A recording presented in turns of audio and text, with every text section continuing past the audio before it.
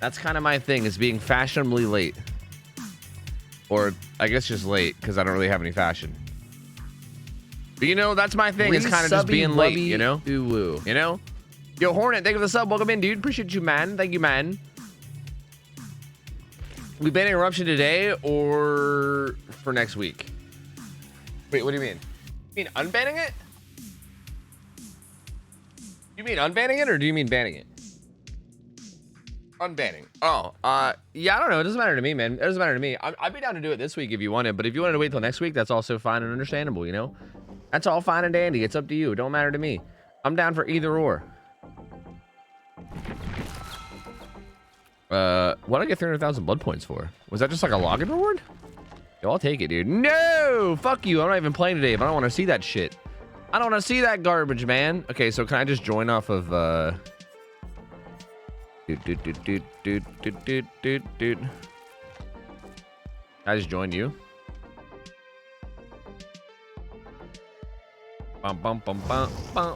Poggers.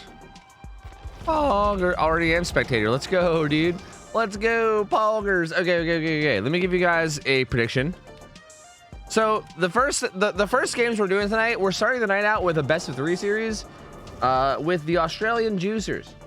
You guys know these guys, the dirty Australian Juicers. We got Mr. Drunks, the fucking legendary 300 ping dead harder, the fucking god of games. He's playing killer. And we actually saw these guys play just like a couple weeks ago. It's Team Slippery Meat, which is like an actual team in Dead by OCE, except they're kind of using like ringers, I believe. But we saw these guys play a couple weeks ago, and they were fucking good. They were very, very good. And they're actually playing on their own ping, which is nice. Because usually these guys come to Scrim Night and they play on like 300 gazillion ping. And it's crazy, but they're actually playing on their own ping, which should be interesting.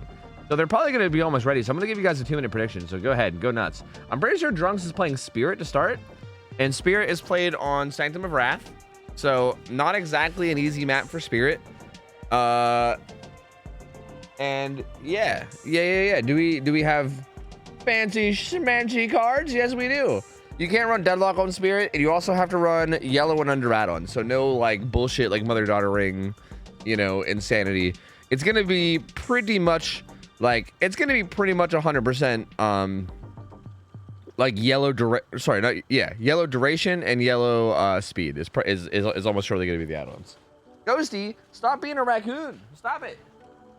They gotta get out of this raccoon phase you're in, man.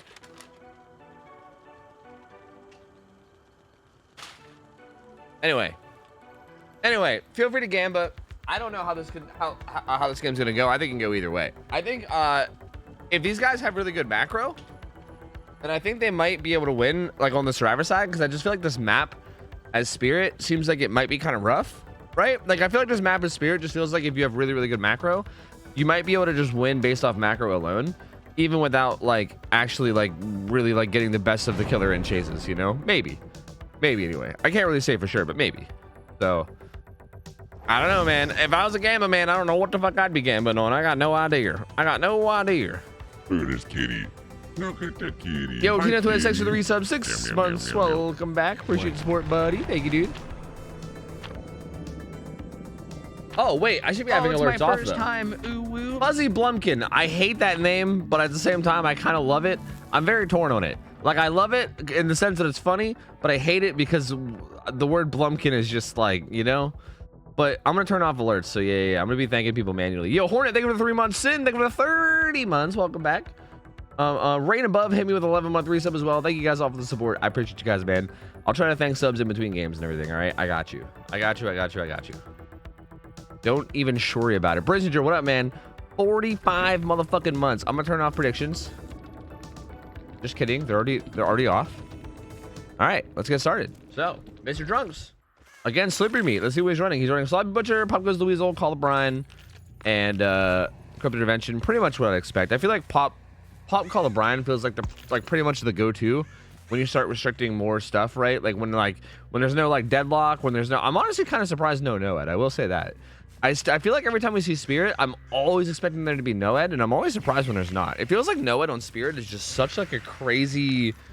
Like maybe Drunks is feeling confident enough that he can win the game before it gets to the end or whatever. Ooh, that was a good pout stun from I believe it was Nancy. But maybe he thinks he can win before he gets end game. Oh, tries to get the window hit. That would have been fucking spicy if it landed. But I just feel like Noah on Spirit's so good, right? Like, it's so easy to force out hits. Do you have balance? Oh, she might get it anyway. Oh, yeah, gets the hit through balanced. Unfortunate for Nancy. Doesn't quite have enough distance to not get hit. Now she's injured. Drunk should be able to hear her now. Can definitely hear, and then down she goes. So pretty quick opening down, even with corrupt intervention. So down she goes. In terms of gen progress, they're doubled up on main. The problem here is that I don't think they're going to get that done before she can get up there with Pop, which is actually really unfortunate for them. This is where Pop Goes the Weasel is so valuable, dude. Because Drunks is going to get that hook, and he's almost surely going to go mid, right? He's almost surely going to go mid. And I think he'll be able to get that kick with Pop off. Yep. And that's going to be so much aggression, dude. Like, oh, God, that's gross. And that mid gen is so important, right? Because, like, obviously you can tie that gen in with, like, any other set of 2 gens on either side and have, like, at least an okay 3 gen.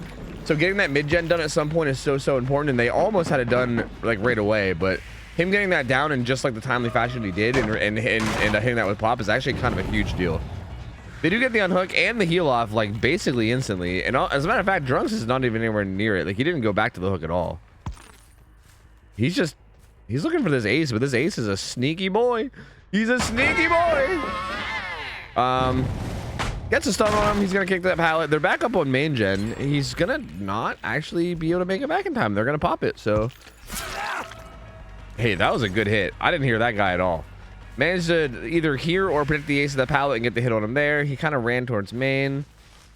They did pop main gen, so that now they don't really have to worry about that being tied into either side's 3 gen. And it does look like there's 3 gens on each side, if I'm not mistaken. I don't think there's like a weird wacky 4 gen or anything. Okay. Ace running around the outside, doing a pretty good job of not dying. Just kind of running around, kind of being a bit unpredictable and not going anywhere. Well, I shouldn't say not going anywhere super dangerous, but going away from where the killer thinks he is and kind of staying alive. He doesn't have anything now, though. Drunks still getting a little bit lost. I mean, Ace with like the built-in Iron Will, he might actually have Iron Will too. I don't know. I'm kind of curious because he's really quiet. I mean, I know that Ace is always quiet. Okay, yeah, he has Iron Will too.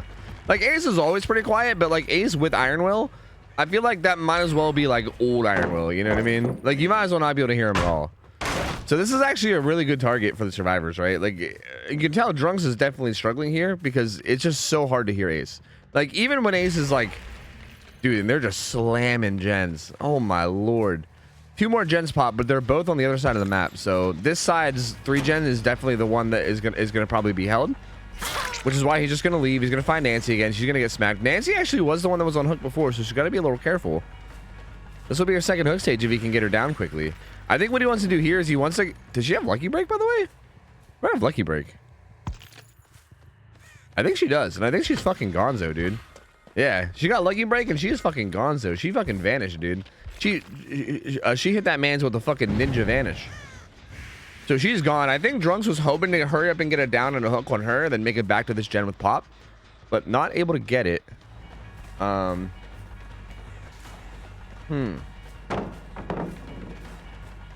And finds Ada. Doesn't quite get that hit on the pallet either. These guys are playing these pallets really well. Like, Drunks is really struggling to get anything going here. And she's gonna be making her way down away from the 3 gen, right? Like this is basically what's gonna happen is if you don't get them injured before. Oh man, Ada playing these like really shitty pallets so well.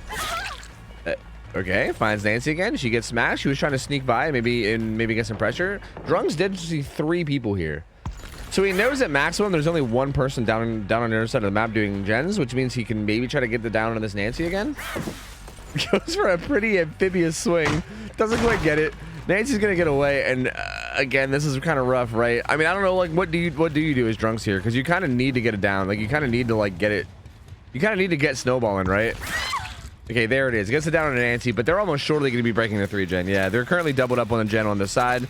This is the side that has the 3 gens. So once they get this done, there's going to be a pretty big split. There's going to be 2 on this side and 1 on the other, which is definitely not ideal for the killer, right? Like, at this point, it's feeling all but over at this point. So there goes Nancy on second hook. But yeah, I mean, now you have split gens, right? Like, you have 1 here, then 2 down there, which are way across the map. Nancy's not even dead yet. This is This is looking very, very, very in favor of survivors. And again, if no one was in play, I would at least be like, well, maybe, you know, like maybe like Noed could like, you know, snowball, like maybe like the one-shot downs in the end game could snowball or whatever. But without no one in play, I feel like there's not even really any, like, I don't even see what the win condition is here. Like the win condition is basically hope the survivors like have heart attacks, basically. Like hope that they like IRL they have heart attacks or something. Like how do you win this? I like hope their internet all dies. I mean, I don't know, dude. Like there really isn't any way for him to pull this out unless the survivors just have like something really, really bad happen. Finds the Meg. She's gonna go down. Gonna get his first hook on her, but again, that's a fresh hook. Does she have deliverance? No, who has deliverance? Nobody has deliverance. No, just kidding. Ada has deliverance. I lied. Ada's got deliverance, but yeah, I mean, while he's getting this hook, Ada is cranking out this gen right beside him. And even though this will probably get kicked with pop, he's gonna have to worry about that gen, and they're probably gonna be getting up on the gens across the map too, right? I would imagine. Are they? Or are they? No, Nancy's making her way that way. There's a gen in that corner, which I'm assuming they probably know about. And I think Nancy's heading over that way. So like once Nancy hops on that gen, once they're pressuring that gen and also this gen over here, it's gonna be basically impossible for the Spirit to split pressure between both. And yeah, finds the ace again. There's not much to work with anymore, but again, I'm not really sure how much it matters. Ace does have dead hard, so he's gonna get hit once. He's actually just gonna bail, probably go heal across the map. Drunks is not wanting to leave this gen because he knows it's almost done, but again, like, this is all good and fine except for the fact that they're gonna be doing the gen across the map too, right? So we'll see if he can sniff out this hit onto Ada. Ooh, cheeky. Does get the hit. Ada is the deliverance driver though, so her getting hooked really means nothing for the survivors. Does not really matter at all. Doing a little wibbly wobbly back and forth. She's gonna go down again. She's deliverance, so this doesn't matter too much. Nancy and Ace are over here cranking out this gen with Prove Thyself, so that's 100% getting done. Actually, all three of them are. So yeah, this gen across the map is 100% getting done. Meg has adrenaline, so she's gonna heal up. They also have a gate here too. The gates are also split. I mean, bro, this is like, you can't really have any worst case scenario than this.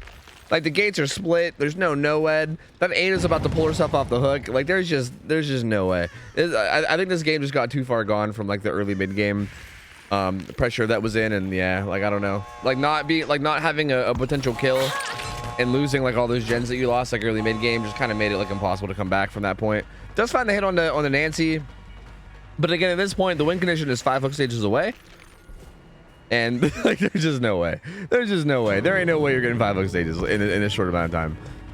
Does find Nancy. Hey, does end up getting the kill on the Nancy though. You know what? So like in the case of like the old moral victory, you know, the Nancy does end up dying. So you know, got her. You know, and the 360 hook stays up, baby. So you know, there's always that. That's good. That's good. That's good. And there you go, man. That's gonna be it. These guys are surely just gonna leave, right? Ace Meg's there. Ada is heading towards Shack to get Hatch, I believe. But she went to the wrong side. No, she went to the right side. Why did I think this was the window side? Never mind, I'm dumb. She went to the right side. I'm just an idiot. And there you go, GG's. Well played. Slippery Meat takes that first win. And again, this is the best 2 out of 3 though. So we are not saying goodbye to Drunks. Drunks is just gonna switch killers, and we're gonna go round 2 because this is the best 2 out of 3.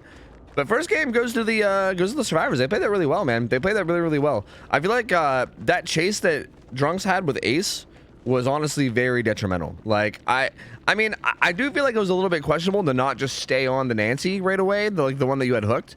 Like he kind of let her get unhooked and healed like immediately and never really tried to contest it.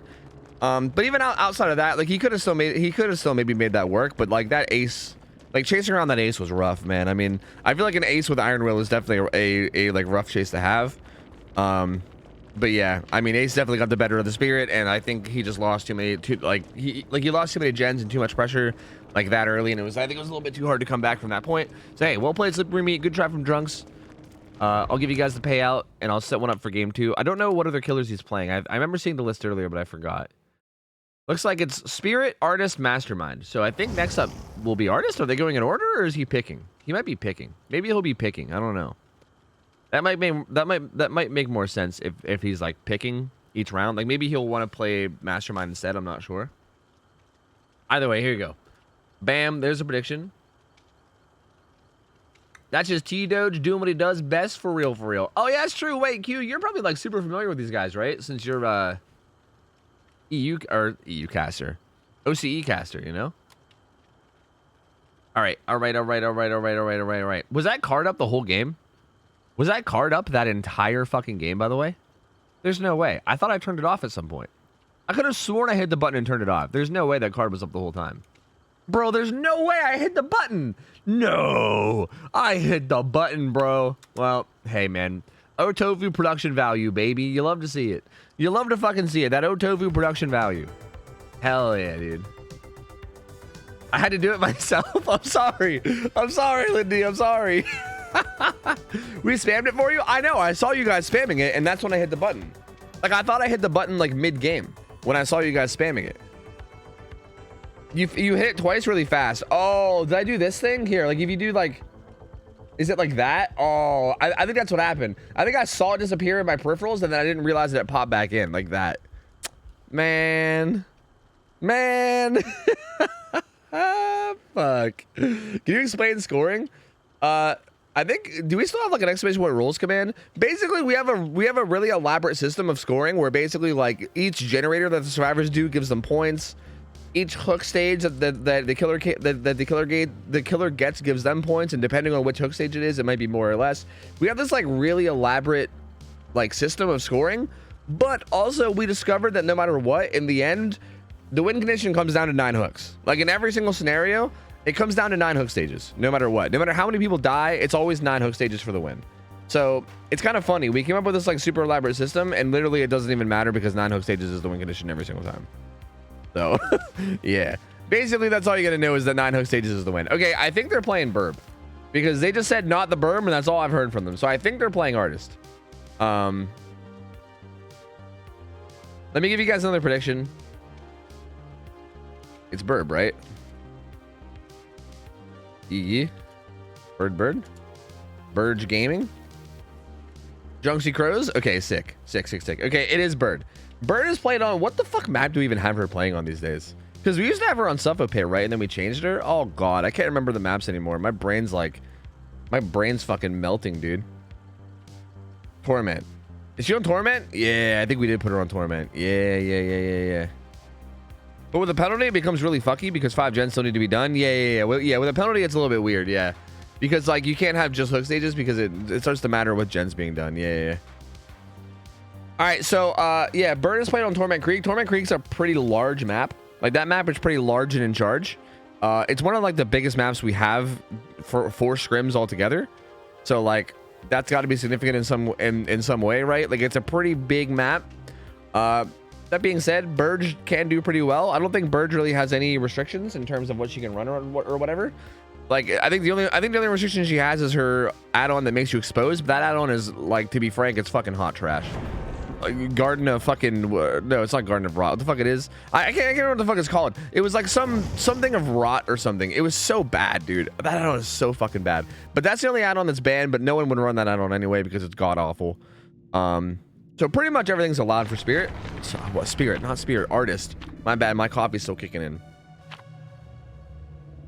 Wait, Garden of Rot? Is that what it is? Garden of Rot? What? I was like, there's no way it's gonna be Garden of Rot whenever there's a map called Garden of Joy. Is it actually Garden of Rot? That's what I thought it was in my head, but I was like, surely that's not right. I guess it is right. I don't know. That's weird. OhTofu. I'm leaving it up on purpose, guys. We're still loading in. Calm down. God. You know what? Fine. I'll get rid of it. You know what? Fine. I'll get rid of it. God. Anyway, we'll see what build they go with. They're allowed to run a lot of different stuff, right? I would not be surprised at all if we saw like Deadman Switch, right? Like Pain Res Deadman Switch feels like a pretty obvious choice. And actually, no Deadman Switch, just Pain Res.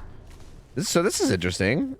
Pain Res Agitation. Agitation's a perk that I find interesting because like some people run it and they swear by it, but I feel like, to me, it feels like not worth one of your 4 perk slots, but also like maybe. I mean, with a map that's big like this too, I feel like having a guarantee to get to your Scourge Hook feels like it might be really valuable too, but we'll see. Color Brian also in play too. That'll help with like, you know, just holding down gens and regressing the fuck out of them, because that perk is really, really nice for making gens regress quickly. The add-ons are basically just the 2 add-ons that help with like following up with birds. It's Fest and Carrion, and the other one is I can't remember, but they both basically, they don't do anything too crazy. It's just like little numbers buffs in terms of like how fast you can follow up with birds after you hit somebody. So like here, there's a swarm. Drunks is gonna try to follow up with a bird to do damage. Doesn't quite get it. Meg does manage to not get hit by that one, but finds a couple people here in the corrupt area. Swarms the Meg. We'll see. I kind of want to see the chase from her point of view. Ooh, the Claudette's here to cleanse her. Ooh. So this is kind of spicy. This is something that we do allow, and again, it's something that we've considered restricting if it ever becomes like something we feel the need to. But if you guys don't know, if you have a flashlight, you can cleanse the birds off of other survivors. Like you can shine your flashlight on other, well, okay, those firecrackers I think were also an attempt to do it, but it was a little bit late. Oh my god, that was close. Holy shit, brother, that was fucking close. Watching Tito is just gonna give me a fucking headache, so we're gonna go back to Mr. Drunks. Get swarmed. He's gonna, you're in a tough spot now because he has to use his pallet, which means he's got to take time away from getting rid of the birds. He should get zoned out and killed here. There's really no way he should be alive. Yeah, he's gonna not go down to that, but he's gonna go down here. So down he goes. But he did buy a good bit of time, right? That took a good bit of time. They did pop one gen. They probably have a good bit of progress on another, if I had to guess. Yeah, Meg's got a ton of progress right here. This is actually pretty close to where the chase was. Looks like she's wanting to not get hit by pain res. And yeah, there it is. There's the pain res. They do have prove thyself, so they hop back on it immediately. They're gonna want to try to get that done because that gen is pretty close to like this bottom area where everything was corrupt. So getting that gen done is gonna be huge in terms of just splitting up gen macro for later. Drunk sees them now, but it's gonna be too late. It pops, and there's Ada. What the fuck? What? That was weird. That was like buggy and weird because it looked like he was setting a bird, but he wasn't. Ada grabs the unhook real quick, and the artist. Weirdly enough, the Claudette's body blocking for the Ada. Huh. Was that even in time for deliverance? I'm not sure. Sends a bird. I think Ada's out. I think she ran around and went to shack. Huh. Drunks really wants Ada for some reason rather than the Claudette who was hooked. Which is interesting. Does he know something we don't? Well, to be fair, actually, we did see the Claudette dead hard. We did see the Claudette dead hard earlier, and when someone dead hards, it's almost like you're almost sure that they have DS. So this might just be Drunks knowing that Claudette has DS, but I still don't know if it's worth it to just like leave him entirely, you know? Just like leaving him literally entirely and like letting him just go and like get picked up and be free. I'm not sure. And like also you're pretty sure that this guy has deliverance, right? I mean, I also think you're pretty sure that you probably got rid of it in time. I guess maybe he is. I mean, did he? Let's find out. Actually, I'm not sure. Yeah, he did. So there is no deliverance active, and this also like eliminates deliverance from ever existing. But still, now you're back at a fresh hook again, right? Like this is just another fresh hook. So in terms of like getting a kill, you didn't really progress at all, right? Like you kind of are just right back to where you were essentially.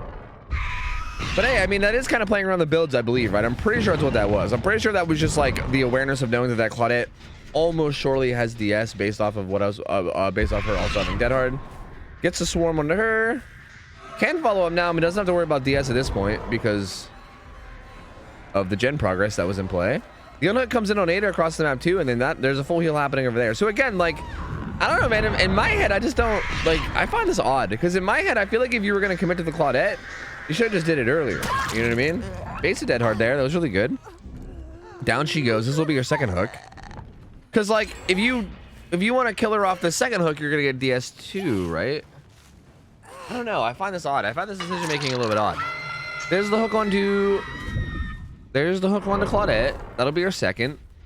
They're down 3 gens though, and they're almost down a 4th gen. So they have a ton of progress on the map, like a ton of progress. This Yui's gonna finish this gen. So bam, 4 gens done, only 1 gen left, and the 3 gen is not even that good, right? There's like 1, 2, and I think there was one like down towards shack side, but I'm not 100%. Doesn't even get the hit on the Meg either. That's so unfortunate. Yeah, there's one like deep 6. Yeah, and then at this point, still not even chasing the Claudette, kind of going after the Meg instead. At this point, I'm not sure if this is like comp strats where like they're trying to go for the person that isn't fresh hook because they just want to secure as many hook stages as they can. Because in an actual comp setting, you just want to get a lot of hook stages as opposed to like, there's no set win condition. There's no set win condition a lot of times in comp. Like sometimes you just want to get the best result. in terms of like the most amount of hook stages. I feel like maybe that's what that is at this point, because still not going after the Claudette. I think there's really no hope of like, I think maybe Drunks recognizes that there's no hope of actually like stopping these gens from getting done because of how split they are, right? Tries to set up birds to do damage, but doesn't quite get it. I think they weren't quite far enough apart. Ton of gen progress here though. Finds both the survivors. Probably gonna kick this with Call O'Brien. There it is. But that gen has so much progress, and those guys that just unhooked down there across the map are gonna be able to hop on one of those gens as a duo too. He's got to be careful, because if Yui wants to get a little crazy, if she wants to get a little bit crazy, she can hop on that gen alone, even with that toolbox. Well, that toolbox is probably gone, but she can hop on that gen solo and possibly get it done. So it has to be, actually she is, yeah, she's back on this gen. And these guys are doubled up on this gen too. So yeah, like there's just like both sides are being pressured. It doesn't matter where Drunks goes. He went back for the Yui, but even still, like they're doubled up on the other gen. So there's just too much pressure at this stage. And there's just no way. Ooh, just barely doesn't get that hit on the Yui. She's gonna get away, at least temporarily. Final gen gets done. Exegates are powered. 4 hook stages, which is I think the exact same as last game. If I'm not mistaken, I'm pretty sure when the exegates were powered last game, I'm pretty sure there was exactly 4 hook stages then too. So hey, weird man. History repeats itself, I guess. Oh! Gets it down on the Yui, and she'll be a fresh hook. So like again, if we were talking about like an actual comp tournament or whatever, where you had to try to secure the most amount of hook stages possible, this is probably the best target for them to have. Because like this would be the most valuable in terms of the survivors just leaving. I don't know if the survivors are just going to leave though. They could go for the save. But realistically, in terms of like our scrims, I mean, the survivors should just leave, right? Because they can leave and that's like a guaranteed, what, 7 hook stages or something? So that's pretty much a guaranteed win for survivors if they just do the gates and leave. It looks like they're all healing up. Do they have the gate open? They do. The Mega's there. They might want to get the save though. They might go for it. They might go for it, man. Maybe? Yes? No? Kinda? Like Claudette's here and Ada's here. Huh. Oh, was that you gonna get? Oh, that was close. I thought they were gonna get grabbed, to be honest with you. Claudette's got dead hard. Meg's there too. Oh, the great escape. Meg eats a crow. The only hope of taking a hit now is Secret Service dead hard Claudette. A little early though. A little early on the Secret Service. A little bit early. She's gonna go down. In the end, this was this was a net gain of 1 hook stage. So like, in the end, this did end up being a good play for survivors. Instead of Yui losing 2 more hook stages there, instead she got off and then Deathhook survivor died. So really, in the end, it was like a net gain. No matter what, though, they were gonna win. Like regardless, like their win condition in terms of our scrims was pretty much locked in no matter what. So hey, well played, survivors taking that second game too, and that's the 2-0. I mean, in terms of the best best 2 out of 3. That's the 2-0, baby. We don't even get to see Mastermind. That's the 2-0. These guys just have really, I mean, dude, these guys play really, really well together, man. I'm telling you, like, when you get an actual, like, solid comp team in here that actually, like, really knows how to play, like, a really, really good, solid macro and, like, play really disciplined and well, it's tough, man. It is tough. Like, Drunks put up, Drunks played well both games. I feel like, again, didn't really commit to the first person as hard as I thought he would in either game, which I thought was odd. I'd be curious to know his thought process behind that, because I'm not really, like, I feel like I kind of had the idea behind the Claudette on this one, but even still, I still think I don't really know how worth it was. But maybe there's something that I don't know that he does. I'm not sure. I mean, I imagine that he knows what he's doing a lot more than I do. So either way, regardless, fun games to watch. Well played by Slippery Meat. They take that 2-0. Fucking BC survivors, man. These goddamn Australian gods. Didn't tunnel T-Dodes because I expected dead hard DS. That's what I thought. That's what I figured. Because I think I don't know if you saw, I mean, I'm assuming you did. Like, we saw them dead hard. Or they tried to dead hard your bird right before you downed them. And when you see dead hard, I figured that was like, see, like, that's what I figured. Like, you saw him dead hard, which means he pretty much surely has DS. And then also, Ada was the one that got the unhook, which means she probably had deliverance. So I figured you probably were like, let's chase the let's go after the deliverance survivor instead of the dead hard DS survivor, which definitely makes sense. But yeah, that's just rough, man. That's rough. I mean, to be fair, those are both also like pretty big maps.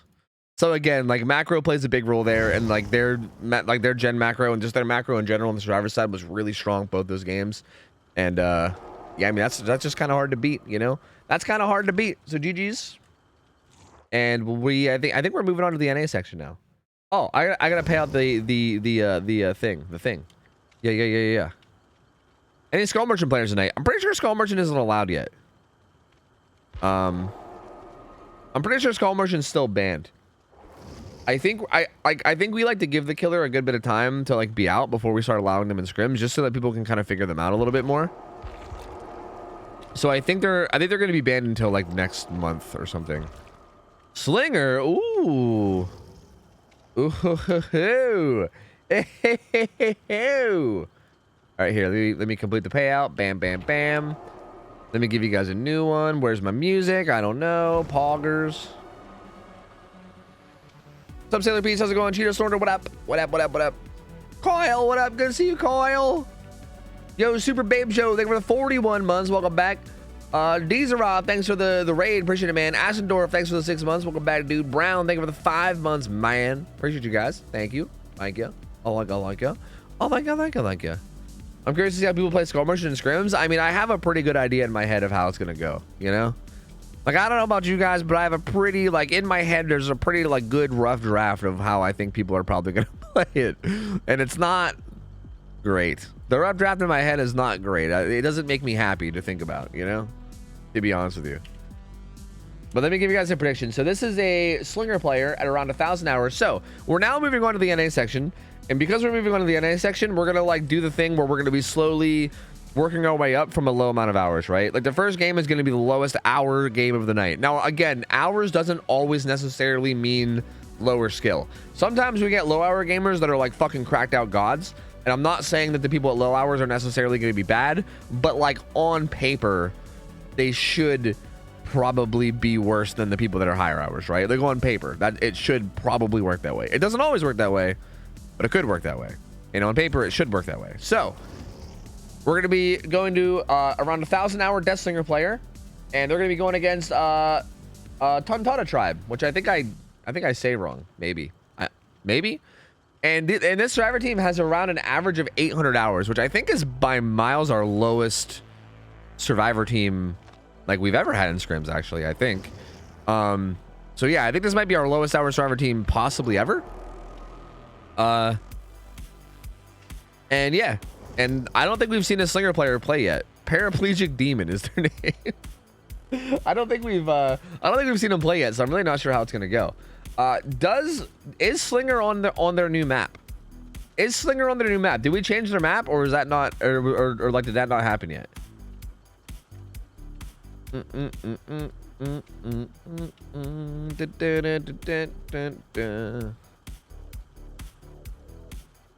gotta creep Discord to see. I can't keep up with like what gets announced and what doesn't get announced because I'm a shitbag and I don't keep up with it. But like, I think.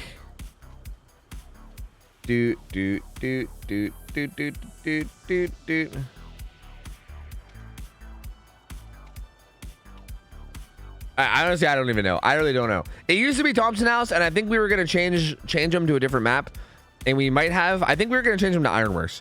He's either gonna be on Ironworks or Thompson House. I honestly don't even know. I genuinely don't even know what map he's on. I know we were gonna change him. I'm not sure if we changed him midweek or if we were waiting. I think the map changes were in for today, right? I'm pretty sure we were talking about it, and I'm pretty sure the map changes are in for today. So I think Slinger's changed. Yeah. Okay, it is. Sweet. All right. So Slinger is on Ironworks. Okay, cool. So that might play a role in, as well in your guys' Gamba. So feel free to get your Gamba in. I think Ironworks will probably be a slightly better map than Thompson House. I mean, I don't think Thompson House was like a horrible map for him, but I think Ironworks will be a little bit better. There's definitely a little bit more you can do in terms of shots you can hit. Like I think Macmillan tiles in general are a little bit weaker. In terms of like what you can do as a survivor. Like there's a lot more shots you can get. I should say weaker for survivor. They're stronger for killer. There's a lot more shots you can get on Macmillan tiles over farm tiles. So there should be a lot more to work with for the Slinger player, but it's still like a relatively big map. So I think like good macro will still be really hard to beat. But again, this is a low hour game, so I'm not really sure what we're gonna see. I mean, sometimes these fucking low hour games are like the Wild West, man. Like it sometimes gets crazy. Sometimes there's like there's just like straight up fucking like just just chasing people around like it's pub games and like no like macro at all. Like I actually like you never know what's gonna happen. I honestly don't know. Like it sometimes gets crazy. I don't know. We'll see. But I'm excited to see it though. I'm definitely excited to see it. I love watching Slinger. I think Slinger is one of those killers that has potential to be like really flashy and really fun. I wish more motherfuckers would play Slinger because I think that man is really, really fun. And I feel like he's super underrated in terms of just being an enjoyable killer. So I'm curious to see what ends up happening here.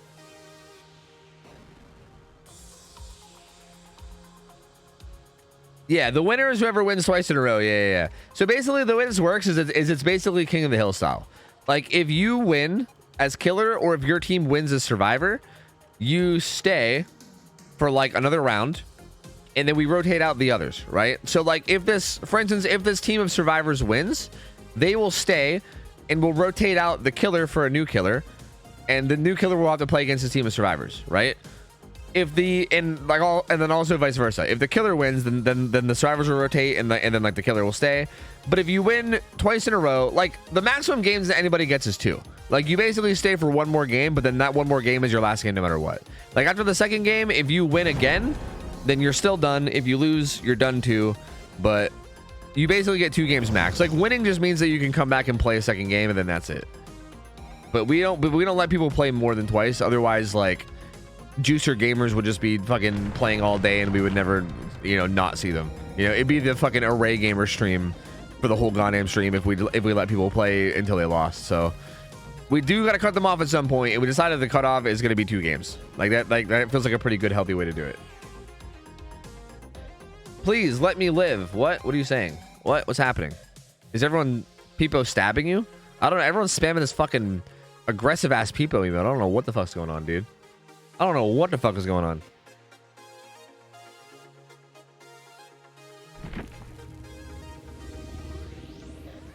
I mean, I definitely noticed the Peepo stab, but I just didn't really know what it was in context to. All right, so let's get ready. Let's see what this is. I'm kind of just wanting to briefly look at their builds to make sure there was no repeats. I don't think there is, but also I can't really take a deep look at it.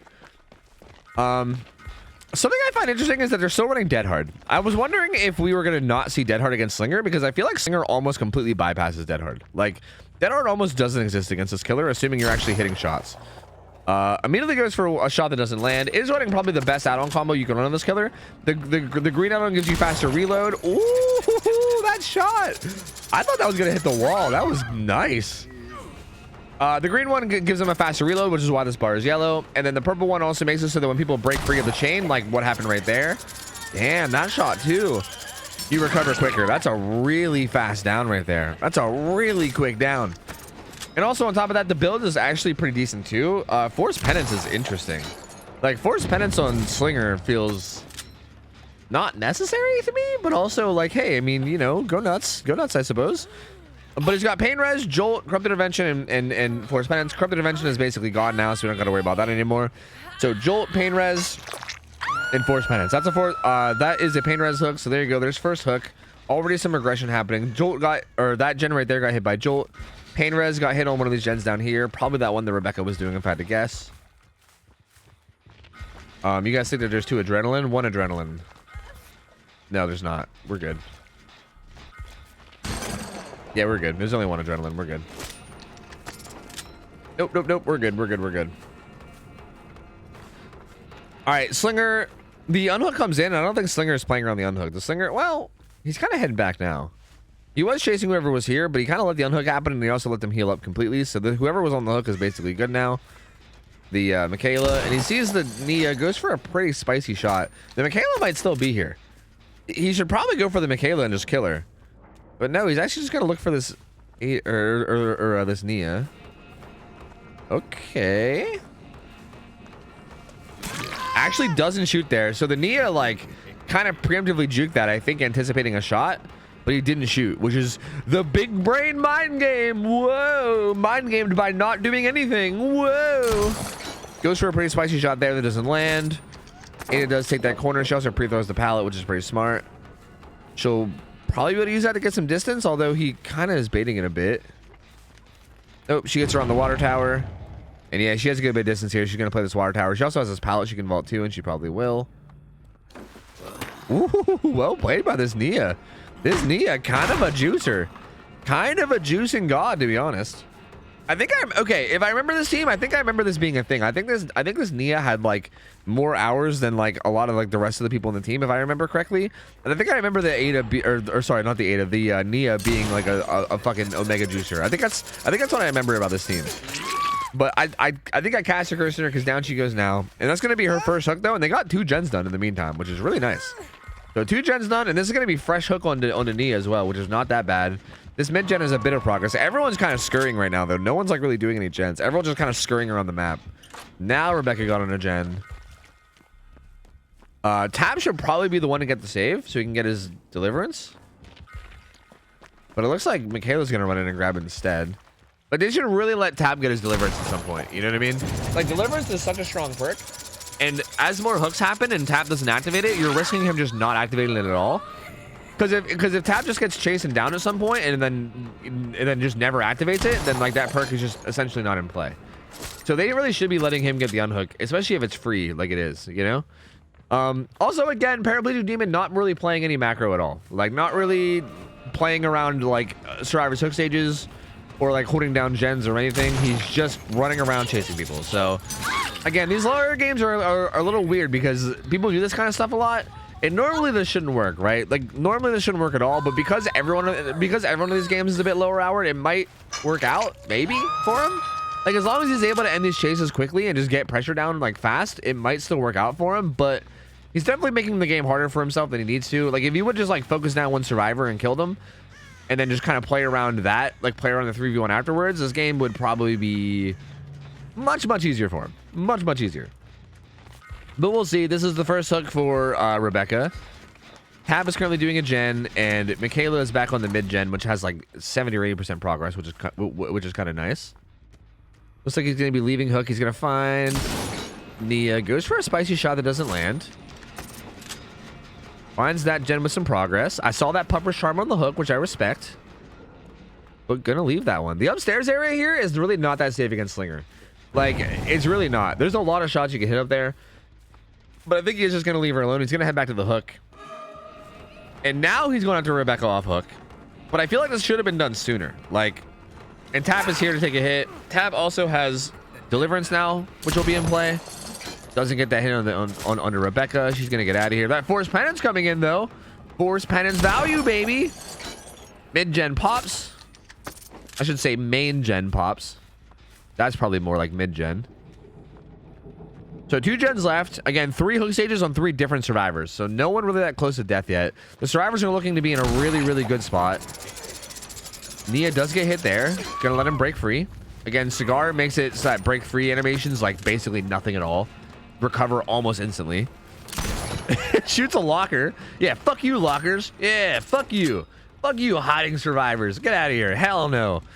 He's just gonna leave this Nia entirely. So again, I don't know how I feel about this. Just completely leaving that chase. This can be beneficial, right? Like, dropping chase like that is always risky. Because if you find another chase that's good for you, like right there, okay, this is fine too. Yeah, I suppose this is also fine. Like, if you find a chase that's good for you, it can work out, but it's also risky because, like, what if you don't, right? He does find both Tab and Rebecca, though. He's gonna go after the Rebecca who's already been hooked, which I guess is good. But again, I feel like this should have happened sooner.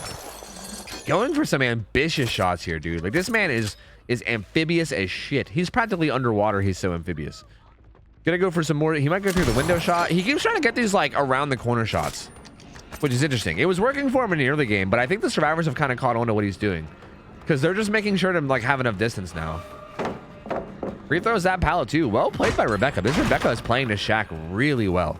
And she's doing a really good job of not dying here. And they pop that gen. And here's Tap, who has deliverance and isn't really that much of a threat. Final gen pops. Adrenaline comes in for Nia. This is looking like pretty much game over. Yeah, this is looking like pretty much game over. Tap goes down, but he has unbreakable and deliverance, so he's gonna be fine. Like, there's literally no killing him, right? Like, he's completely unkillable right now. There is no possible way that he dies.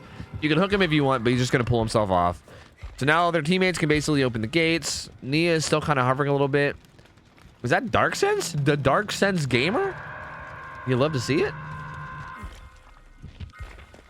Actually, is there any gates being worked on? Okay, now, okay, so Rebecca's on the first gate, which is kind of across the map, though. I don't even know where the other gate was.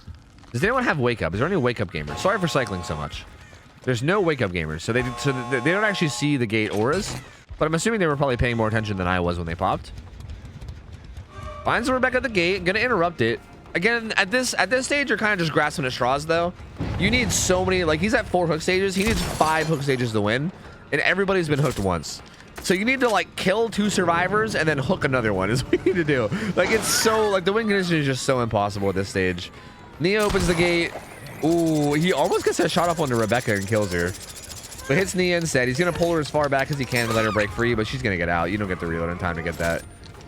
Unless she fucks around. And then she would find out, but she didn't fuck around, so she didn't find out.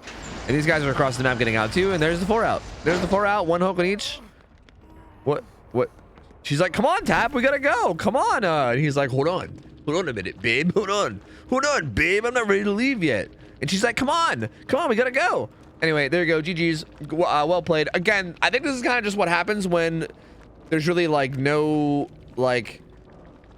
I don't know what to say. Like, I feel like the Slinger played pretty well, especially early game. I feel like if they just played macro more, like if they just would have played a bit more of a macro game, they probably would have been in a pretty good spot to win this. Because it felt like they played Slinger well, right? They did a pretty good job of just playing Slinger. They were hitting some really good shots early. And I was honestly really hopeful for him, but I think they kind of just didn't really play like strategically well, if that makes sense. Like they didn't really like ton a lot of Survivor. They didn't like hold down a gen or anything, or sorry, hold down like a set of gens or anything. They didn't really worry about like map pressure, or sorry, they didn't really worry about like where they were on the map, or like they didn't really worry about like getting 1 survivor out, which is like the typical go-to strat. And because of that, the survivors were basically able to just run wild and get a ton of gen progress and do basically whatever the fuck they wanted unchecked, because there was really no pressure on them to try to save somebody.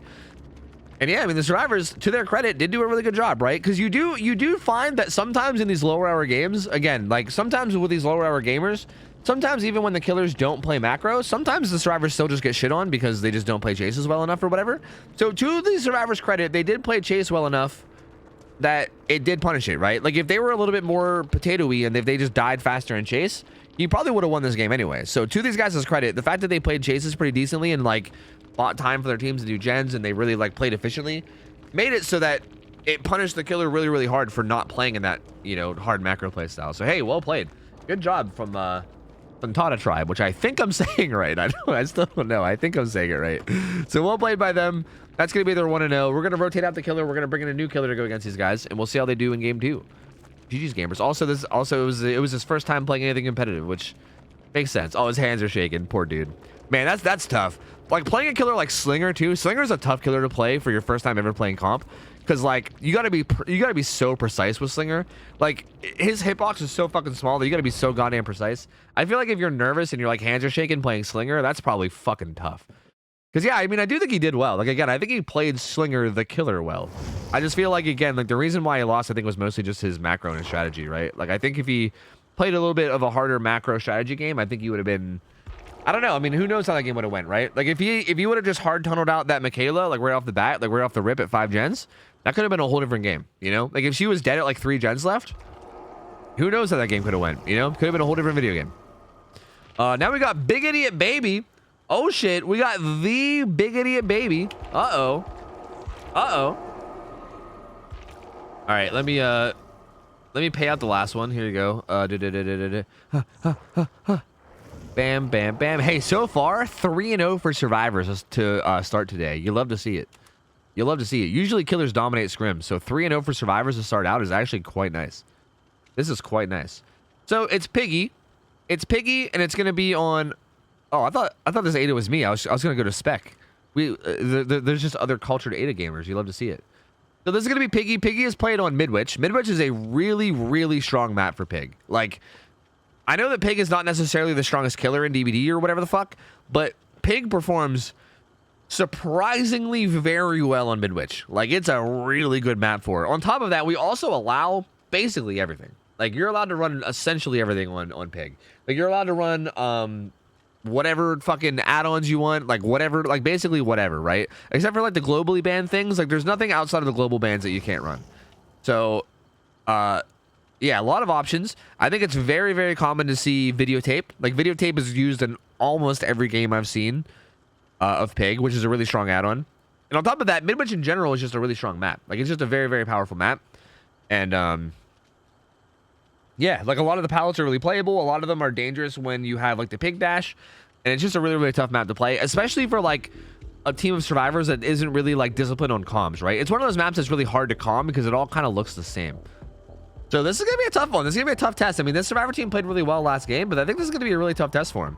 Lindy has also played Pig in SCRIMS a few times in the past, and she does really well. She likes to knock herself for, like, because I think she gets all nervous and anxious about playing, which is understandable, right? I think a lot of people do. And she likes to, like, be all, like, you know, hard on herself and say that she's not very good. But we've seen her play pretty fucking well. We've seen her play pretty goddamn well in the past. Has she lost yet? I don't know. I'm honestly not sure. But she's played some pretty good Pig in the past. But again, I think the survivors are very capable, right? I mean, we saw last game that they're definitely very capable. And I don't necessarily think it's like a free win for either side here. I think this should be a good one. Like, I think no matter what, this is going to be a good, close game, no matter what. I'm excited. I'm excited for it. I am pumped. I am pumped and excited to see how this goes. I cannot wait. If you guys want insight towards who to gamble on, I would say just fucking click buttons and hope for the best, because I honestly don't motherfucking know. This could go either way. I have no motherfucking idea, man. I got no idea. I couldn't tell you.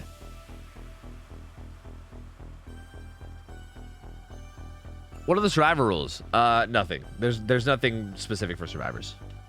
Ain't nothing too big or too scary for Sandy Cheeks. Ain't nothing. No, but really, it's just same old shit. Ain't nothing special as far as I'm aware. So what I would expect to see. Just no Haunted Grounds. Yeah, I mean, just no, like, obviously all the global bans are still in play, right? Like, no Haunted Ground for Killer, no No Ed, No Way Out combo for Killer. For Survivor, you can't run, like, you know, like, syringes and brand new parts. Like basically all the global bans are still global bans. But, like, no specific bans just for Pig for either side. Like both sides have the same in terms of, like, global bans. So, I mean, we'll see. This should be interesting. What I would expect to see is I would expect to see the Killer to run videotape add-on, which is the one that starts with everyone having bear chomps in their head. And then along with that, either rule set number 2. Rule set number 2 has seemed really popular. That's the add-on that basically hides the auras of the jigsaw boxes until the hats are active. That's definitely one that we've seen pretty often. So you might see that. You might also see Crate of Gears is like another one that you might see. There's like a few different add-ons that you might see as a second add-on, but typically speaking, you almost always see you almost always see that first one. You almost always see whatchamacallit, videotape, because it's just such a good early game slowdown. And on top of that, if you run videotape, you can kind of get away with not even having Corrupt Intervention, right? Like, Corrupt Intervention is almost like a must-run perk on pretty much every killer in scrims, because otherwise the early game is just like way too tough to deal with. But with Pig, if you're running videotape, you can kind of get away with not having Corrupt Intervention, and that opens up your perks for like a lot of other interesting stuff, which can be really cool, right? Like it's like a whole other perk slot that you can run whatever the fuck you want on, which is kind of a big deal. Another big thing about Midwich, I know that I'm just going on and on and on right now, but another big thing about Midwich 2 is that camping and tunneling is a lot less powerful on that map, because reassurance can be used through the roofs and through the floors. So basically you can reassure people almost just like for free. Like you can get reassurance plays like basically for free. So camping and tunneling and things like that become a lot harder. So sometimes you see killer players on this map just don't do it at all. Like even people that like know that that's how most games should be played, right? Like for instance, like if Lindy was playing on a different map, she would probably like tunnel out one survivor no matter what, because it's always like a good play to make. But you might see people just make the conscious choice of not doing it on this map because it's just not very strong on this map, right? We unbanned Eruption. Did we officially unban it? I think so, right? FYI, I'm cool with it being unbanned. I mean, I don't know if it was officially unbanned. I think we were talking about it going into today. Did they announce that it was? I mean, it's up to like Lemon and the rest of them as far as I'm concerned. As far as I'm concerned, I don't think it makes a huge difference, to be honest with you. Like, I think Eruption being unbanned would be fine. I think it'd be fine. Scrim announcement. So it was unbanned? Okay, there you go. So yeah, Eruption's allowed. Eruption's allowed then. I'm actually curious because I am under the opinion that I think Eruption is actually still very strong. I actually want to see it get ran a lot because I want to see how much it does. I think it's actually still really good. Like very good. Like if you're already going to be running Call of Brine, Ghost, stop shoving your head into everything. Stop being a raccoon. I think if you're already going to be running Call of Brine, then just like slapping on Eruption is just kind of a no-brainer, right? Like if you're already going to be kicking gens, putting like a permanent mark on it that makes it regress later is just so good. Like it's so good, dude. It's so good. So like, I don't know, man. On top of like the built-in tracking you get of like knowing whether someone's actually working on it whenever you get the down too, which is also nice. Like there's still a lot of value to be had there. And I think it's still a really strong perk. So I would love to see it ran. I'd love to see how actually good or bad it is. So I don't know. We'll see. We shall see. But anyway, let's go. I'm pumped. I'm ready. Let's see it. We got Big Idiot Baby on Killer, Tontata Tribe on Survivor, me and Witch. And it is videotape, so everyone has bear traps, which again is exactly what I'd expect. And it is rule set number 2 too as well. So basically from the Survivor point of view, these jigsaw boxes, like these like white jigsaw boxes, they can't see these. So from their point of view, they don't know where the fuck they are. So they have to just, so they have to kind of try to find them manually. Now this is what's tough about this like set of add-ons for survivors on this map, is that if you, she did manage to she did manage to finish that search, which was nice. So like what makes this tough is that you don't want to do a gen like right away, right? Like you don't want to do a gen without searching at least a few boxes, because what that does is it activates everyone's bear traps, and then it's really hard to like take off your bear traps while also getting unhooks and also like playing around all the other problems of the game or whatever. Ooh, that was a good moon dash, but also Ada with a good dead hard there to keep her up. So that was just a good play from both sides right there. Ada's gonna dead hard away and get some distance and use that to get away. So gen progress is happening down there, I think, by the Renato. Ada's gonna go down though. It's gonna be a pretty quick down. That also jolts the gen downstairs. Also, the build is interesting. 2 Scourge hooks, which is actually kind of risky on Larry's, not Larry's, on Midwich, because hook spawns on this map are jank as fuck. And two Scourge hooks without agitation, that was a Scourge hook. So we actually know it was a Scourge because we got the damage gen, and we also know it's pain res. That's going to be pain res and Gift of Pain. So Gift of Pain is going to come into play on that guy too. Jolt also is going to get a lot of value in this map shortly as you get downs, and then, you know, obviously the spicy perk in the end is going to be good as well. Yunjin gets found. She pre-throws. Ooh, good pallet play so far from Yunjin. Lindy gonna have to break out this wall. Okay, so let me go a little bit more in detail about these bear traps too. So the way that pig bear traps work, and I know I say this every week, and you guys are probably sick of hearing it, but I'm sure some people don't know this. So the way that pig bear traps work is that no matter what, as a team of 4 people, you're guaranteed to have 12 searches amongst all 4 survivors, right? Guaranteed.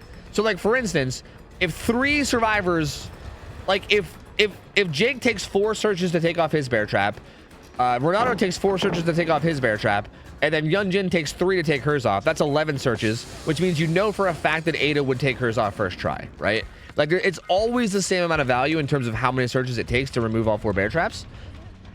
So what a good thing to do is, because it's like kind of calculated that way math wise, a good thing to do with this add-on is to make sure that every survivor gets like 1 or 2 searches in, and you kind of just get some of those out of the way before you pop a gen. That way there's less risk of you dying. Lindy just full sends that one, but doesn't quite work. Didn't go for a moon dash or anything. This young Jid doing a really good job of juking, by the way. Doing a really good job of like using this pallets well and staying alive. Like this chase is actually going really well for them. They actually really need this too, because if this young Jin went down and they had the pressure of trying to unhook her while also dealing with these active bear traps, it would be really bad. So again, even gets away from that and makes it to this end pallet. Lindy trying to scare the survivor, but she slow vaults. I don't know if I like the way Lindy played that. Like this pallet's so dangerous, because if you just kick it while the survivor's on the inside, then they're kind of stuck in a bad spot. I don't really like the way Lindy played that. She kind of went for like a really spicy dash play when she could have just went for the safe play of just kicking the pallet and then forcing the survivor to be zoned into a bad area. So not really a big fan of how she played that, but hey, the young Jin managed to make really good value out of that chase and managed to buy a lot of time. They have 2 of their 4 bear traps off. Yunjin just got a chase, so she'll be just starting down the timer on hers. Jake has to take his off as well, but they have 2 gens done and 2 bear traps off. This is a really good start for survivors. This is a really good start for survivors. That was a good moon dash there. Gets a hit onto Ada. That was super solid. So she's gonna get hit. And there's Young Jin randomly. What the fuck is she doing in here? What? Why was she? What? Why were you here? What the fuck was that? Oh god. Oh, he's dead. Oh, he's dead. He's fucking dead. And this is why I was saying it's really important to get some searches in before you like do gens, right? Like ideally you should probably have each survivor get like one, ideally probably 2 searches in before you finish your search, like before you finish your first gen. I think he's dead. It's gonna be really close. He might get it. I don't know when this started beeping red. Oh my, it was that sound wasn't going off. That motherfucker was if he would have like got stuck on a wall anywhere, he was dead. Oh my god. Holy shit, that was close. Oh my fucking god, dude. Wow. So he gets away. Yunjin gets off hook. Her bear trap is still active. She's the last one that has to take off a bear trap. So once her bear trap's gone, the reverse bear traps are going to be out of play entirely. But will Lindy try to harass her a bit, or will she just let her do it? It looks like Lindy is going to harass her a bit. Now, what Lindy might try to do here is harass her a bit and just like try to like make it so that she dies to her bear trap, but not actually like full commit to her. Maybe. We have seen that happen a bit in the past, because obviously you could make the argument that like chasing the person with the active reverse bear trap is kind of like reverse value, because you're kind of like taking that slowdown and getting rid of it. But also this is one of 2 survivors that have hook stages, and getting them dead would be ideal too. So like both strategies here I think have pros and cons, but I do think maybe chasing them and killing them is probably ideal. Good live player from the Yunjin there. She's gonna get away. She's gonna pre-throw that god pal in the corner too. These guys, dude, these guys came to play today, man. These guys are playing really well in chase. Again, if I remember correctly, I remember last time I think last time we saw them play, well shit, last time we saw them play might have been against a knight though. It might have been like the time that we had them against knight. But feels like we're seeing a really good performance of these guys today. Like they're playing this really well. Lindy goes for a gen kick there. I don't know if I like that, especially without any gen kick push or anything, and with 2 survivors being there. Like that Renato is most likely just gonna go back and tap that gen and stop it from aggressing. And yeah, there he goes. So like that gen kick's not really going to accomplish a whole lot. Does find the hit on the Jake though. He's going to be bolting off to the corner where at the water tower, which is like moderately safe depending on how this goes. Lindy just full sends it though. Just full sends it. She says, how you think I would do something tricky? I don't fucking think so. I'm just gonna dash at you, motherfucker. But that's only the first hook for Jake though. So again, like 3 different fresh hooks. Not ideal. This guy still does have to take off his bear trap at some point. He's kind of running around and taking care of it. How many boxes does he still have? I saw 1, 2, 3. So he has, it looks like he searched twice. Oh, when he gets found, he gets down. Oh no. Well, that's going to be his second hook. That's really good for Lindy. That's very good to get him down. I mean, that's a good find there, but I will say overall, still not really a good spot to be for Lindy. Down to 1 spot, or down to 1 gen left. And they are working on that last gen, but I mean, there is still a certain perk that's got to come into play later, right? There's one of those perks that waits until the end of the game to come into play, and then when it does, it might be kind of crazy. So you know, when that perk comes in, you never know what's gonna happen. You know what I mean? You never know. But we'll see. Finds a couple different survivors here. Looks like she wants to go after the Jake. He's injured. He's just gonna die. So yeah, down goes Jake. I think Ada might just keep cranking this gen though, right? Gonna pick her up. That's the Renato. Okay, Ada actually hopped off the gen to get the unhook. Renato is actually on a separate gen. And this is going to be second hook on the Jake. And again, Young Jin's going to be death hook with an active bear trap and injured. So that's going to be a little scary. Like, I don't like how they handle that's going to be rough. Oh, God, the sandbag. Oh, the sandbag. And even that, like her having to, like even if she somehow escapes this chase, like she's also going to have to mend now too before she takes off her bear trap, which is rough. Lindy, knowing that, might just drop the chase, and she does. Good dead hard from Ada. Again, more dead hard value. So yeah, like this is rough, right? Like Renato has to get that save. Young Jin is gonna have to mend and then also take off her bear trap, and then still she'll be on death hook. So if she gets found at some point, she'll still die. So tough spot for Young Jin. She's gonna be basically useless for a while. Lindy going for a little bit of a questionable dash there. I feel like she was maybe just hoping that they would panic and vault, but there was really not that much of a risk there for the survivors. Like there wasn't really enough distance around that. Did you not hear? Or you just, oh wait, you're just going, you're.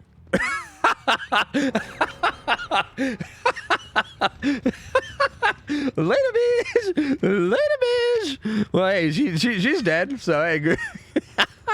And hey, dude, we're now at 6 hook stages. So again, I was saying it was looking pretty bad for Lindy with there being only 1 gen left and like 3 or 4 hook stages. But now look, 6 hook stages, 1 gen left, but like, you know, Noah still coming in play later. Man, I mean, this is suddenly anyone's game, right? Like, it was looking to be very survivor-sided, but now it's suddenly anyone's game. I think the way that the survivors have handled the past, like, maybe minute or two have been really sloppy. Like, I think the Young Jin randomly jumping into that chase earlier with the Ada and going down, I think it was the Ada, and going down was a little bit questionable, and then she kind of just made it really easy to, like, tunnel her out.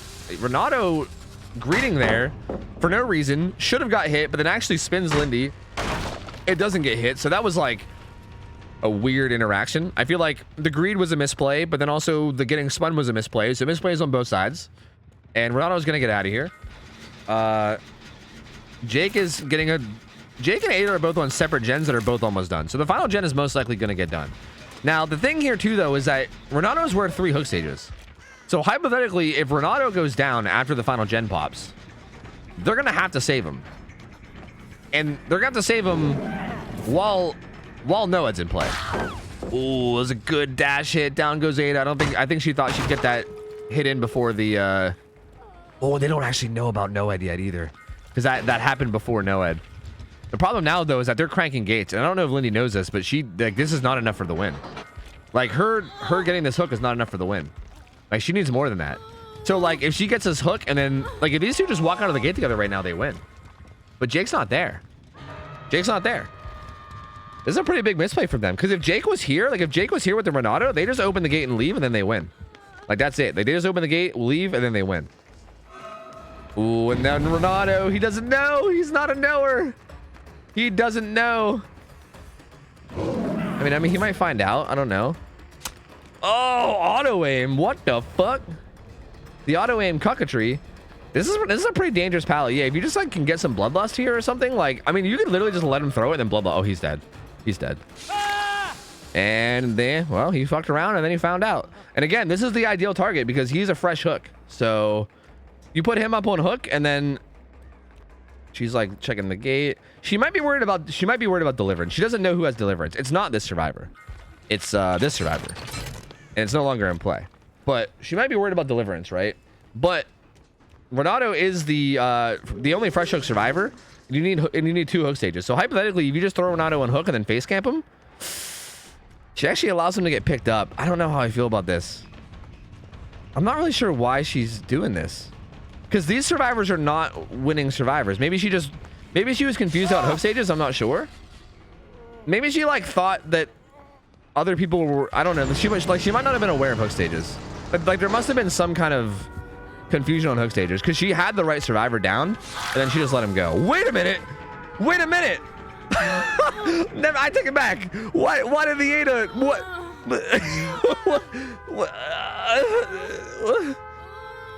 But then the unbreakable, so like but then the drop and what is happening, dude? I think Ada crawls out. I think Ada just crawls out. I mean, Ada can just crawl out now. I'm pretty sure if Ada gets picked up at any point, she wiggles. So, like, I think she's fine. She just crawls out now and they win. I think is what happens. I'm so confused on so many levels, dude. Yeah, she's going to wiggle out, and I think they're going to be fine no matter what. I mean, I think no matter what, they were good there, right? Because had Lindy not dropped Ada, I think Jake would have ran out. So I think no matter what, that was game over. Like, I think no matter what, the survivors are going to win that off that unbreakable regardless. There you go. GG's. Tontata Tribe goes 2-0. That was a weird game. Again, I wonder. I would love to ask Lindy. Maybe she just wasn't keeping track of hook stages on survivors or something. I'm not sure exactly what it was. But like that Renato being down was like, it was either that or maybe she was scared of deliverance. It was either that or the deliverance. I'm not sure what it was. But there was something there about her downing that Renato and then not wanting to just like commit to him. Because I think if she would have just hooked that Renato and then just face camped him, right? And then they have to break Noed and then double unhook within 60 seconds, which is a lot. That's a lot to expect out of a team, especially on a map like Midwich where it's hard to find totems. Like, that's probably your best chance at winning that, and she just left him slugged and went after other people, which I feel like was a bit of a mistake, because no other survivor was really like a winning survivor, right? Like, they were all only worth 1 hook stage, whereas he was worth 3, and you needed 2 to win. So I think it might have just been like, again, it's really easy to say this kind of stuff from like the caster point of view, because I get to just kind of like look at the game and I know everything. Like, I sit there and I know all, but like from the killer point of view, you don't know what survivor has what perks. You don't know like exactly how many hook stages are on each survivor. Like, it's really hard to keep track of all of that while also like trying to just play well too, right? Like, it's a lot. So it's really easy to like from our point of view to call this kind of stuff. So either way though, very unfortunate, very close game, like very close game. And I mean, I think this got decided by like 1 or 2 hooks. So super close, almost brought it back at the end. But well played by Tontana, man. These guys actually played really well today. Like, both games of Survivor they played tonight were really solid. They played chases really good. They were looking really good today. So touche, man, touche. Well played. And we're gonna have to rotate out both. We're gonna have to rotate out both killer and survivor and get a whole new group in. And GG's, man. Solid games. Solid games. Let me give you guys the yield payout. Here you go. Bam, bam, bam. Oh, you thought he had deliverance? See, I thought that might have been what it was. Cause yeah, like hypothetically, if that survivor has deliverance, you lose there too. So I get that. Yeah, like it's tough, right? It's like, what do you do there? Like, it's cause like it's a risk no matter what. Like if you hook that survivor and they have deliverance, then you lose. But if you don't hook that survivor and you slug them, then you have to like get them plus somebody else. Like it's just tough. It's tough no matter what you do, right? So it's hard to blame you, but yeah. I mean, again, it's easy from the fucking caster booth to know what to do, you know? Anyway, I think Ghosty needs let out of the basement. So let me give you guys a prediction. Who's up next? We got Meowgi playing Cenobite, and then we got Hex Girls. Hex Girls, dude, that's the name of the band from fucking Scooby-Doo. Hell yeah, dude. Anyway, here you guys go. Here's a prediction. I think this is our first time seeing Hex Girls play. I don't think we've seen these guys play yet. So I don't really know what to say about them.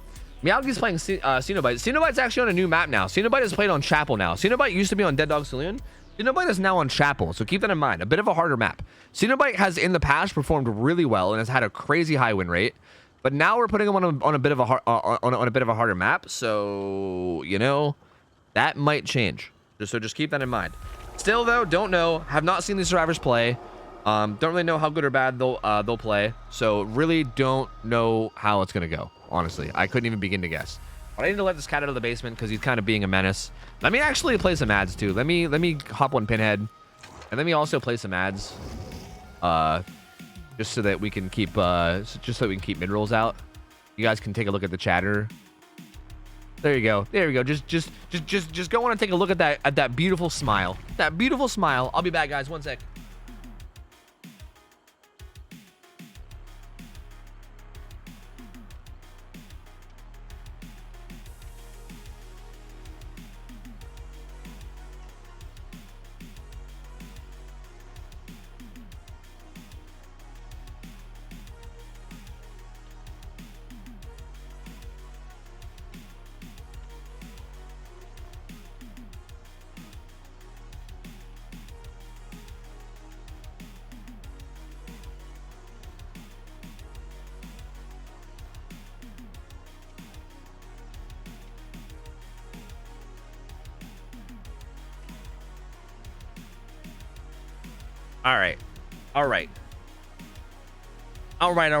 All right. This guy is literally just stare emoji, isn't he? Yeah, he's just 100% the fucking stare emote. That's 100% what this is.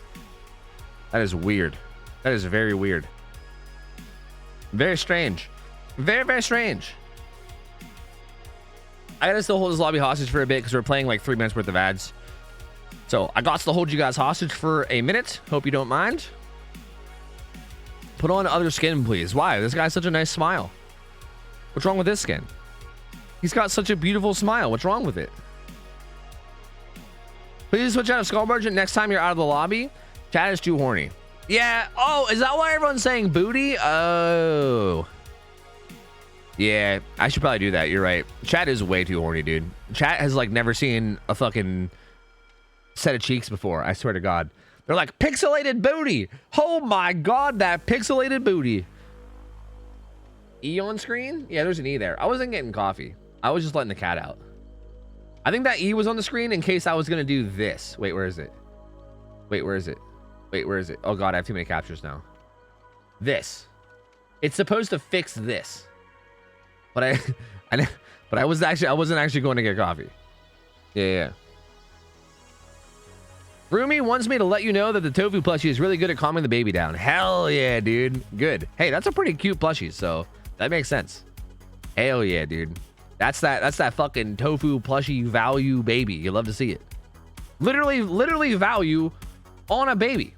Like it's value baby because it gets value on a baby. You can't get much better than that, dude. Yo, Kyra, thank you for the 50 bits, by the way. Dr. Hacks knows, thank you for the raid. Wait, you raided twice. You somehow raided twice. Thank you for 2 different raids, man. Appreciate it. Jade Sienna, thanks for the 11 months. Welcome back. Appreciate it, buddy. X-God, thanks for hooking up. Fox with the sub. Alucard, thanks for the 50 months, man. Ugly Chicken raided earlier. Thank you, dude. Mr. Rattlesnake, thank you for the resub for 9 months. Prime Ram hit me with a motherfucking 1 year. Tess also gives us a sub to Lunar Girl. Lunar Girl, welcome in. Dragon UE main resub for 5 months. Dude, I missed a lot of subs. I'm sorry. Dragon UE main, thank you for the resub as well for 5 months. Thank you guys, man. I missed a lot of subs. I apologize. Thank you guys. Thank you.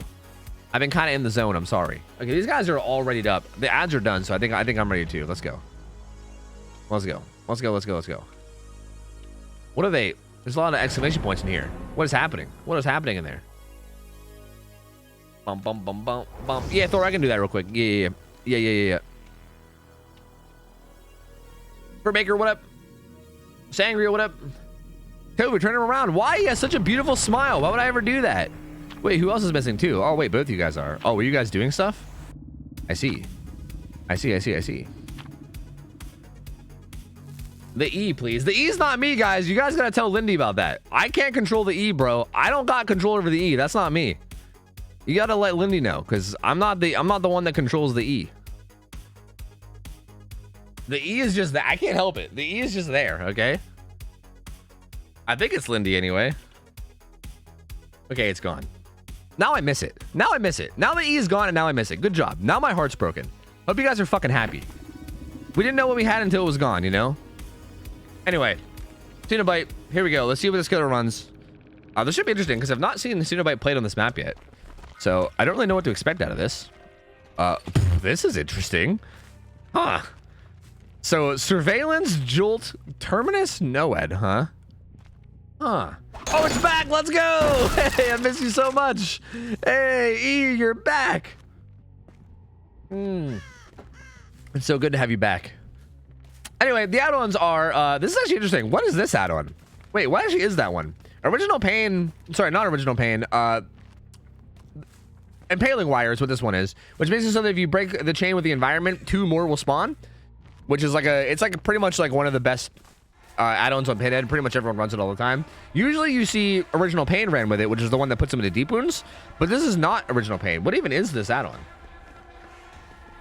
Grease Lens Aura 6. What the fuck? Is that a statue? What the fuck just happened, bro?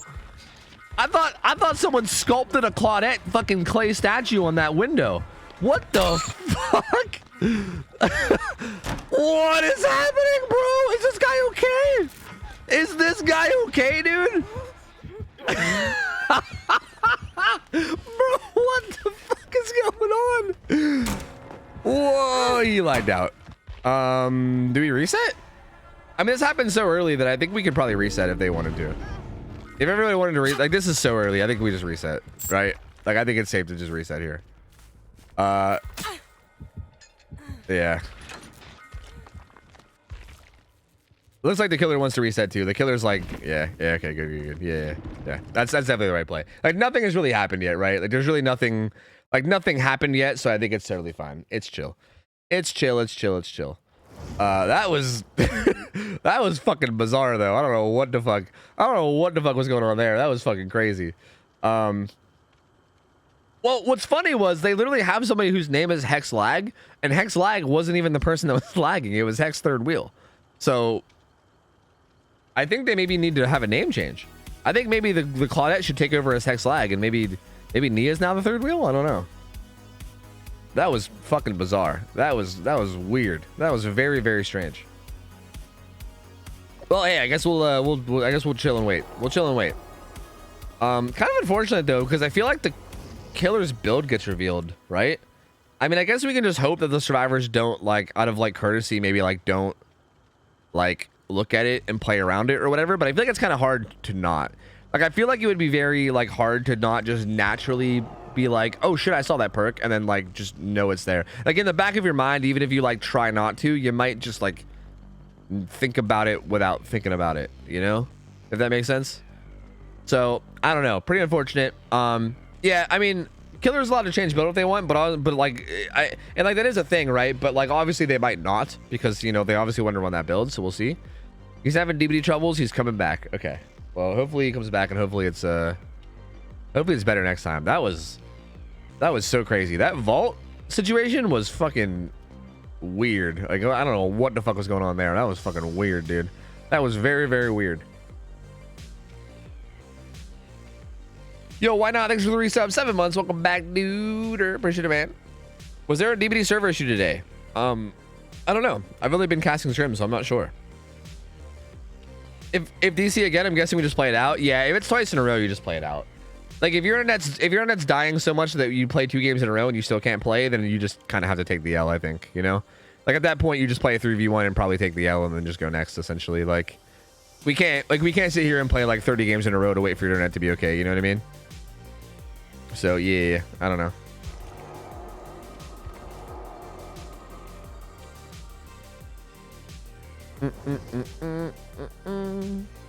Did you see the Sons of the Forest updates? No, I did not. What did they add? Did they add anything of significance? I remember there was supposed to be a patch today. Today? Or yesterday? Or at some point recently. There's supposed to be a patch like at some point recent. Did they add like anything of any significance, or tons of bug fixes? Oh, hang glider? That's kind of cool.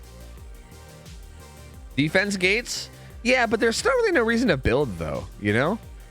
Dude, I think Ralph said it best. Like Ralph, I think hit the nail on the head when it came to that game. That game should not have a fucking GPS. Like that, I think the GPS in that game like literally just makes the game so much worse. I don't know why that exists. Like the Forest 1 didn't have a GPS and it made the game so much better, because you kind of just explored around and just kind of like naturally found where to go, and it gave you an actual reason to build a base, right? Like you built a base because you weren't sure where to go. You would want to explore, and then it would get dark, and then you want to like go back to your base or whatever. Like you naturally wanted to have a place to call home because you just weren't really sure what the fuck you were doing. Whereas like with the GPS, you literally just fucking run around and just follow your GPS until you beat the game, and there's really no reason to ever like stop and build a base. And it's kind of lame. Like base building is like, it feels like base building should be this like big part of the game, but then also like it just never really comes into play. You know what I mean? And it sucks. Like I hate it. Like I wish it came into play more. Apparently Kelvin doesn't take logs out of your built structures anymore. Nice. Well, I didn't know because I killed that motherfucker. I killed that bitch immediately, dude. I don't know anything about that motherfucker because that motherfucker died. He died like a bitch, dude. So I never found out, you know? But I did hear that guy broke all your shit. Yeah, I heard that was the thing. Apparently he like broke all your shit or something. So probably good that doesn't happen anymore. Yeah. You rocked him. He was suffering, dude. He was suffering. It was a mercy killing. You guys all saw it. You guys saw it. Like he was clearly suffering. He was like rolling around on the ground, like wincing in pain. He was like, like he was not doing very well. And yeah, I maybe smashed his head in with a rock. Maybe I took a rock and maybe I hit him in the head. Maybe it took like 10 hits, right? Like maybe he didn't die right away, and maybe it took like 10 hits before he died. So like maybe I could have done it faster, right? Like maybe the mercy killing could have been a little bit more merciful, but regardless, I still think I did the right thing. Because he was definitely suffering, and like, you know, he was just gonna, like, who knows how long he would have laid there. He might have been laying there for like a week, you know what I mean? Dying for a week. So I still think I did the right thing. Like overall, I'm pretty sure I still did the right thing.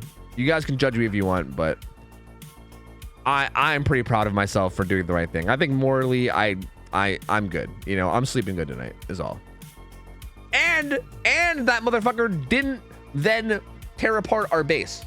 Because apparently he does that. Apparently he just tears apart your base. So like, not only did I mercy kill him, I also avoided having our base being torn to shreds. So I'm just gonna say double win. I'm gonna go ahead and say double win. There you go, double win. You could have saved him by pressing E. Nah, no, you couldn't have. He was a goner. He was a goner, dude. You saw him. There was no saving him. Like if I would have tried to save him, it would have just drawn out of suffering, and it would have been pointless. Like it's no. Nope. Who are we killing? I don't know. I didn't even know his name. His name was like, was it Kevin or was it Kelvin? I think it was Kelvin. Kelvin, like the fucking, like the fucking unit of temperature? Kelvin? Is that what it was? Was it the dude that discovered the Kelvin system? I don't know. Please God, never let anyone get even mildly injured in front of Tofu. Yeah, you like sprain your ankle in front of me, and I'm like, hold on, I'm about to get the big rock. Hold on, let me go grab that large rock. I know exactly what to do. Sprain your ankle? Sorry about your luck, buddy. You gotta go. Ooh, look what they have now. Interesting. So they kept on Terminus Noed, so those are still both in play. Also, the add-ons are different. No more Impaling Wire. Now it's Original Pain, which is the one that puts them into Deep Wounds. So actually, quite a few things different. Impaling Wire's gone. So that was the one that made it so that when you break the chain with the environment, 2 more spawn. That one's gone. Nowhere to Hide's in play. So this gen kit comes in, looks for auras, only sees the Nia. Eruption's in play, which is interesting because I'm curious to see how good or bad that is. And yeah, now Original Pain's in play, which is the one that played like a true Eruption gamer. Honestly, played like a true Eruption gamer, dude. Ooh, nowhere to hide though. Doing some work here. Gonna catch off the Zarina. Finds a hit onto her. That looked like a little bit of a spicy far hit there. But that's gonna hit. Kate is solving the box across the map, so they're not gonna worry about that anymore. That will be Gonzo. I still don't know what the other add-on does. Oh, the other add-on's aura reading, right? That's what it is. It's whenever you hit somebody with the chain, you get aura reading for 6 seconds. That's what you guys were saying. Okay. So the other purple add-on is basically aura reading. When you hit someone with like the chain, like you did right there, you get 6 seconds of aura reading, which can be kind of nice. But honestly, I'm surprised to see that. Usually you see Impaling Wire and Original Pain. Because like for instance, in both of these scenarios, the aura reading didn't really do anything. By the way, the down comes in, so there's the first down. Zarina goes down by Carnival. This is going to be a hook gen. Okay, who's lagging now? Is it the killer or is it the survivors now? Because now I'm seeing some lag too. But it might be the killer, because some of those hits were looking kind of spicy. Is Miyagi lagging now? Are the servers lagging? I don't even know, dude. Because like that was looking a little laggy. They didn't pop one gen though. They're also working on the gen down by Shaq. Oh my god, Nia is danger close. Looks like he is going to come down and find them on this gen. This Kate took a while to get off that jet. I mean, I know she has sprint burst, but I don't like that. It makes me really sad when I see that. When survivors will like sit on the gen until the killer's like right on top of them, I fucking hate that. Even with sprint burst, it's like just get out of there. You know what I mean? Because again, right there, like yeah, yeah, you had sprint burst, but then you just made it so you basically had to pre-throw God Palette while getting no distance and still got hit. You opened it. Okay, the box teleport. I came. He said the thing. And he also makes it right back to hook too, so makes it right back. I'm curious to see if he's gonna hard target the Zarina or not. He has the Nia here. She's not breaking free for some reason. Oh, is she lagging out now? No, what's happening? What? Is she bugged? It feels like she can't move faster than... I don't think she's lagging out. I think she might be bugged. Like, it feels like she can't move faster than the... I don't think it's a controller thing. I think it's like an in-game thing. Like, it looks like she can't remove hooks, chains, and it looks like she can't stop moving the speed that she's moving. Like, I don't think it's like her problem. I think it's a game problem. It looks like this looks like one of those DVD bugs.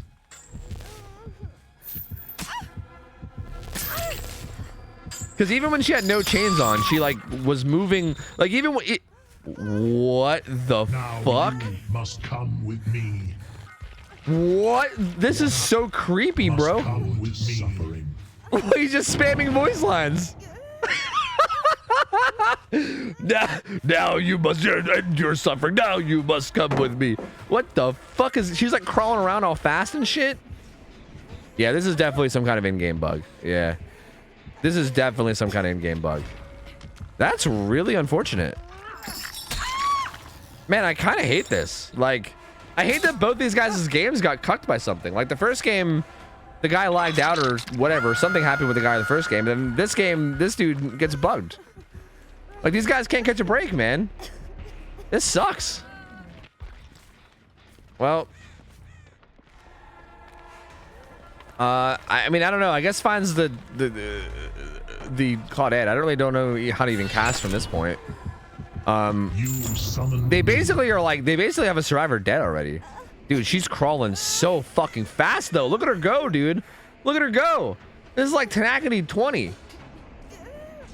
Refund? This is DVD, baby. You should have expected the game to fuck up. No, this one might actually be a refund because I don't know. Apparently, I also bugged out Meowgi, and now I can't spectate them without it being a black screen. So like, yeah, like we love DVD, dude. DVD is a great game. DVD is a really, really good game. The spectator experience is fucking phenomenal. Game is definitely competitive ready. That's for sure.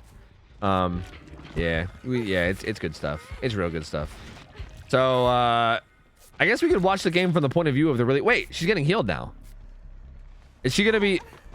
Wait, is she fixed? Is she cured? Oh. Wait, she's just cured now. I'm afraid for her to get hit by a chain again. What happens if she gets hit by like a chain ever? Is she gonna bug out again? Is Pinhead himself invisible? There he is. Did that fix him? Nope, he's still black screen. He's still blind. All right, well, I guess we gotta watch him from a survivor point of view then.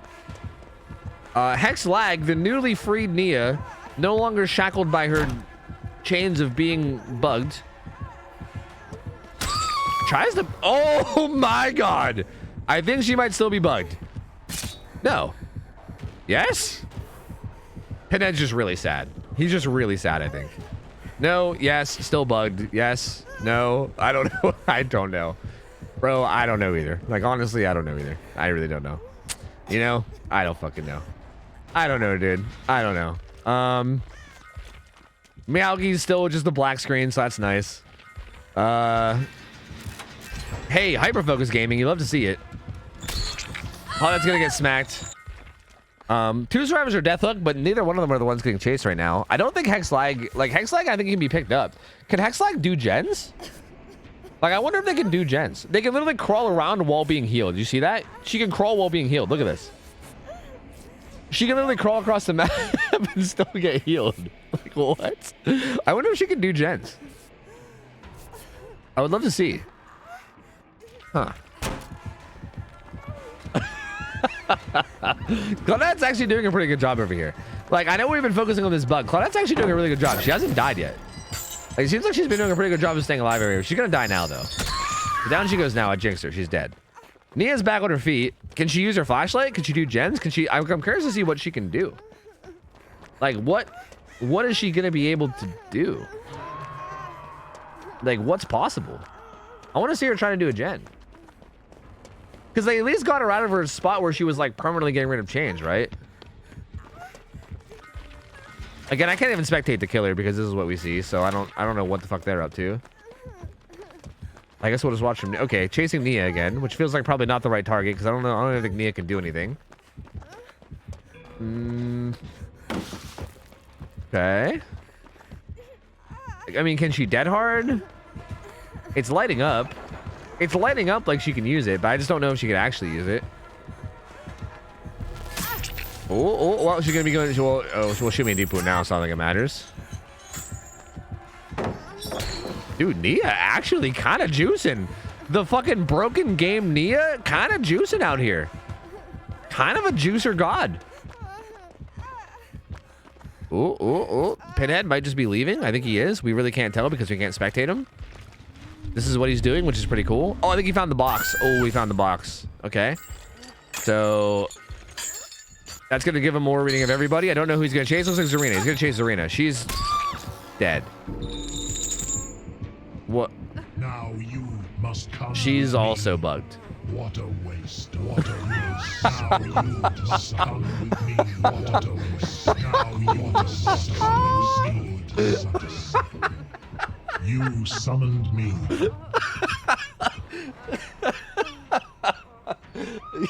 Talkative today, aren't we, huh? Very talkative today, aren't we, Pinhead, huh? There. Ah, yes, the old black screen hook. Wait, Nia got hooked.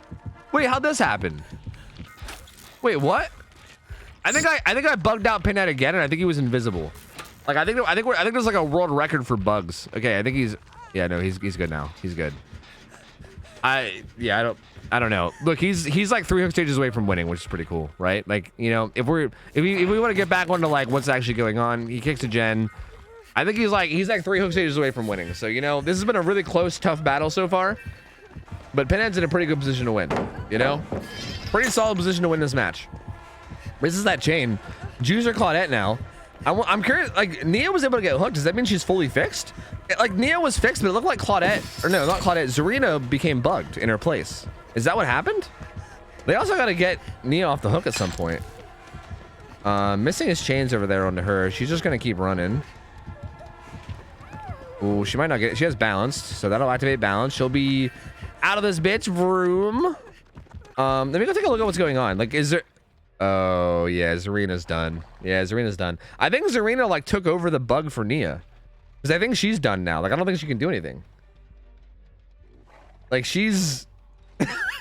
she's just standing here. She's just standing there. Menacingly. But, like, if they get Nia off the hook, is she going to be able to do gens now? Like, is she cured? Well, now she's chained, too. Which is pretty unfortunate. Well, that's unfortunate.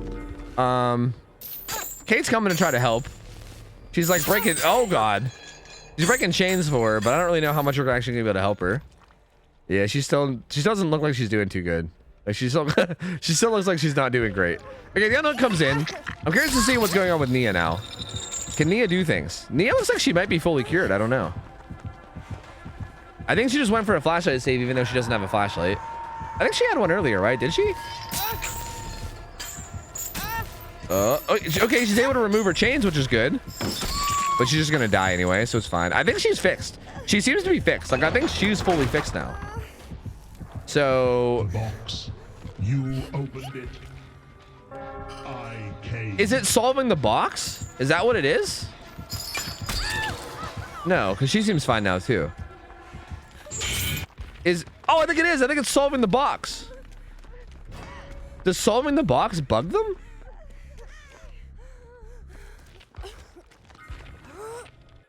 I think solving the box might bug them out. Because it kind of looked like Kate was getting bugged out whenever she solved the box.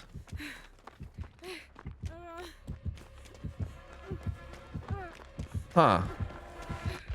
Yeah, we might have to ban Pinhead if this is like a reoccurring thing. I don't know.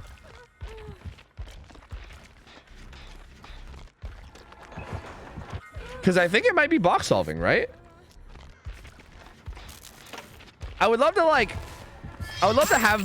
just test this and like maybe like literally just hop in a lobby and have someone solve a box and see if it bugs them. Because like at this stage it's hard to tell because everything, like this whole game is just a fucking buggy mess, dude. I can't even spectate the killer. Like I don't know what the fuck is going on anymore. So like it's hard for me to tell exactly what it is. But I mean, Kate solved the box and she seems fine now, right? Or she was solving the box. But maybe it's when he teleports. Wait, did he teleport to her? I think he did though. Did he teleport or did she just solve it? I can't even remember now.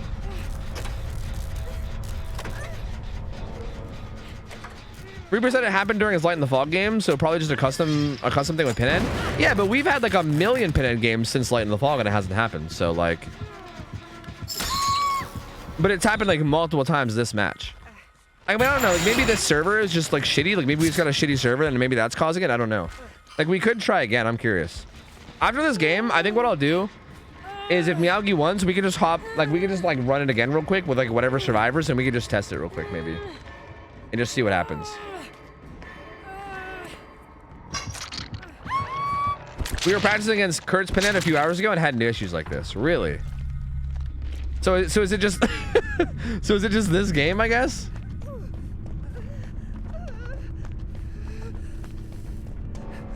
I don't really know how to handle it, man. I don't know. You opened it. I came. She seems fine, right? Is she fine? I think she's fine, right? She didn't look bugged. I think she looked fine. Like that looked fine to me.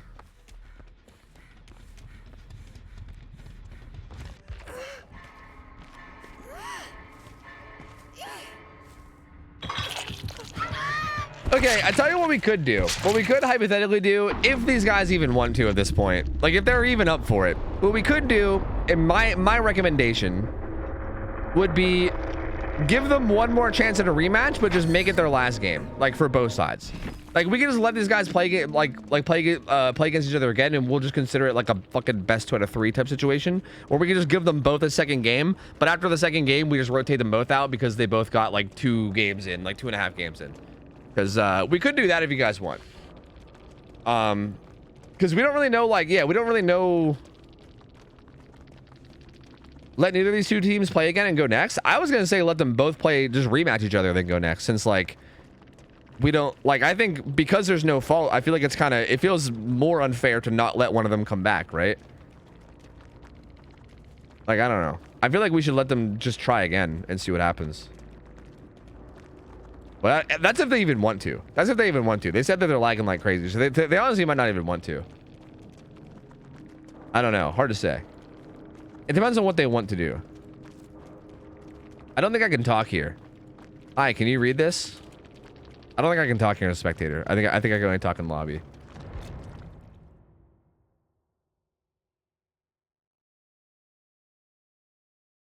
Yeah, it's a shame because I feel like the first game was like somebody lagging or something, but that second game was like, that was just like server being dead. Like, I don't know what the fuck that was about, dude. I don't know. If it was up to me, what I would like to see is, okay, we lost the whole server. What I would like to see is, I would just give them a chance to both play each other again, but have it be their final game on both sides. Like, no matter what the result is, both sides get rotated. Like, even if the survivors win, killer win, doesn't matter. Like, just like they both get rotated no matter what. That's what I would personally like to see.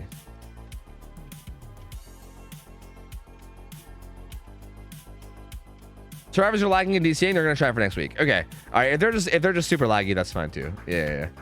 Because honestly, that could be it as well, right? Like, they might just be lagging, and maybe that was causing the bug. Like, I really don't know. I really have no idea like what the fuck is going on. Because like, again, if you guys were claiming that you were playing Pinhead earlier, like with Kurt and running into no issues, then maybe like it is just like one of their issues. Like, I don't know. Odd. Very odd. I'm gonna refund the payment, I think. I'm gonna refund because that was just kind of jank, you know?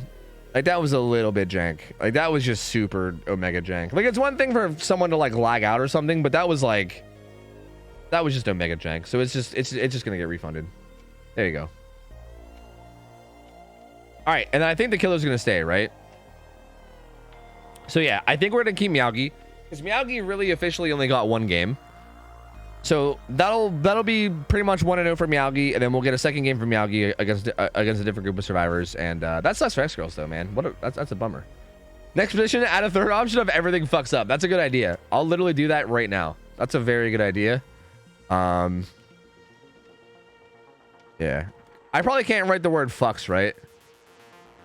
Everything fucks up. It probably won't let me write this, huh? It's gonna be like, that's a bad word and you can't say that. Wait, just kidding. It did let me say it. Wait, really? You can say fucks up? I didn't think it would let you. Huh. Neat. Well, I wouldn't gamble that unless you just want to lose your tofu bucks, because I feel like, well, I mean, actually, I don't know. Like, maybe I say that, but maybe it will all bug out again. I don't know. Hard to say. But I would probably not say that, or I would probably not gamble on that unless you want to lose your tofu bucks, because more than likely it's probably not going to get any value. But I mean, who knows? We'll see. Who knows? We'll see. It's because you switch his map. He's angry. True. Can you please YouTube that game as just like the buggiest game of DBD ever? Yeah, sure. I'm down. I'm down, dude. Why not? Who's the next team?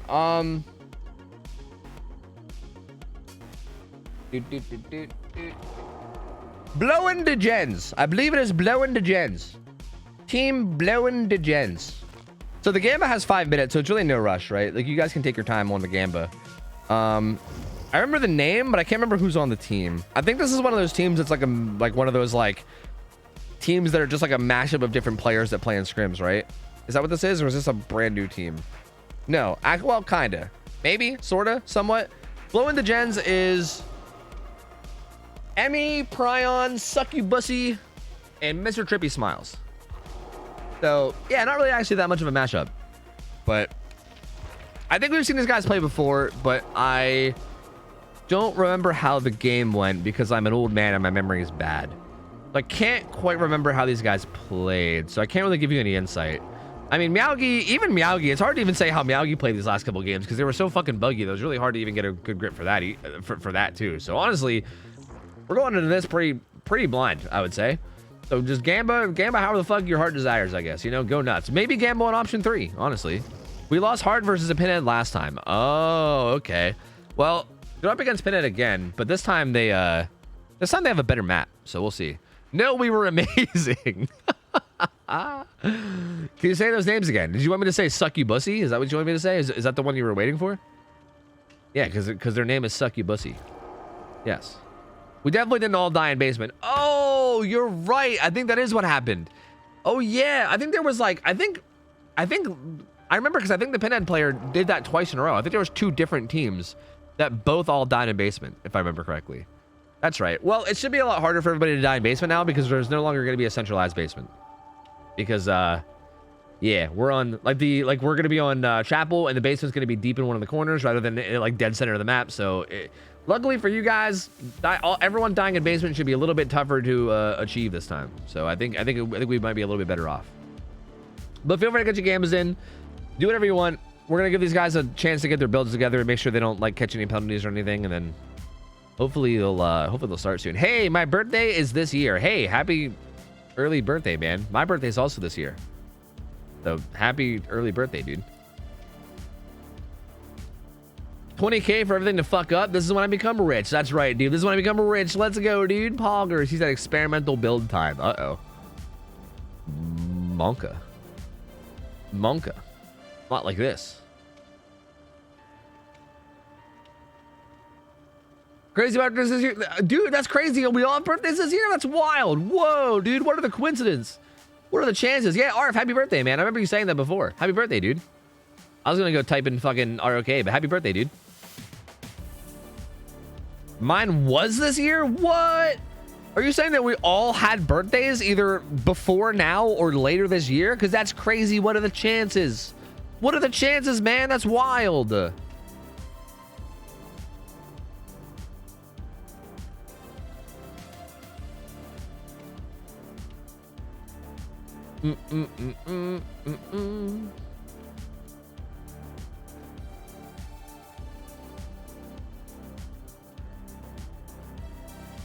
is trippy AF. I agree, dude. I agree. Like, what are the actual chances, man? Shit is crazy. Leap year birthday, people missing out. Yeah. What is the? I know this is like a dumb question that people ask all the time, but what is the like actual legitimate like what's the word? Procedure? The fucking protocol? Like what do you do when you're born February 29th? Like actually, what do you do? Like, do you just choose when you celebrate? Like, do you just pick between March 1st and February 28th? Like, do you just have the option of choosing your birthday? Because that's kind of weird. I feel like you celebrate March 1st. Yeah, probably, right? Generally celebrated on March 1st. That's interesting. I love this. Like, I would love to see a poll of like how many people choose to celebrate on the 28th and how many people choose to celebrate on the 1st. I feel like the 1st makes more sense to me. But I don't know.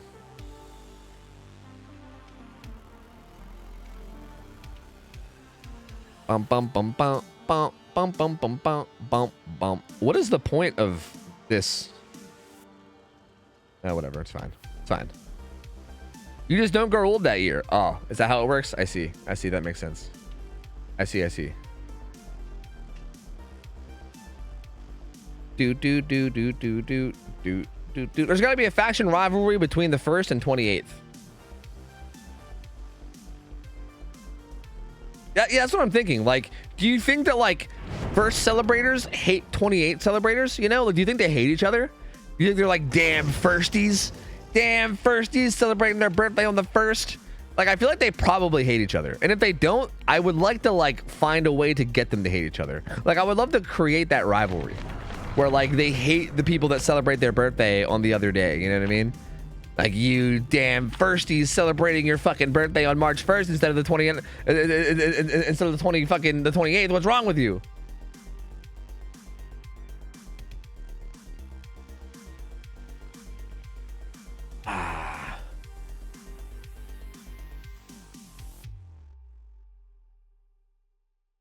How can a year leap? It has no legs. That's true. It's a good point.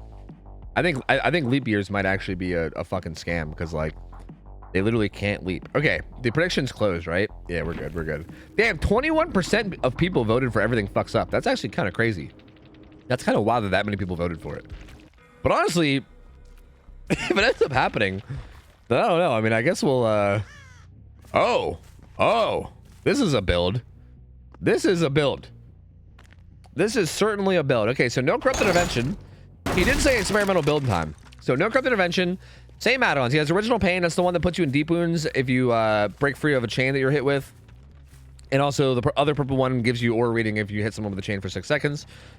So same add-ons as the last game, but now he's got I'm not even gonna announce the perks just on the off chance that like I feel like I would assume that nobody ever listens to like the stream and uses that as like a way to stream cheat, but just on some weird off chance, I just like, this is such a neat build that I just want to not say it. You guys can see the build. You can see it. You can see it. You know what I mean? It's a lot of yeah, you know, it's a lot. Kind of interesting. A little bit overkill, I would maybe say, right? Like, I think the numbers don't add up here to like getting max value out of everything. But hey, what do I know? Either way, he finds a survivor on main, but she gets away without getting hit. I don't really like the lack of commitment here. Like, again, with no corrupt intervention, I was gonna say this is probably gonna happen. I think those guys actually did a. Oh, we found the box though. Oh, that's kind of huge. That's kind of huge, man. But these guys did a pretty good job of punishing corrupt. I think those guys down there did the thing that I always talk about, where like you wait for them to patrol your gen and then you wait for them to leave and then you start working on it. I'm pretty sure that's what they did down at Carnival, because that gen had a ton of progress, and I think he had just checked on it. So they had that progress at, or sorry, they had that gen at Carnival at like 60-70% progress already. Oh no, Zarina with some poor pathing there goes down really fucking quickly. These guys are trying to do a gen through chain hunt, which is not ideal. She needs to start solving this box like immediately. Dodge a chain first. Honestly, it might not even be worth solving the box here. You might want to go down towards Carnival. But it's hard to say. Pinhead walking away. Probably just kind of holding onto the box. Probably waiting to get information from his teammates. Gen pops. He's gonna hit it now. Pinhead doesn't teleport, so good solve. He's gonna head down here, though. He did see the killer instinct of her solving, so he's gonna come down and probably harass her now.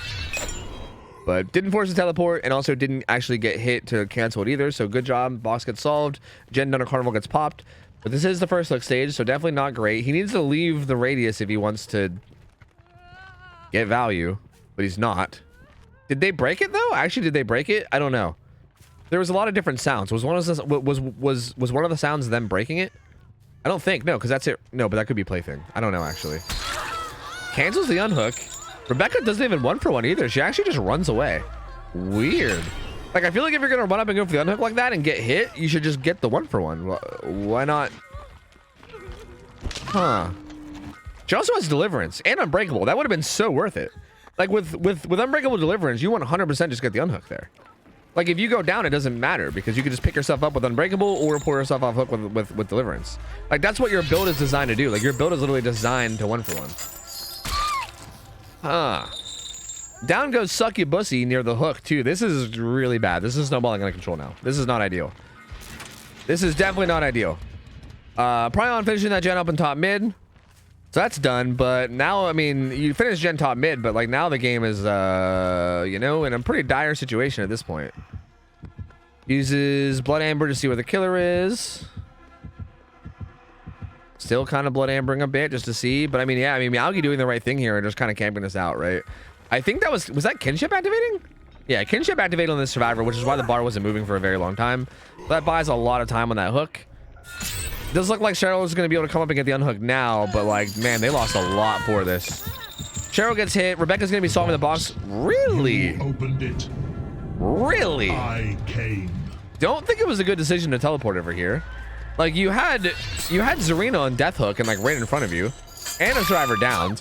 Now you're just getting a fresh hook on Rebecca across the map. I don't like this play from Miyagi at all. This is kind of giving them a chance to come back, I would say.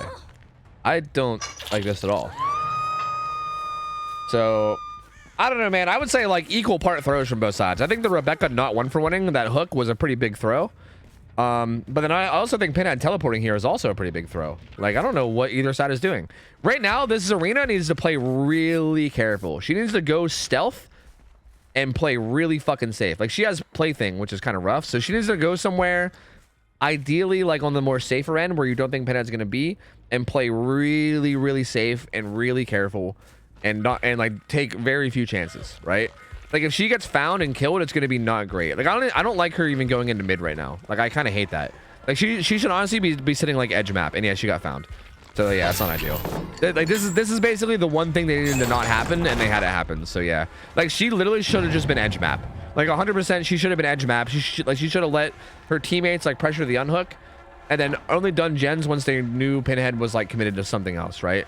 Like work on like Shack gen or something, or do something like really safe. Like walking into mid while oblivious and also on death hook this is not ideal. Because now you're gonna get killed, and that's gonna make the game a 3v1. Like the reason why Pinhead teleporting was such a throw is because they basically let the death hook survivor escape entirely, which means that if they would have played really safe, then the game could have remained a 4v1 for a long time. So this is a third throw. It was a throw from survivor into a throw to killer into another throw by survivor, because now it is a 3v1, and now that throw that the killer made ended up not actually being a throw because he got the value he needed anyway. And now it's now it's gonna be a 3v1. Deliverance is also out of play now too, because Rebecca got hooked, and there's still 3 gens left. So honestly, in a pretty good spot right now. One person's plaything. He gets a quick hit onto Nia, who kind of just mispositioned there at Shack quite a bit. She's gonna pre-throw pallet, not get hit by that, because she's gonna get some distance away.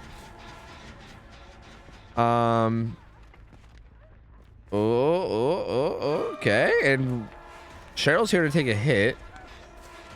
So I'm not really sure how necessary this is. He's actually also just gonna go around too. Which, what? You might as well just hit him there. Like, you basically lose the same amount of distance. Just, I'm very confused by like a lot of things here. Like, I don't even know if body blocking there was really worth it. And on top of that, like, the Cenobite could have just hit him. Like, either way, ends up chasing Nia. She goes down. She's gonna get hooked. Looks like the Rebecca is cranking that gen. Prion's gonna solve the box real quick while this hook comes in. Ooh, he might not even get it. It's gonna be close. Oh, he actually doesn't get it. Oh, this is not ideal, because now Pinhead can chase him and interrupt the box solving. Like, he can hit him with chains here. There's like a million ways he can interrupt this. And yeah, it does get interrupted. And if he downs him with the box, that's going to be brutal, because that's going to be a chain hunt. I don't know if I like this so much. I don't know how much I like this. They do pop a gen across the map though, so that's not, I wasn't even that far across the map. That was just kind of like along the like the right side of the map. He's gonna be chasing. He's just gonna full commit to Cheryl here. I mean, it's gonna be a second stack of the spicy perk. I don't know if that's gonna come in play or not. It might. Does find a hit on a Prion. Again, Prion's gonna start getting random chain spawning on him soon enough once that box reaches full. It's not even gonna happen because he's gonna go down in this corner. Might dead hard, maybe, possibly. No. And there's the down. There's the box pop. That's gonna be a chain hunt and another hook survivor. This is yeah, this is snowballing out of control pretty quickly. This is snowballing out of control quite fast. That's gonna be his first hook. So I think that's gonna be everybody plaything, right? I believe everyone's gonna be oblivious now. Yeah, everyone's gonna be hit by oblivious. And yeah, once that unhook comes in too, he'll also have 3 stacks to devour. There's another down on the Nia. Rebecca's solving the box. You can just teleport to this, and it's basically GG. Yeah. So this should basically be GG. We know that we also know that it's the Rebecca that has Unbreakable too, so it's not the Nia. Gets the chain in onto her. Well, she might 1-for-1 for this hook now. She should have did this earlier, but she might do it now. So yeah, there's the 1-for-1 for Prion. Actually, Miyagi doesn't even get the down either. Kind of a little sloppy there from Miyagi. So you know what? I guess not officially over yet. And doesn't get the 3rd stack of Devour either. So you know what? Technically not over yet. Technically. What? That was like the fucking sprint burst? It was like a 99 sprint burst that got activated by the chain? What the fuck was that? Down she goes. She kind of just went edge map like Carnival and it goes down. These guys are actually cranking out a gen at Shack. Dude, like there's no way, right? I mean, no, because there really is no way. It was a sprint burst. I guess she activated sprint burst while she was chained. I mean, there really is no way because Noah's still in play too, right? Like there's still 2 hook stages away from winning. But I mean, honestly, the survivors are like surprisingly doing a lot. Like they got another gen done. It feels like this game should have been over like an hour ago.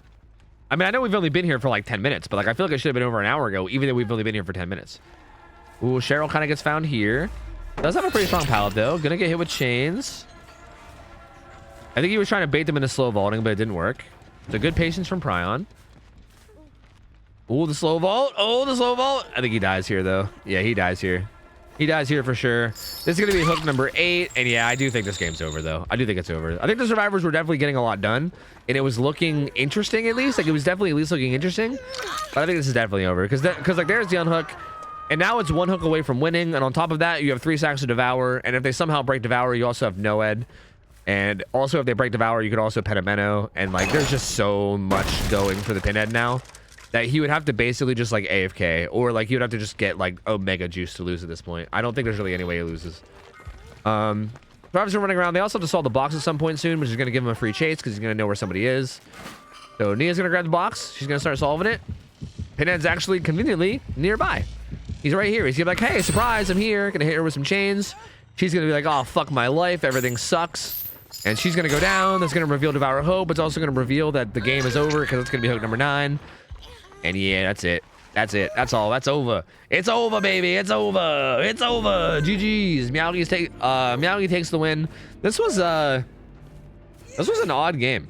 This was an odd game because I feel like early mid game there was just like a lot of mistakes from both sides that could have been taken advantage of, and I feel like they weren't.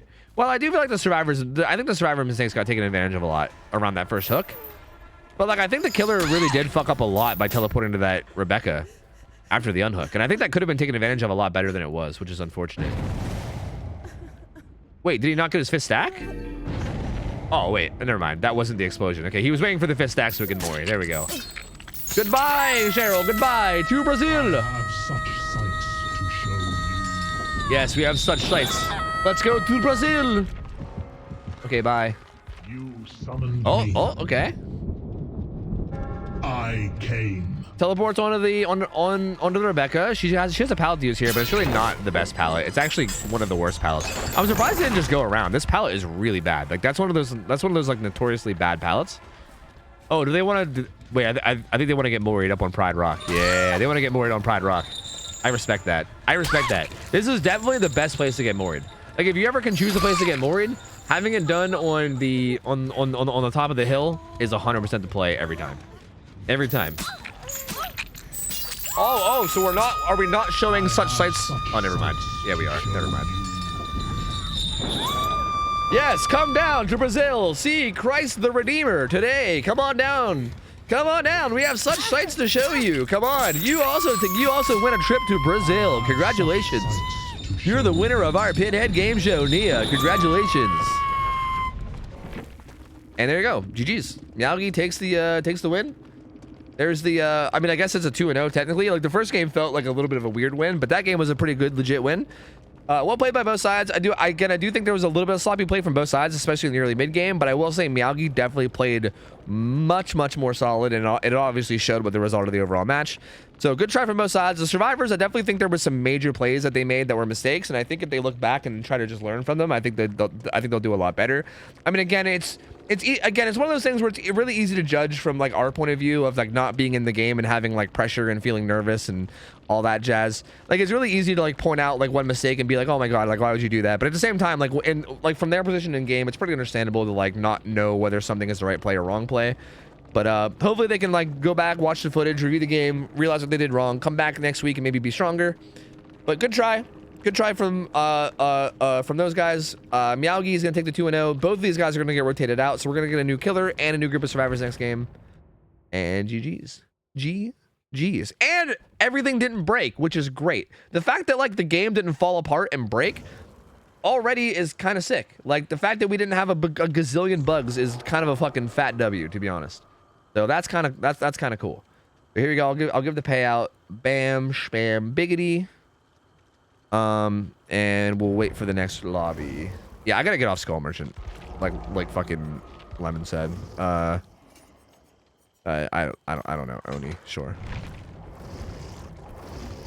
That's better. All right, who's up next? Looks like now we got the owl with mustache. I'll wait for them to type it. The overlay is not, but okay. Artist, don't forget the map and offerings. Torment Creek. Okay, so it's artist again. We saw an artist earlier with Mr. Drunks in the Australia best of 3. So it's another artist. Torment Creek. Pretty big map, so it can be pretty tough for artists. And the survivors are, oh wait, it's updated now. The survivors are vigilantes. I love these guys' name, dude. I love this guy's name. Fucking fantastic name. Because it's Vigil Andes, as in like Vigil Andersons. But then also it sounds like you're saying vigilantes. Hilarious. Fucking hilarious. So yeah, you know, solid. I gotta say, honestly, solid. Solid team name, 10 out of 10. You love to see it. But these guys, I think these guys played pretty well last time we saw them, right? If I remember correctly. I'm pretty sure we saw these guys play last week or the week before. And I'm pretty sure they played very, very solidly. Like, these guys are another one of those, like, mashup teams. Again, all 4 of these survivors are people we've seen on other teams, I think, in Scrim Nights. These guys also used to be a different name. These guys used to be Charlie's Angels, right? I think these guys used to be Charlie's Angels and they rebranded. So I think actually these guys were just a previous team that rebranded. So actually, I take that all back. I think it was just a team that rebranded anyway. But these guys are definitely a very solid group of survivors. I think I actually scrimmed these guys at one point myself. And they played really well. I think they actually beat me a couple times on like Wesker or something. Like they actually do really, really good. And Wesker's actually played on Torment Creek, and that was one of the maps they beat me on. So hey, if anything, I'm pretty confident of their play on Torment Creek in particular. So we'll see. But again, we don't really know much about Owl with the Mustache. I don't think we've seen Owl with the Mustache play, right? At least I don't recall. You must provide an outcome? What? No, I don't. Fuck you. I don't have to provide an outcome. Fuck you. Okay, there we go. Here's the Gamba. There you go. Bam. There's the Gamba. I was trying to get rid of the option of everything fucks up, and for some reason it was like, no, you gotta have a third option. We're not gonna let you proceed until you have a third option. And I was like, whoa, bro, relax. Relax, man. What's your deal? Jesus. But I think it's chill now. Why'd you get rid of the best option? Did you just want to leave that on all night on the off chance that every killer bugs? I mean, I guess we could have. We could have just left that up like all day, just and said fuck it. I mean, I suppose. You ever thought of maybe banning Deadman Switch on artists? Even as an artist main, I think it's too strong. We haven't really felt the need to yet. Like, until we see gameplay that makes me convinced of it, then no. Like, if I see a match where Deadman Switch is just getting insane value and I'm like, wow, this perk is way too good, then maybe I'll consider it. But honestly, it's, like, thus far, it hasn't really been that much of a problem. Like, the fact that it only lasts 30 seconds makes me feel like it's really not that big of a deal. Like, I do think it's strong, don't get me wrong. Like, I do think it's a strong perk, and I don't think it's bad by any means. But I don't think it's, like, it doesn't seem to be, like, problematic level strong to me. Like, it just seems, like, pretty solid, and that's basically it for now. So, yeah, I don't know, man. And, I mean, until we get a situation where we're, like, 100% convinced that it's a problem, I don't think I'm going to pull the trigger on that just yet. I think I want to wait.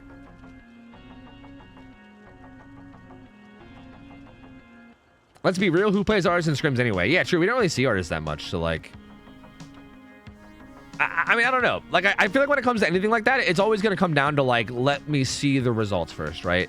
Like, I'm going to always want to, like, see the results first and actually, like I want to be convinced through, like, gameplay rather than just, like, being like, oh, this seems like a problem, let's just do it. Like, I don't want to just do it based off something seeming like a problem. I want to, like, be 100%. I want to, like, see it and be like, yeah, that looks ridiculous. Let's, like, not do that.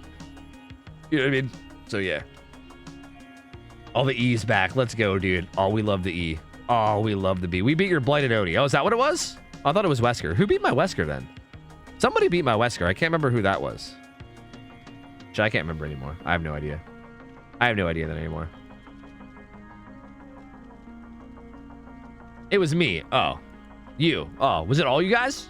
You're right. I think it was all of you guys. All of you guys together, I think. You guys are right. Oh, silly me. Ah, silly me. I'm such a goober. Ah, I should have known. Silly me. The strong part of it is that it's only 30 seconds. Killers can loop the timer. Depends on how fast he downs. Yeah, but like you say that, but like if the killer is getting a down every 30 seconds, then that game is literally over anyway. Like that's kind of silly in my opinion. Like I've heard that a lot about like looping, like you can say that, like you can say the same thing about old, like even back when Deadman Switch was like 45 seconds. If you're getting a down every 45 seconds, you're winning the game no matter what. Like whether Deadman Switch is in play or not, you're winning that game regardless. Like that's just a win game for you, you know? So I don't know. I don't think I'm on board with that. I think it's fine. I think it's totally fine the way it is.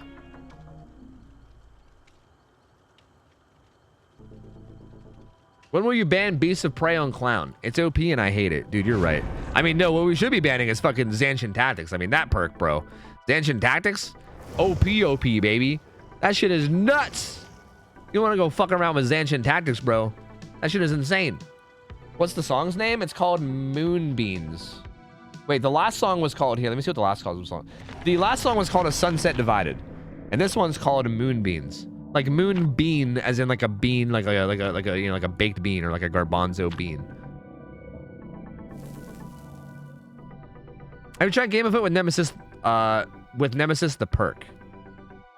No, but that seems interesting. I feel like Game of It already gives you a way to change obsessions, so like, it almost feels like you're losing half the value if you run it with that. But I do get the idea, right? Because like you have to injure them first. Yeah, that sounds neat though. I don't know, maybe. But also then you also gotta get stunned too. So like, I don't know. It seems neat, but I'm not sure if I'm really into it or not. I don't know how much I can dig it.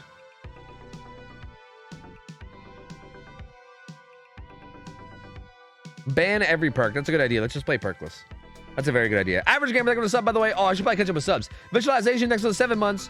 Catnip, thank you for the, wait, you converted your, wait, yeah, that was a conversion. Thank you for the conversion. Why not? Thank you for the 5 months. Welcome back, buddy. Dark Passenger gave bits. Thank you, dude. Kyra gave bits, and I think that was all I missed. Thank you, guys. I appreciate the support. I apologize for being so late with the thank yous, but I do appreciate you guys. All right.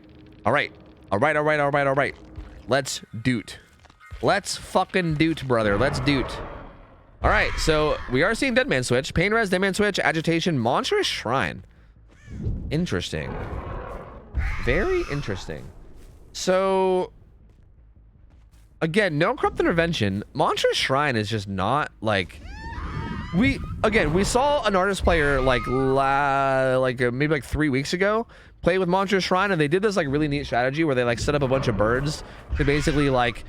kill the unhookers like as they unhooked and basically got like a bunch of damage on the unhook. But it like in the end it really wasn't more valuable than it would have been to just camp the hook, you know what I mean? Like it was like fancy and flashy, but it really didn't do a very good job of actually being efficient. So again, I just don't really like that, right? I mean, hypothetically this could be like a basement thing, because like Monstrous Shrine does make the basement hooks scourge hooks, so maybe the idea is just to cycle people in basement on scourge hooks. I mean, hard to say. I'm not sure. I guess we'll see.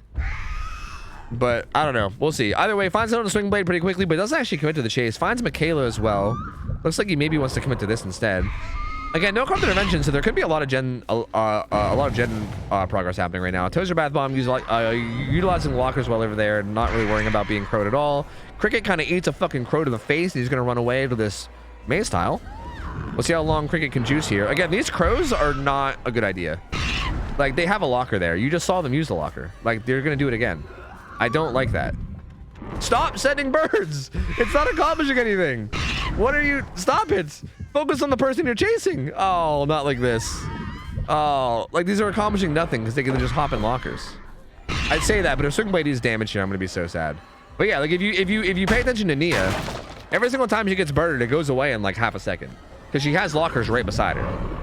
So she just cleanses herself with the locker like immediately. I think if they would have been more focused on using the birds on this Michaela, this down could have happened a lot faster. But that being said, this down still did happen pretty quick, and it happened next to basement, which also happens to be a bunch of scourge hooks. So this killer should 100% go basement here. And if they don't, I'm going to be very disappointed. I'm going to be very, very mad if they don't go basement.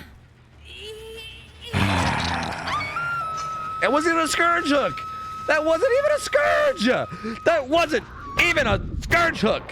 You're running 3 perks for fucking scourges, man. Oh, no. Ow, the mustache. You're hurting me, dude. My soul is in pain. 3/4 of your build gets value if you just take them basement. Shit, all 4 perks actually, because even Deadman Switch works off pain res, so literally all 4 perks get value if you just go basement. So, it's so strange. I don't know. So strange. So strange. Gets a look here, though. I mean, it is right beside a gen that has a bunch of progress. Maybe they were more concerned with this gen. Like, maybe they were afraid to go basement because they didn't want this gen to pop. Because maybe they wanted to really, really hardcore hold this 3 gen down on the side or something. Like, that might have been it. Which I guess I can maybe kind of see, right? Like, in a weird way, I guess I can understand that strategy of, like, if you want to hold the 3 gen that's next to basement, you don't want to let the gen that's right next to basement pop. But, like, I don't know. I feel like if you're worried about that, you can just watch it regress for a minute and then agitation from the basement, right? Like, you can just patrol it for a second. They unhook, and then they also for the peepo, so that's interesting. So the guy that got off hook is now going to be full health. And Ada takes the injury. Gets a crow onto Nia, but that took 2 birds for it to happen. So the follow-up bird is going to be a bit difficult, but he might get it because she might be forced to throw a pallet here. Yep, gonna get the follow-up bird, so that's going to be damage onto Nia. She's going to run away from the basement area, which is smart. And down goes Nia. So she just did a good job of running away from basement. Let's see what these guys are doing. Michaela's on cowshed. Nia is on the gen near shack, which looks like it's going to get done. Which was the gen that she was so concerned with protecting. So again, like if the idea was to protect that gen, then like you kind of abandoned that idea already anyway. So like, I don't know. The strategy from the killer here, I just don't understand. That hook was a scourge hook though. So pain res comes in. Deadman switch not applied yet, but it does get applied there. Monster Shrine will also be affecting this hook now and making it go down faster.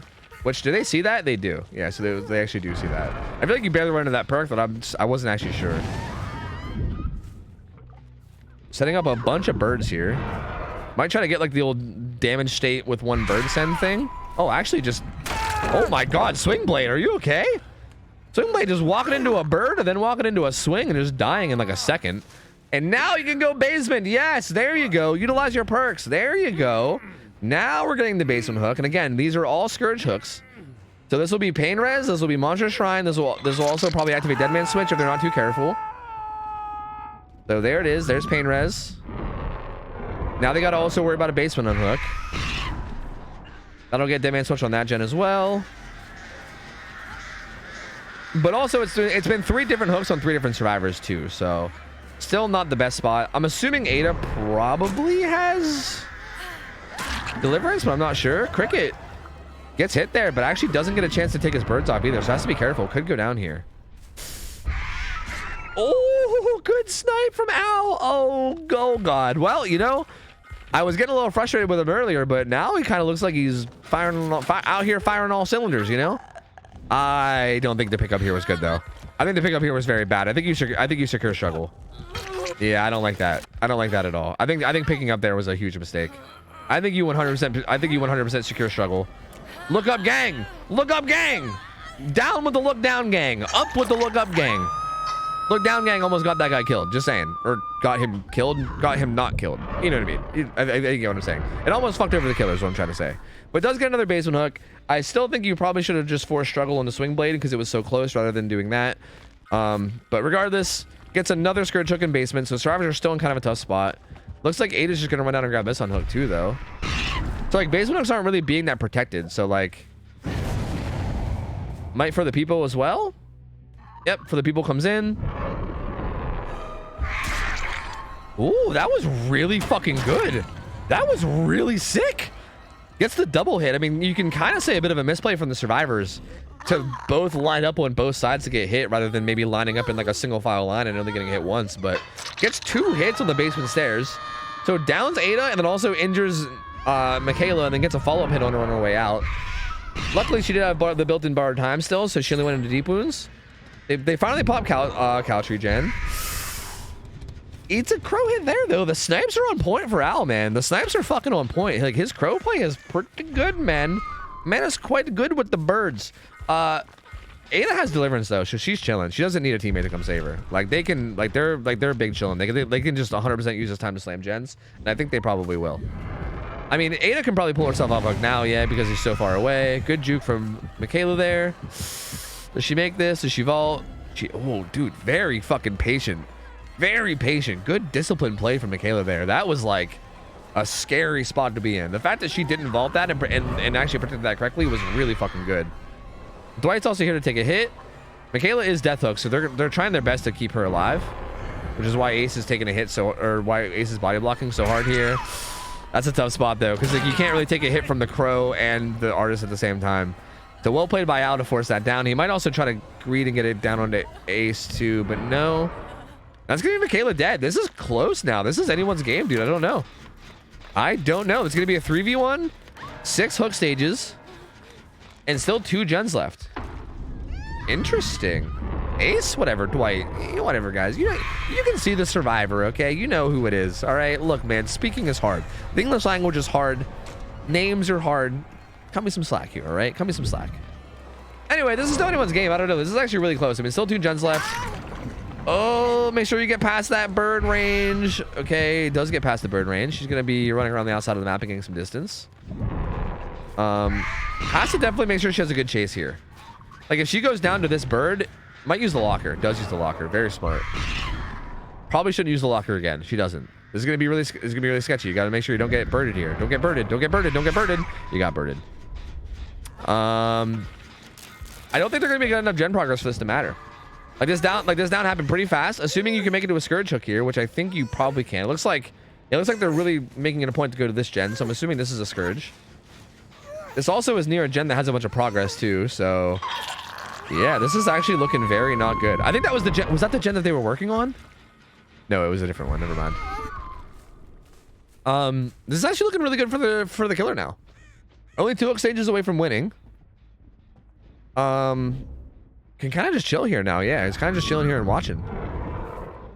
Drivers are in a tough spot. They gotta make sure they get some gen progress done. They also, like, I feel like they should, yeah, I was gonna say, they should be recognizing that the killer is, like, giving a ton of space for unhooks.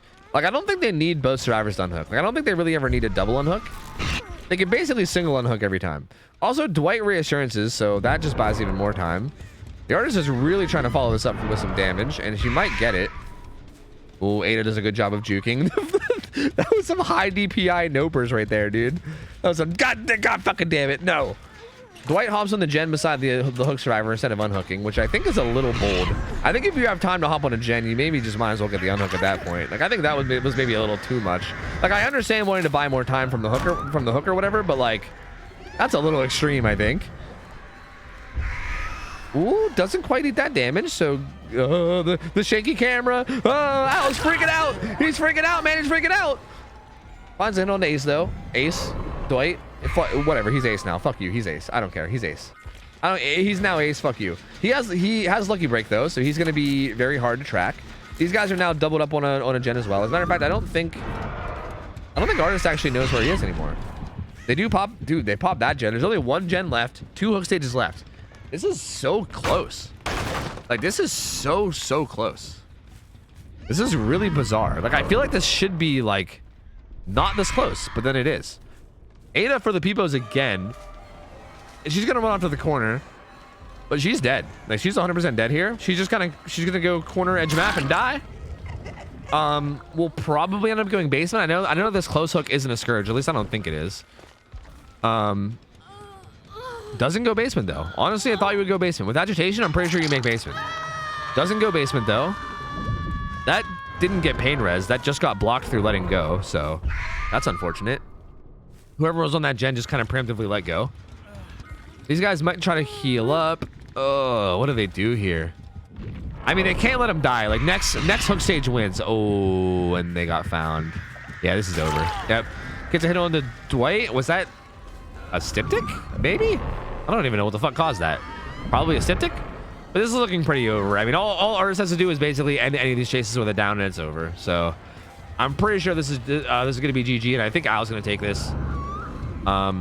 Unless, like, it's not 100%. I mean, there could be like an Omega juicer chase, but I feel like unless, yeah, and they're actually coming back to secure this hook state now too. Yeah, right now, if Al wants to, they can just face camp this hook, and it's basically GG. Because anybody that tries to come to unhook or even reassurance will get downed. Like, if you want to just face camp this hook, it's over. They have to unhook this guy. They can't let him die or else they lose. But if they try to unhook when they're both injured, they'll just die. And yeah, I don't think they're going to make it. Dwight tried to make it the reassurance, but he couldn't. And yep, that's it. That's hook number 9. That's GG. And there you go. Al takes the win. That's the win for Al. This was a weird game, man. This was a weird game. Again, I think early game there was a lot of mistakes, a lot of like weird decisions, like just like the pinhead game that we just casted. Ooh, that was kind of fancy. Oh, I see. That was kind of fancy. Okay. That was kind of fancy. Anyway, early game there was definitely some decision making from both sides. Like the killer not taking that first survivor basement, I was like, what? But then they took next survivor basement, which made it all better. And I think the survivors made a little bit of questionable plays as well in like the early to mid game with how they handled things too. But overall, I would say this game was mostly just really good artist play. I think Al just was really solid at like landing the crows. I think that like double crow hit coming out of basement was fucking sick. I think that was the first time I've ever actually seen that. I didn't even know you could fit 2 crows and get two different damages there, but apparently you can. So that was really cool. And overall, just kind of landed snipes really, really well. Like, just did a really good job of like getting the like swarm with the follow-up snipe. Just executed that really, really, really well. Just really good RS player. Like, again, I think there was a couple macro decisions early game that were a little questionable, but outside of that, just fucking super solid play. Like, super solid play from Al. And again, this stage of the game doesn't even matter. Like, Ace might end up getting out. I'm still calling him Ace. Dwight might get out through an exit gate, but even if he does... Oh, wait, he has a key. He's actually going to get out through hatch. Yeah, he's going to get out through hatch, but it doesn't matter because it's already over. Wait, is he gonna get out through hatch? He's gotta sneak it. He's gotta sneak it. Hold on, he's gotta sneak it. I don't know why I'm like so like my brain is just convinced that he's an ace. I don't know what it is. I don't know what it is about like sometimes my brain just gets convinced on things. I remember I was calling I think it was like an Ada or like a Michaela. I was calling some survivor Rebecca a bunch the like other day. It was like last scrim. And then for some reason today, this ace or sorry, this Dwight, even trying to give the example, this Dwight is an ace to me. And I just can't get over it. Ace is just on my brain. It's just on my brain. I just can't get him out. But GG's. Well played. Al played that really well. Good try for the survivors. Yeah, we'll have to go next and get another team of survivors for this artist to go against and see if they can do a better job. So well played. Well played. Well played. Well played. We'll keep them around. We'll rotate out the survivors, get a new team in, and I'll also pay out you guys' gamba. I will pay out your gamba. He's on your brain? Yeah, maybe. Either that or maybe there's like a tumor on my brain. I don't know. It's either Ace or a tumor. Or maybe it's a tumor named Ace. I don't know. Because, bro, I'm telling you, my brain, my speech, my shit's been fucking up, dude. I should probably go get checked. Who won? It was the killer. Yes, killer. There you go. Bam. Let me give you guys a new one. I don't know who the survivor team is, so feel free to take your time with gambling. It's gonna be a 5-minute gamba, so feel free to take your time. I don't know what survivor team is coming in. Don't say that. I mean, I'm saying that because it's actually something I think about sometimes. Okay, here's a little known fact about me. You guys might not know. I'm actually a little bit of a, what do you call it? A hypochondriac or whatever the fuck. The people that always think there's something wrong with them. I'm like that, dude. I don't know why. I'm always like convinced there's some fucked up shit going on with me. Always. I'm like, dude, I've been like really forgetful lately, and my brain, like I probably got fucking brain cancer, dude. I'm gonna die. I'm dead within the next like 5 years for sure. Like I'm a goner. I'm a fucking goner for sure. Like that's the way my brain works. I have to constantly like fight my brain to like convince myself like, Tofu, shut up. You're probably not dying. Shut up. Like probably. You're probably fine. Like shut up. Like God, I'm so bad at that shit, dude. I'm so fucking bad at that shit. I do that kind of shit all the time. So I joke about it as a way to cope. Okay, so just know that me joking about it is my way of coping. Anyway, I gotta hold this lobby hostage and play some ads. This team, before I play the ads, just so you guys can get an idea behind gambling, I don't know this team at all. This is Genique Survivors? Apparently, I don't think we've ever seen the Survivor team play. So you know what? I actually can't give you guys any insight, so never mind. I'm just gonna play ads. Gamba however you want. You guys saw how the artist played. The artist was pretty good. I don't think we've ever seen the Survivor team play, so they might be gods, they might be potatoes, we don't know. But I'm gonna play some ads. Feel free to get your Gamba in. And yeah. Is it spider eggs in your ear? Maybe. Maybe. I don't think that makes you a hypochondriac. That just sounds like anxiety. Well, maybe. I don't know. Possibly. I mean, I do think I have a lot of like anxiety with like other things in life or whatever, but I don't know. It feels like I don't get anxious about a lot of things. It feels like it's like just that. So, well, not just that, but. What if you are? What, dying? Well, then I guess it was nice knowing you guys. It was nice knowing you guys. It was a good ride. It was a good ride, boys. It was a good ride, you know? Me thinking I'm having a stroke when I feel a little bit uneasy. See, I don't ever think that there's like something actively happening. Like I'm not like, oh God, am I actively having a heart attack or actively having a stroke? Mine's more like there's something dormant in my body that's slowly killing me. You know, that's how mine works. It's never like, oh God, there's like a severe event happening right now. It's like, no, there's like something slowly creeping on me that like I should go get checked, but then I'm gonna not get it checked, and then I'm gonna regret it later when I find out that I have 2 months to live. You know, like that's how my brain works. You know, But then sometimes I'm like, well, fuck it, I should go get myself checked, and then I do, and then the doctor's always like, yeah, you're fine, like you're 100% fine. I don't know why you're thinking something's wrong, like you're totally fine. And I'm like, fuck, I should have just why was I being so paranoid? I'm fine. Like that, it feels like I go through that cycle like every day. I feel like, not every day, but like all the time. Like I've gone through that same exact cycle like so many times. It's a struggle, dude. It's a struggle. It's a struggle out here, boys. Well, there is. It's called old age. That's a good point. I mean, eventually I'm gonna die, right? Like we're all gonna die. That's probably a good point. I mean, eventually I'm gonna hit an age where like something's gonna happen, right? Like something's bound to happen at some point, and your boy's gonna kick the bucket eventually. But I think I should be okay for a while, hopefully. Like I would hope, anyway. I launched a Dwight in a tree. Good job, man. Good job. Proud of you. Proud of you, dude. You're doing great. You're doing great things. Keep it up, man. Sounds like you might need to wear those damn glasses. Ugh, but they're so uncomfortable, man. Like I can see them in my peripherals all the fucking time, and I hate it, dude. I hate it. It drives me nuts.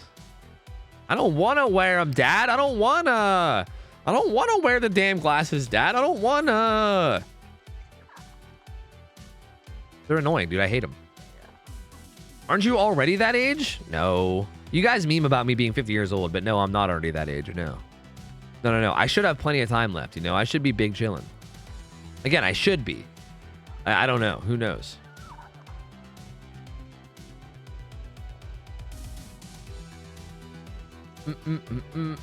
Get different frames? I don't know if any frames matter. I think I just need to like, what I need to do is I need to just start wearing them and then get used to it. Right now, they're all dirty. They just feel so uncomfortable. Like, I don't know. Like, it's one of those things where I'm just not used to like having the frames in my peripherals. And I think no matter what frames I have, there's always going to be something in my peripherals. You know what I mean? So I think no matter what, I'm going to see it. And it's going to bother me. LASIK. Yeah, that sounds really cheap and easy. Let's do that. Okay. Ads are over. Tofu, we're potatoes, by the way. I don't believe you. Whoa, I'm wearing my glasses and everything right now is so clear. I should wear these things more, dude. What the fuck? Everything is so clear. I gotta clean them, though. Everything is so clear, even with them being dirty. Shit, can I, like, clean them with, like... Is it, like, weird to, like, just, like, lick my finger and then rub them down? Is that gross and weird? I want to take them up to the sink, but the sink is so far away. You know what I mean? Don't do that. Would that just make it worse? I can't spit shine them? So, like, you're trying to tell me that I shouldn't spit shine them. That's what you're telling me.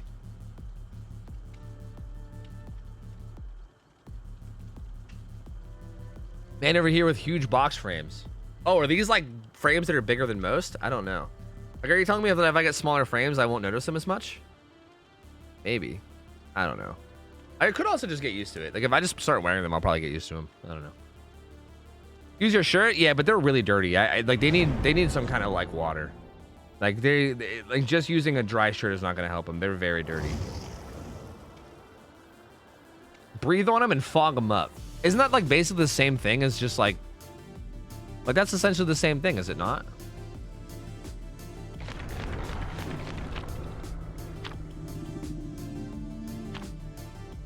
Piss shine them. That's a good idea. It's less gross. Okay. Do you prefer Popeyes or KFC? I've literally never had Popeyes before. So I guess KFC. KFC is the only one I've had, so I guess I'll go with KFC. I suppose. But that's just because I've never had Popeyes, so I have no idea how it is. Kilo, what's up, man? All right. Is the prediction ended? Yes. Good. All right. We'll see how this game goes. Al was playing a pretty mean artist today, so this should be interesting. I'm very curious to see how this match goes. That last game was pretty well played, man. Like, he did pretty goddamn good. So I'm excited. I'm curious to see how this goes. I'm curious to see if he goes to the same build too. I mean, that build was a bit weird. Okay. All right. Different build. For sure. Definitely a different build. I don't know what to expect of these survivors. I have no idea how good or bad they are. Like, again, I have no idea what to expect. So we'll see. But the add-ons are the same. Basically, just you see the birds. For like basically people take an extra half a second to get rid of the birds when they're swarmed, and also like how you can see this aura lasts a little bit longer in terms of how long you can see it, which means it's a little bit easier to get the follow-up snipes. That being said, this Adam didn't take off his birds yet, and he's kind of just running around like a psycho, and now he gets hit. It looks like he might get the old 1-2 punch, but he got stuck, so he might not get the 1-2 punch, but he's gonna zone out the pallet, so he's gonna die anyway. He's gonna have to be back in this corner. He's not gonna make it anywhere. He's gonna have to go edge map. He's gonna die. Oh, not like these. Oh, dead hard. Oh, base of dead hard. Down he goes.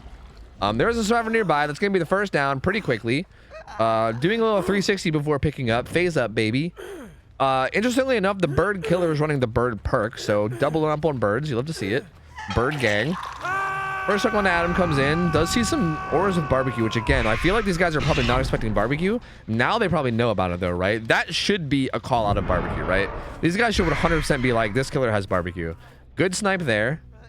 No one's really looking to dodge the snipes, which is interesting. Like, I feel like these are good snipes, don't get me wrong, but I also feel like the survivors could be doing more to like look for them, you know? Like he was looking for that one, but I feel like you could be looking for the other ones too, right? But again, another really quick down. Just super well played by Al. Zoning out that pallet at cow tree and basically putting the survivor in a tough spot where he has to either throw the pallet and then die to the crow, or not throw the pallet and then die to you. So, just really well played. Checking on his totem real quick. There's nobody there. He has one stack of it. Sends a crow at nothing, I guess? They do pop a gen and activate deadlock.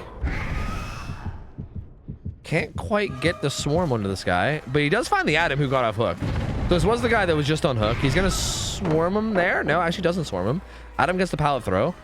Second stat comes in. Adam doing a really good job of not getting hit by these birds right here. Playing this pallet really fucking well. Doing a really good job of baiting and just not getting hit. Might get this window vault. Doesn't actually go for it. He's gonna get hit here. Tries the corner tag. Doesn't work. He's gonna run away. They heal up the guy that got unhooked as well. It looks like Artist wants to send a crow that way. I think maybe he was trying to protect the totem too, but I'm not 100%. Once they get a swarm on Adam, does get it. He's now swarmed. That's going to put him in a tough spot. I think if he wanted to throw that, he should have just thrown it. I don't like the way Adam played that. If he wanted to throw a Shack Pallet, he should have just thrown it and then kept running. I think like stalling it out like that's just kind of not a good idea because that just lets the Artist zone you. But again, Al, to be fair, is playing pretty much... I don't want to say perfect because perfect is a little like that's a kind of a high standard. Playing really solid artist play, right? I mean, any mistakes that survivors are making in chase, he's taking advantage of it like perfectly. So there's another hook onto Adam. That's going to be his second. And also, if he gets far enough away, this could be where it activates. This could be where it starts to get going. Looks like he might want to. Oh, he sees a survivor here. Swarms him. Guess he had one hit on him, and he's still swarmed too. So he can now follow up with birds as well. Oh, is he gonna do the shotgun? Nope. Yes. Nope. Doesn't get the down. Oh, the unhook comes in. Devour Hope is now activated. I don't know. Still 3 gens left.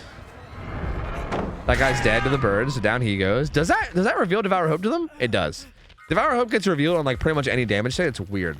But I think there's like one kind of damage state that doesn't reveal it, but I can't remember what it is. It's really weird. I don't know, like Devour Hope getting revealed is like the weirdest thing because like sometimes it gets revealed. Like I can't remember what it is. It's like I'm sure somebody probably knows. There's like certain kinds of ways where you can take damage where it might not get revealed, but I don't know what it is. Like I think Plague Puke maybe making you injured doesn't reveal it, but I don't know if that counts. Like I thought there was like a direct damage type thing that doesn't reveal it, but I'm not sure. Either way, it gets revealed there, so now they know about Devour, which they know about it, but what are they going to do about it? This guy is hooked kind of close to it. Yeah, I mean, the artist is basically... Ooh, gets that snipe, too. I didn't even really see where that was. But Nancy got sniped right there and took damage. Who fucking knows even where? She got shit on for like across the map. And at this stage, I don't think you even try to get 5 stacks. I think you just are happy with the 3 stacks.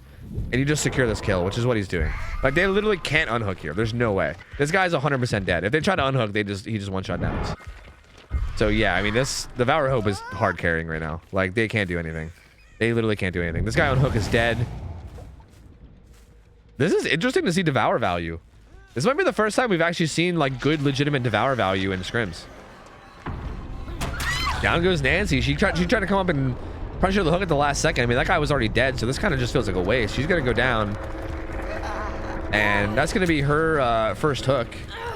So she's not gonna be a fresh hook too, with Devour in play, and also they still don't know where Devour is. So this is not looking good. Not looking good, man. 3 hook stages away from winning at this stage. Does see a Nora with barbecue. Saw they kind of ran to the right. Wants to check on his totem again. No one there. Huh. Adam's still doing this gen way across the map. Claudette's kind of hovering nearby. But again, like, the fact that she'll get one shot down is... Ooh, she's... Blind? Fu blind? Tofu blind? Don't worry, though. The crows are snitching. The crows are out here snitching. The unhook does come in. But again, like... You're just not going to get away, though. Like, you're going to go down and you're just gonna cycle unhook. So now Claudette will get hooked. Is Claudette also a fresh hook? So now Claudette, it's going to be Claudette's turn. It's going to be Claudette's turn to get hooked now. So she's going to be sitting on hook. And they really need to find Devour. I mean, if they don't find Devour, there's really no way they win this at this point. Because especially now that Claudette's on hook and she's worth 3 hook stages, like, you need to find Devour if you want to win this. Oh, the snipe? Doesn't get it.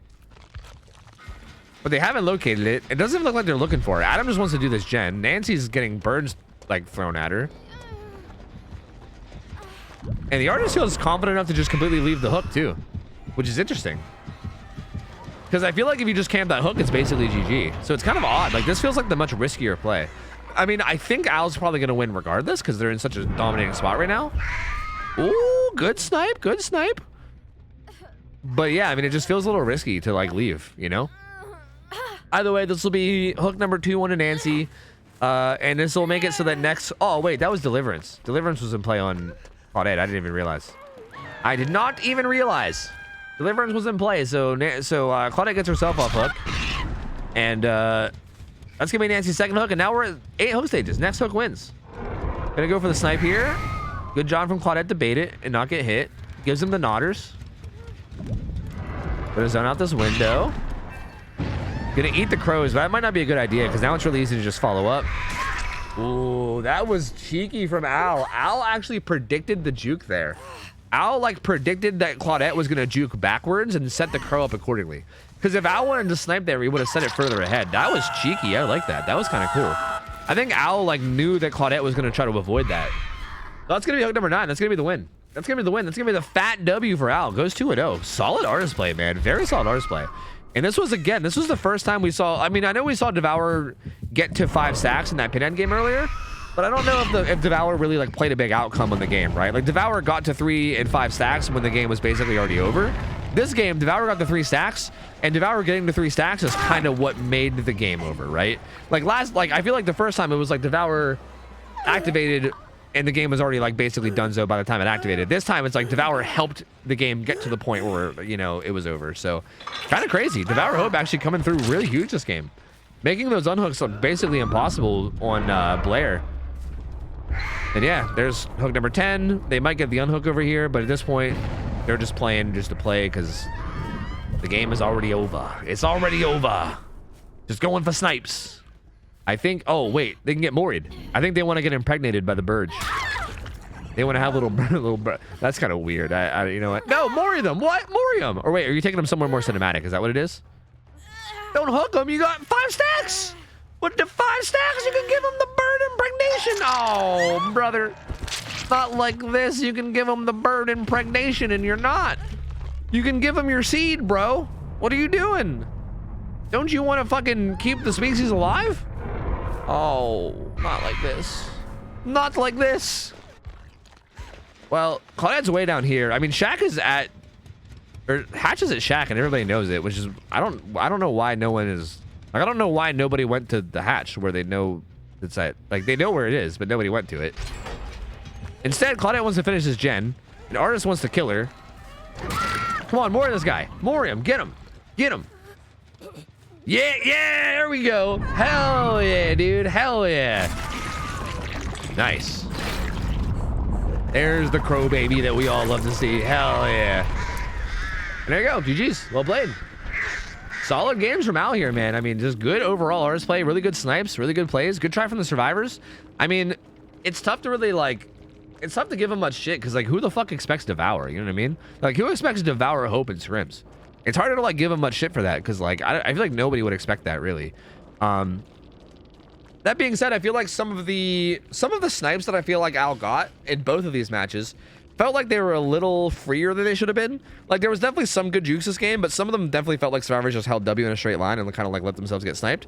So I do think that chases could have been played a little bit better, but that's also just being nitpicky. I mean, I do think they played overall pretty solid. Al just played more solid, so what are you going to do? GG's, well played, good try, and we're going to rotate out everybody. We're going to get a new killer, new survivors, new everybody. Good 2-0 from the homie Al, though. Solid fucking artist player. You'll love to see it. You'll love to see it. Good artist plays, man. Very, very good plays. Where are we going now? Where are we going to now? Oh, also, I can give you guys your payout. That's right. That's right. That's right. That's right. There you go. Bam, bam, bam. GG's. I was the bird alert for Crow's perk. Dude, nice. You carried, dude. Let's go. You carried hard. We all saw it. Well played, man. Well played.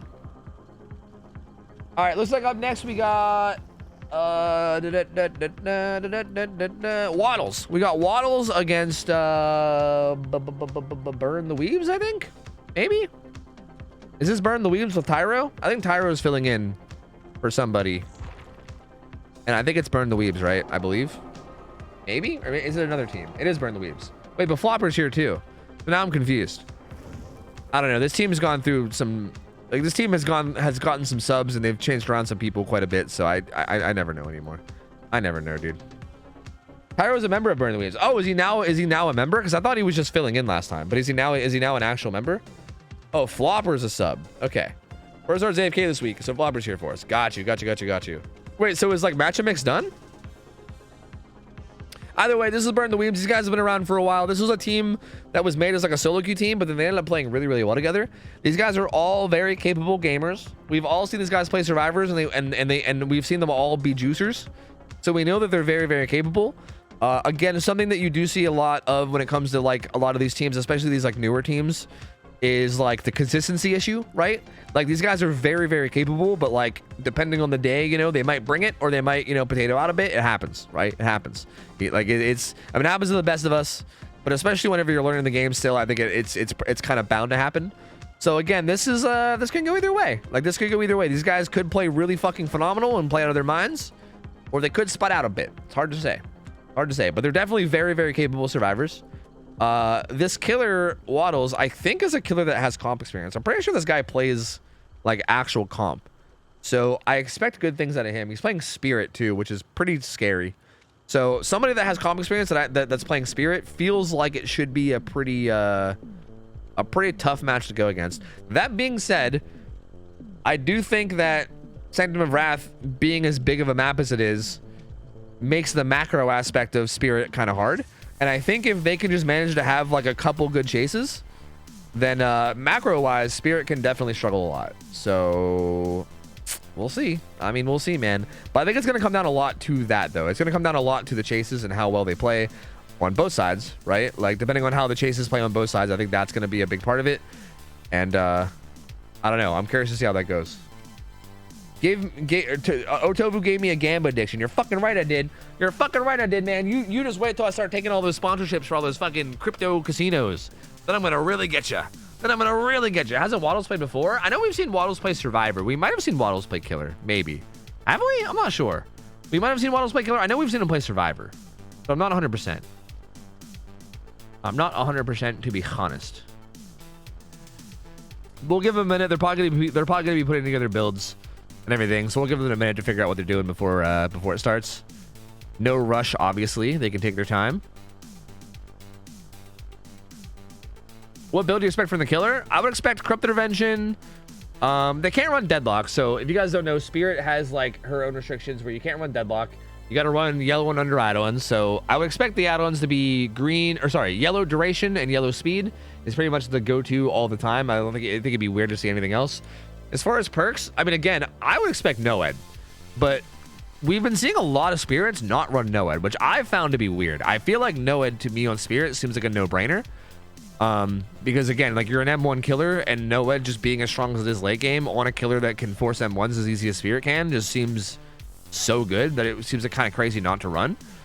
So I would expect Noed, and then probably just like Call of Brian Pop maybe. Like Call of Brian Pop's a good combo too, but you never know. I mean, sometimes you see some interesting spicy stuff. So really hard to say, man. Really hard to say. Like there's a lot of options because we have things like Deadlock banned, and because there's like a lot of like global bans.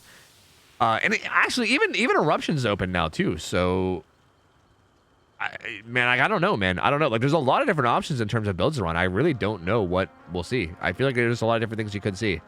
If I had to take a guess, like I mean, if I was playing Spirit, I'd probably run like Corrupt, Call of Brian, Pop, Noed or something. Is probably what I would run. But like, maybe they have a different idea. Maybe they have something else in mind. Who knows? Sloppy Butcher. Yeah, Sloppy's also really good on Spirit too. That's a good point. I didn't really think about that. Sloppy's also solid. So tough. Why is Deadlock banned on Spirit? Because Spirit's a pretty strong killer, and Deadlock's a pretty strong perk. So we banned it. So we motherfucking banned it. We banned that bad boy. I think after this game, I'm going to get some coffee. My cup runneth dry. Gift of Pain is a perk that I don't really know if it's good in comp. Like, Gift of Pain is only good if you're spreading a lot of hook stages around. And generally in like scrims and like scrims / comp setting, generally speaking, you don't really want to spread hooks a lot. You kind of want to like hard focus like one person, right? Like you want to hard focus one person and get them out and get them killed and then go from there. And I feel like you're kind of doing the opposite if you do like if you're on Gift of Pain, you're kind of doing the opposite of that, you know? Like I think Gift of Pain only works if you're like letting people get unhooked, letting them get healed, and ideally you don't do that. Like I feel like Gift of Pain is one of those perks that might get value after the tunnel. Like after you tunnel someone out and you end up in like a 3v1, then I guess Gift of Pain would be really solid. But I feel like it's probably more important to help you get that first guy out. You know what I mean? Like that probably feels like the better option. So Sloppy, I mean, I feel like Sloppy's just better. Like Sloppy just does like the same thing, but like to everyone all the time. So I feel like you might as well just run Sloppy in that case, you know? Fuck it. Fuck it. Let's get the coffee right now, but we're about to start. We're literally starting. I can't get the coffee right now. We're literally starting, man. We're about to go live, man. I can't do it, man. All right. All right. Here we go. So we'll take a look around. Looks like the Spirit is going to be running. Brutal Strength is interesting. So no Corrupt Intervention is pretty brave. No Noed, but double gen kick perks being Call of Brian and Nowhere to Hide, Brutal Strength, and Sloppy. I honestly don't hate it. I don't hate it. Kind of interesting. I mean, I do hate the lack of Corrupt Intervention, but if you can find a person quickly enough, then maybe it won't matter. Oh, and speaking of which, there's a person. That would be a person. Nia is in fact a person, and she gets found. So maybe it won't matter. We'll see how good they are at sniffing out people with hearing. Footsteps are very loud. Finds Orion. Gets a good opening hit. What's the gen progress looking like? I just want to see. Honestly, not much. I think they're going to want to double up on main gen, but like... Oh, the lucky break. I think she lost track of her. There's a lucky break. Shit, I think Orion gets away with lucky break. So never mind. Chase ends. But I think these guys are on main gen, and they're probably going to get chased off here. They might even get hit. Ooh, doesn't quite get hit there. He's going to kick this with Call of Brian. Nowhere to hide. Going to see auras. The slow vault from the Yui in the crowd. She's going to regret that. Oh, she's not going to regret that. She doesn't get hit. She also doesn't throw that pallet either. Grass moving. Oh, but she got far enough that it didn't matter. She should be using that pallet to the left. She's kind of not. She's just running outside of map. I guess I don't hate this either. She's kind of just running edge map. She might even make this pallet. Oh my God, she does make that pallet. Why do I feel like she shouldn't have made that pallet? I feel like she didn't have enough distance that she should have made that. That's interesting. Does get a Call of Brian proc on the main gen though. Gonna head back. Gonna kick it again. More Nowhere to Hide. Good start from the survivors thus far though. Finds Claudette running away with Nowhere to Hide. Gonna be chasing her, but again, no real major slowdown to gens yet. Assuming everybody's been working gens this whole time, there should be a lot of progress around the map. Sounds like there's some right here. What's the artist? Oh my God, she almost got grabbed. So the artist heard that gen progressing, goes over, gets a hit onto Orion. She does have lucky break, but Waddle's hurt. I heard that breathing too, yeah. Yui breathing really fucking loud in our left ear, getting some ASMR gameplay. Gets a hit onto her. Also gonna find a hit on a Claudette here. Getting a bunch of different hits. One gen does pop across the map. Actually, Claudette not getting hit. Kind of ended up having the perfect pathing to not get hit there. So Tilt gets away. Oh, gets a little lost in the sauce too. Oh man, this is a really good start for the survivors. No one down yet. Still. Waddle struggling to get anything going. These guys are healing up. They're gonna be no longer injured. No one's working any gens at the moment though, which is unfortunate. This is definitely a good chance to get a lot of gen progress done. So we'll see. Oh no, doesn't get that hit either. Oh no, Waddle's struggling. Claudette gonna get some more distance. He's gonna kick this with Claw Brian and nowhere to hide. Claudette trying to stealth, but kind of gets spotted. Okay, gonna get hit here. Oh no, Waddles, no! Waddles, not like this! Oh, brother! Okay, gets the hit there. Tilt gets hit there. He's gonna be injured. He does have... Oh, he does have Iron Roll, though. That might make it kind of hard. They're doubled up on main gen. The footsteps are very loud. Dead Hard comes in, but doesn't land. Doesn't really need to land. Mid gen gets done. That's huge. They need to get a gen done. They need to get a gen done on this side now. Is there a 4 gen on the side? Was that quick and quiet? It was quick and quiet. Nice. The Dead Hard Survivor actually doesn't have Decisive Strike, which is interesting. Usually that's what you'll see. I'm wondering if Waddles will expect that to be Decisive Strike or not. I'm not sure. I think there's a 4 gen on the side. Is there not? I think there's a 4 gen here. 1, 2. Yeah, there's a 4 gen here. That's pretty unfortunate. That is pretty unfortunate. So they got a good bit of gen progress done, but I don't know if they've recognized the 4 gen that's on that side or not. But if they haven't, that's a problem. They really need to deal with that. And Tilt, when he gets unhooked, he needs to get the fuck off this side. Like when Tilt does get unhooked eventually, he's got to book it way to the other side of the map. Like he's got to get way down there somewhere. Waddles is going to fake that way and then come back to hook. See, like I don't like this. I don't like this. I think he should literally even just eat a borrowed time hit and then just bolt way down there. Like way, way down there. Staying on this side is not going to do you any favors. Doesn't get hit there though. Doesn't have a pallet there either. Did he quick and quiet in the locker again? No. Okay, I thought he did. All right. Down he goes. Was that gen on this side? It was. Okay, so they did pop a gen on this side. So now the 4 gen is only a 3 gen, but it's still a 3 gen, right? It's still like a pretty tight 3 gen. So again, if Tilt gets unhooked, if he gets unhooked again from here, he needs to get the fuck away from the side of the map. He's got to get the fuck, like go down towards that gen, you know, get way down there somewhere. Like this little corner here has 3 gens that are really tight. And you got to make sure you get the fuck away from them when the unhook happens. Like get real far out. Ace sprint bursting away. Not in any immediate danger yet, but I think he's going to get hit here. He's getting really close to this hook. I don't know what his plan is. Does he want to unhook? He has Deliverance up. Huh. I'm not sure what his plan was. I think Reassurance came in on that hook, so that guy's going to be big chilling on hook for a little bit. A's going to get smacked. Yui's here too. Going to kick this gem with Call of Brian nowhere to hide. Sees auras of both of these guys. We don't know where the Nia is, but we see everybody else. Yui's going to get smacked right here too. Or not. Something about this Yui, dude. I feel like every time this Yui's getting chased, it's like she's barely out of swing range. Like I think that's like the 8th time that the spirits tried to hit that Yui and has just barely been short. I don't know what is going on there. It just keeps happening. Again, Tilt needs to get the fuck out of here.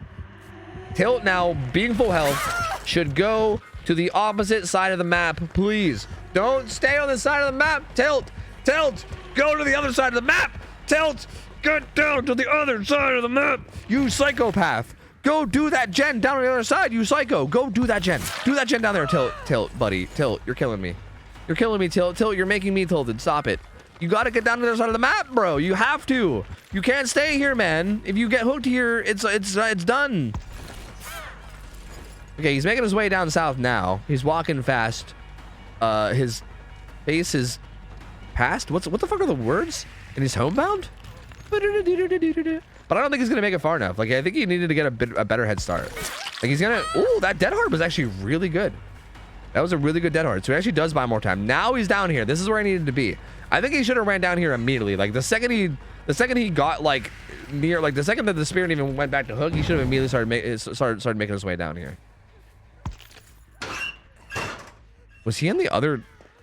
He was in the other locker. Down he goes. Actually, Nia's here too, weirdly enough.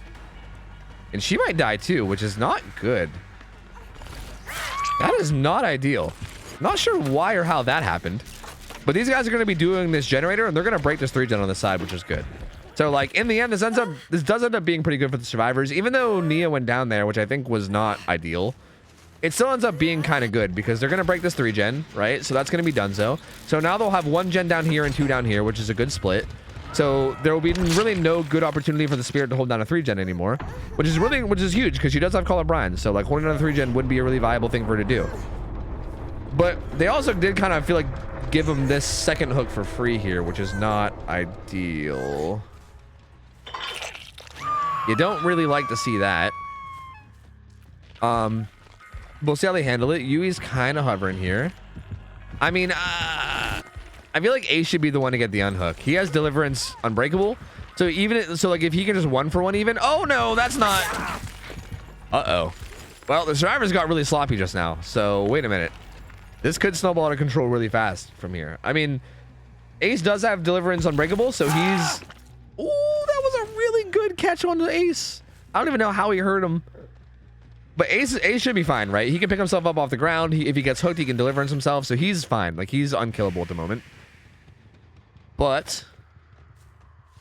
where's Yui? Did he see her? She's behind the hill on a gen. Oh, he's there. But Ace is going to be able to Unbreakable, and he might be able to get to the hook. He has Sprint Burst. Is he going to get there before Struggle, though? I don't think he will. I think Nia goes Struggle. And then also, Yui's going to get hooked, too. She's going to go Edge Map. She's going to get hooked, but I think that's going to be Struggle. Yeah, that's Struggle. Oh, that's so unfortunate. Man, this was looking really good for the survivors, but that play right there made it not so good. Now we're looking a little bit less good. 6 hook stages, three away from being win condition. That fucking... who was that? Yui was screaming forever right there. Holy hell. That was a long scream. Hill comes in onto Orion. I'm assuming they're just resetting each other behind this rock over here. Which looks like it's like... was that like this rock? Or was it the one over there? I think it was like that rock right there. If they get found healing, that's going to be really, really bad. But I don't think they are. I think they're fine. Well, we'll see what Nowhere to Hide has to say about it, though. Gonna look around with Nowhere to Hide. Doesn't see anything yet. Still nothing, still nothing, still nothing. Sees Ace. Okay. Good stun from Ace. Did Nia manage to slip out unseen? She's actually still here. Okay, she gonna slip out now. Oh, can't quite find Ace. Giving him the slip, but again, I think Yui's gonna go Struggle now too, because these guys took so long over here. Yeah, Yui's gonna go Struggle too. Man, dude, so it's 7 hook stages now, only 2 away from being game over. Like, I feel like that sloppy play that happened right after down goes Ace as well. That's such a shame. They were in such a good spot to win, but like, it was just a bit sloppy, and then like they both just got hit when that guy was on hook. And then it just, from there, it just was so hard to do anything. They had to like heal up, and then healing up took so long because of sloppy. Everybody went to Struggle. Oh man, it's brutal. Ace gets hooked in basement. He has Deliverance, so it's really not that bad, honestly. These guys are probably going to do up, yeah, I was going to say, they're probably just going to duo up on a gen. They have Prove Thyself and they're full health, so there's really nothing, there's really no reason for them to do anything other than just duo up on a gen. But next hook stage is GG, so this is tough. Ace can Deliverance right now if he wants. Like, once they see that Spirit's coming over, they'll probably tell Ace to Deliverance. So probably like right about nowish. They're gonna be like, oh, Terror Radius, you can go ahead and Deliverance. He'll probably Deliverance, and he is. He's gonna pull himself off the hook. But yeah, again, I think it's too little too late. Cause next hook stage is GG. So like, assuming is this Spirit just gets that down at any point, which it looks like she might get one right here. Ooh, again, this Yui is just like fucking Matrix, bro. Like, I don't, like, every swing just seems to miss her just by a little bit. And down she goes, and yeah, it's gonna be it. That's gonna be hook number 9. That's such a shame, man, because this was a close. This was close. This was really, really close. This was super close. Well played by both sides. I feel like, again, the survivors could have had this. Like, they were doing a really good job. I think, like, Tilt going to the other side of the map was good. I think there was a little bit of miscommunication because Tilt ended up running the Spirit right to where Orion was doing a gen and injured, which was obviously not ideal. Because Tilt went down and then Orion went down immediately afterwards. So Tilt died, and then Spirit had another hook to follow it up with immediately, which was obviously that wasn't good. But even that situation wasn't terrible. But then after that, the two survivors both got hit on their way across the map. And that's what kind of ended the game. It was like the mix of both of those, right? Like Tilt leading the killer to an injured survivor on a gen, mixed with the two survivors both getting injured on their way towards the unhook. Just kind of snowballed this out of control. And to Waddle's credit, he did a really good job of taking advantage of that, right? He did a really good job of like holding down that middle map, trying to like find both survivors on their way over. He knew that they were both there, doubled up on a gen. So like to his credit, he did a really good job of taking advantage of the position he was in, and like kind of forcing them into, or I should say baiting them into making that mistake and then taking advantage of it. So well played. He honestly got off to he was a really sloppy early game. Sloppy. Get it? Because it's one of his perks. Anyway, it was a really rough early game for Spirit, honestly. Like he was struggling to get going. He wasn't really getting a lot of hits, a lot of downs. Like they got a lot of gens done before the downs came in. The tunnel out took a while. Like it was looking kind of rough early game. And he really managed to bring it back, which is good. I mean, that's really what it boils down to, right? Like all it boils down to is like, it takes like a couple mistakes here and there, and that's all it takes. And if the killer takes advantage of it in the right way, it could just all go out of control there. And Waddles did a really good job of this game. And good try from the survivors. Really, really close match. But Waddles is going to stick around. We're going to keep him as Spirit, and we're going to rotate out the survivor team, get a new team in, and see what they can do. But hey, GG's. Fucking close match, dude. Really close match. Super close one that game. Let me pay out. Bam, killer, bam, bam. There you go. And I'm just going to give you a new one right away, but I don't know who the survivor team is going to be. So here you go. I'll give you the new one, but you might not want to bet. Oh, it's Rogue. Okay. Rogue is the survivor team. Rogue, if I'm not mistaken, is a comp team, right? Pretty sure this is one of those comp teams that we have. I mean, they have the one word name thing. So, it seems pretty likely. Seems decently likely. I think they're a comp team. I think they're like a solid comp team, if I'm not mistaken. I don't know 100%, so don't take me as that for facts. But I think they're like an experienced comp team. So they should know what they're doing for the most part. So decently high hopes for them there. I need to get coffee though. I gotta get some motherfucking coffee, man. That's what I need. That's what I need. I need some coffee in my life. So I'm gonna hold this lobby hostage. I'm gonna switch to killer. Let me go to who is it? Spirit. Where is she? Where is she? Where is she, man? There she is. So I'm gonna hold this lobby hostage with Spirit. And yeah, you guys can gamble it up. Yeah. We've seen these guys play. These guys are definitely a solid team. These guys are definitely a very, very solid team. We've seen them play in the past. These guys definitely do a pretty good job. So this should be a good one because Waddles, I think, is a pretty good killer as well. And again, Spirit being a pretty strong killer means that I don't know how the fuck this is gonna go. This could go any which way. I have no idea. Yo, Cinnabon, thank you for the 9 months. Welcome back. Light Blue Bus, thank you for the 6 months, man. Welcome back. Who did the whole Tyro copy pasta, which I'm not gonna read right now because I gotta go get coffee. I'll be back, guys. BRB. Let me put up the thing. Where is it? Where's the thing? Bam. The E is already there. You'll love to see it. I'm gonna run some ads. I'll be back, guys. BRB. BRB. 1 second. I will be right back. 1 sec.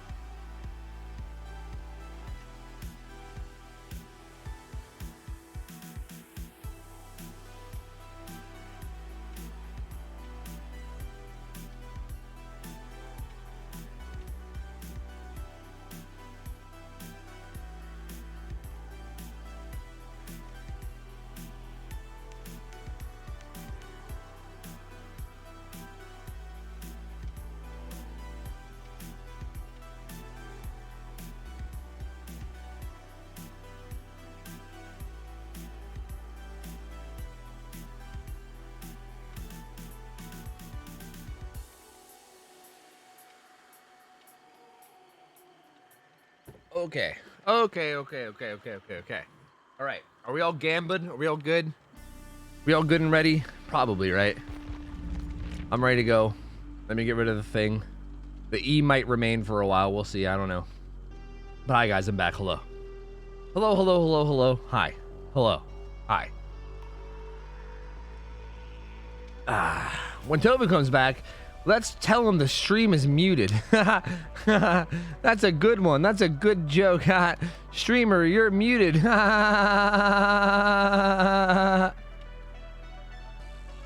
Why bitch about the E after everything I do for you? Who, me? Or someone else? Because I didn't bitch about the E. I love the E. The E's great.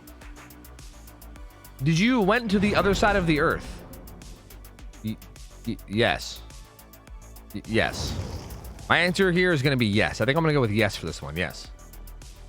Yes. Yes, I did went to the other side of the earth. Yes. What did they give your co-caster E tonight? You think their analysis is on point? Oh, yeah, dude. E, but I mean, E always brings it. E's always got the top tier commentary, you know? E don't fuck around. E knows exactly what's going on, you know? All the time, no matter what. Worship the E, that's right. Worship the E. Bait the E. Bait the E? Bait them? Date them? Be the E. You, Tofu. What? Me? What are you talking about? I love the E. What do you mean? I'm not bitching about the E. I love the E. The E's great. Anyway, let's go. Let's see how this game goes. All right, this time, this build feels a little bit more like what I would expect. Like last build felt like a little bit spicy, like a little bit interesting, like a little bit like experimental. This build feels like more like what I feel like I would expect, you know? This is literally the exact build that I said I would bring, except instead of pop, it's sloppy, which is honestly probably what I would actually bring once I realized that sloppy existed. Like this feels like a really, probably the best build you could bring for Spirit, given our rules, I would say. And yeah, we're like seeing a whole different waddles this game because that was an incredibly fast down. That was an incredibly quick down. Corrupted Intervention almost didn't even matter this game. I feel like you could have just ditched Corrupted Intervention because that was fast as shit. So first down, very quick. And I mean, we'll see what happens after this. I don't know. They didn't get time to really get anything done from that, right? Like usually, like you want to get as much progress as you can on like this top mid-gen done, especially early if there's like a chase happening or a tunnel happening. But they had no time at all.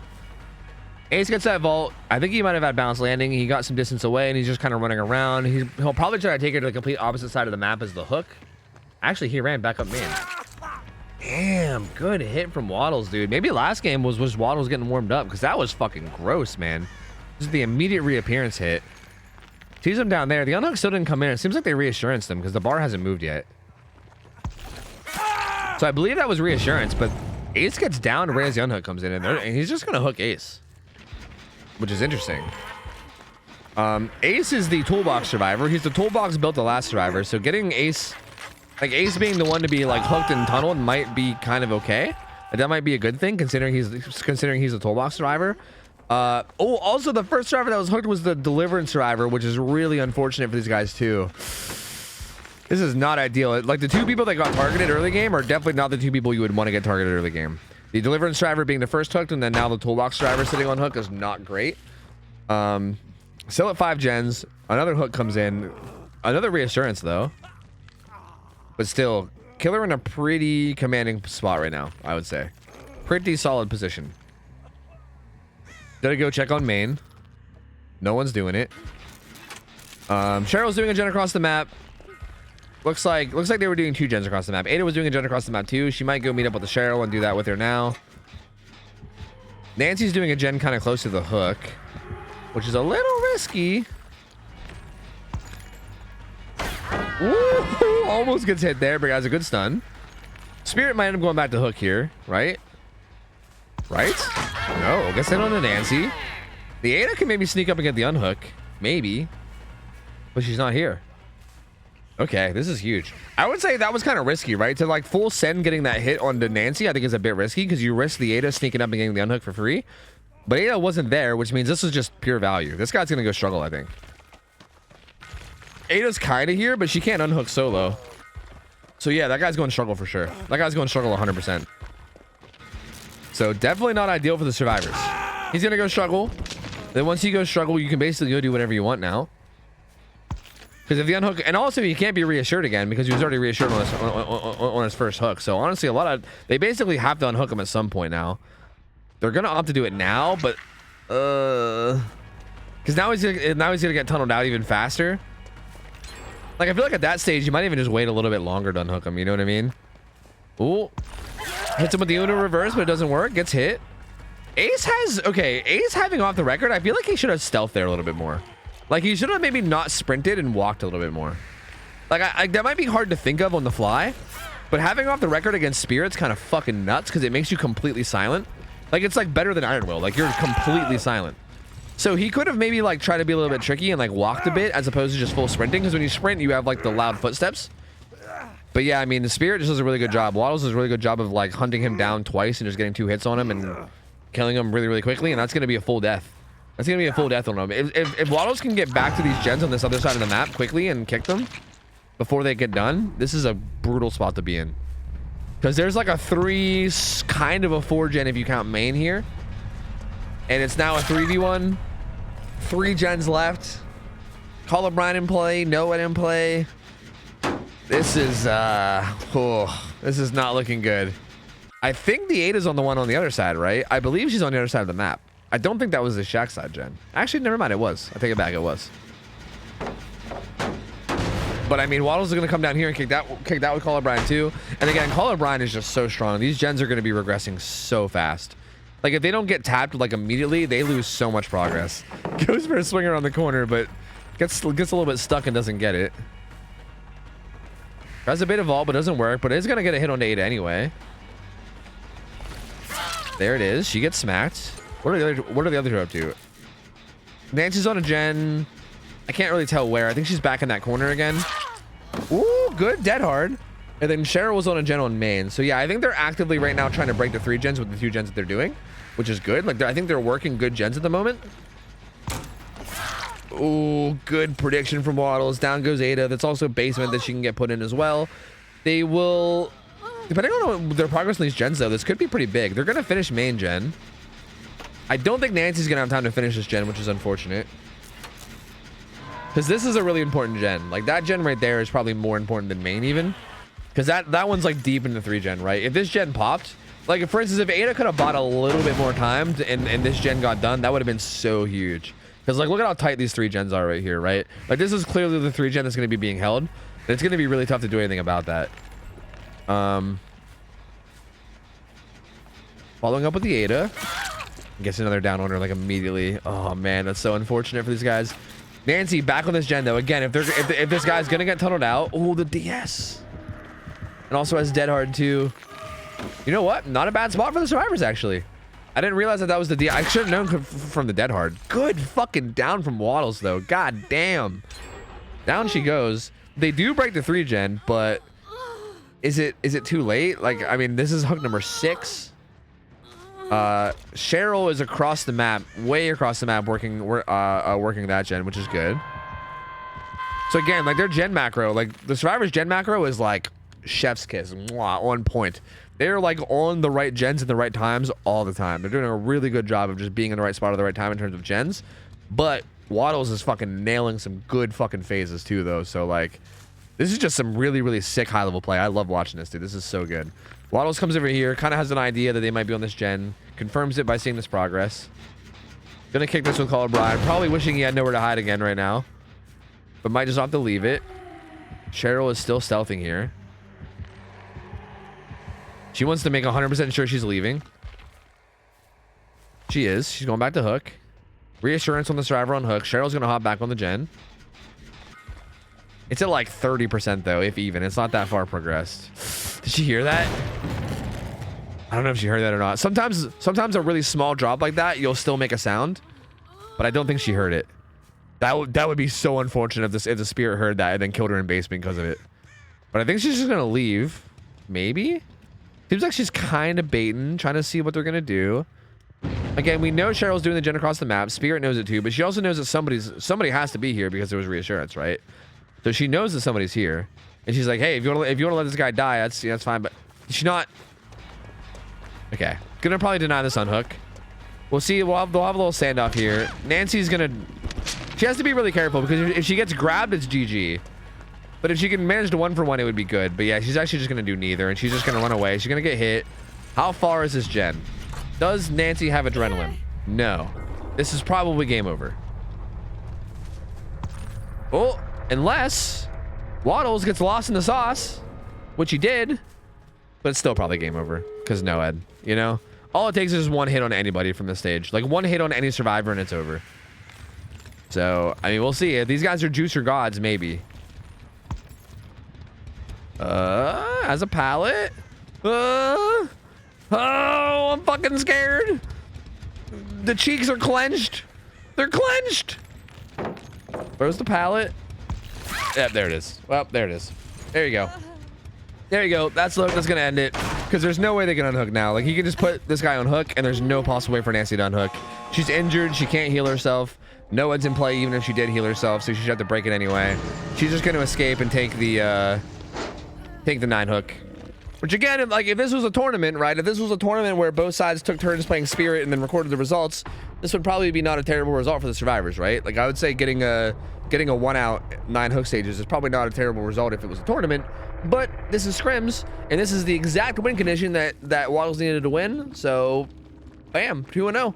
2-0 from Waddles. Dude, his phases, I don't know what happened. Like, I feel like first game, his phases felt a little bit shaky. I think maybe he was just warming up. I don't know. Like maybe the first game he was just warming up and he wasn't like quite warmed up on Spirit yet. Because I feel like his phases were a bit shaky. He was like not really appearing right on top of people. He was like going for swings and whiffing a lot. This game, he was on that shit. Like his phases this game were fucking gross, bro. Like the amount of times that he reappeared right on someone's face, like the baits he had with like window vaults and shit, they were just so good. Like overall, just fucking phenomenal phases. And again, good try from Rogue. They did a really, again, if it was a tournament where we had 2 teams going against each other, I would actually argue that this is a really good result. I think they did a really good job. It was unfortunate that they had the start that they had. I think they had a lot of people go down early, which was unfortunate. I think they had a better early game. This game could have been a better result. I think given the rough early game they had, I think they handled it really, really well. Their gen macro was like fucking chef's kiss, like perfect. But yeah, I mean, against a Spirit that's like nailing phases, it's just tough, man. Like, what can you do, right? Like, I'd say this result is... I'd say if I was them, I'd be happy with this result, even if it doesn't give them the win. I'd still say they played really fucking well. I think everyone in this game played out of their minds. That was just a really, really good game, honestly. Super solid game. Like, really well played from both sides. So GG's. We're gonna have to rotate both of these guys though, because the survivors lost and the killer one is second in a row. So we're gonna rotate them both out and bring in a new killer and a new team of survivors. And yeah, we'll see what happens next game. But GG's. Oh, also, I'll give you guys the payout here. Bam, bam, bam, bam, bam. There you go. Yeah, I have talked about the idea of doing like a tournament night, like one of these nights, where like we actually do have like teams sign up instead of people signing up as like just killer or survivor. It would be kind of neat, right? Instead of having like the 9 hook win condition, having like the actual like compare the results from one side to the other type win condition would be really cool. The problem with that though is I just don't know how to do it. Like I don't know how to do it in a way where like I don't know. Like, I would ideally want to do it. I don't know. I just don't know how to do it. I don't know how to do it because, like, I feel like if we do just, like, hey, anyone can come sign up and play in the tournament, then obviously we're going to get just, like, comp teams come and just shit on everybody, right? Which maybe isn't a bad thing. Like, I don't know. Like, maybe that's fine. I don't know. Again, my, like, ideal scenario, and this is something I've been talking about for, like, a long time, and you guys are probably sick of me talking about it, but my, like, perfect ideal scenario was basically getting, like, people with competitive experience to come in and then have them like some kind of like a draft or something where like teams are made and like half the team is people that have competitive experience and know what they're doing and like, you know, already have a really big foot in the door in terms of like knowing the meta and knowing how to do things and how to handle situations. And then the other half are people that are like getting into comp that like want to learn. That way it's more of like a teaching thing, right? It's more of like a mentor type tournament type thing where like it's more about like teaching people. And like that was an idea I've had for a while, but we never ended up actually like going through with it or like finding a format that works. It's just like it's a tough thing to organize, you know? But I would like to do something like that, right? I would like to have some kind of like a, just like not like a super huge tournament, but just like a little mini like one-day tournament, you know? Maybe just like 8 teams or something and just do like a little mini tournament, nothing like huge.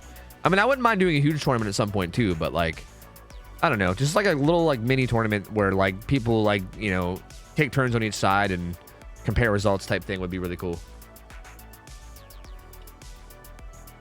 If you're wondering, me and Angry Shio will not be playing today because we are traveling. Oh shit, where are you going? Are you going somewhere cool? Because fucking poggers. Oh, is this OhTofu's waifus? Oh shit, half the waifus are missing, bro.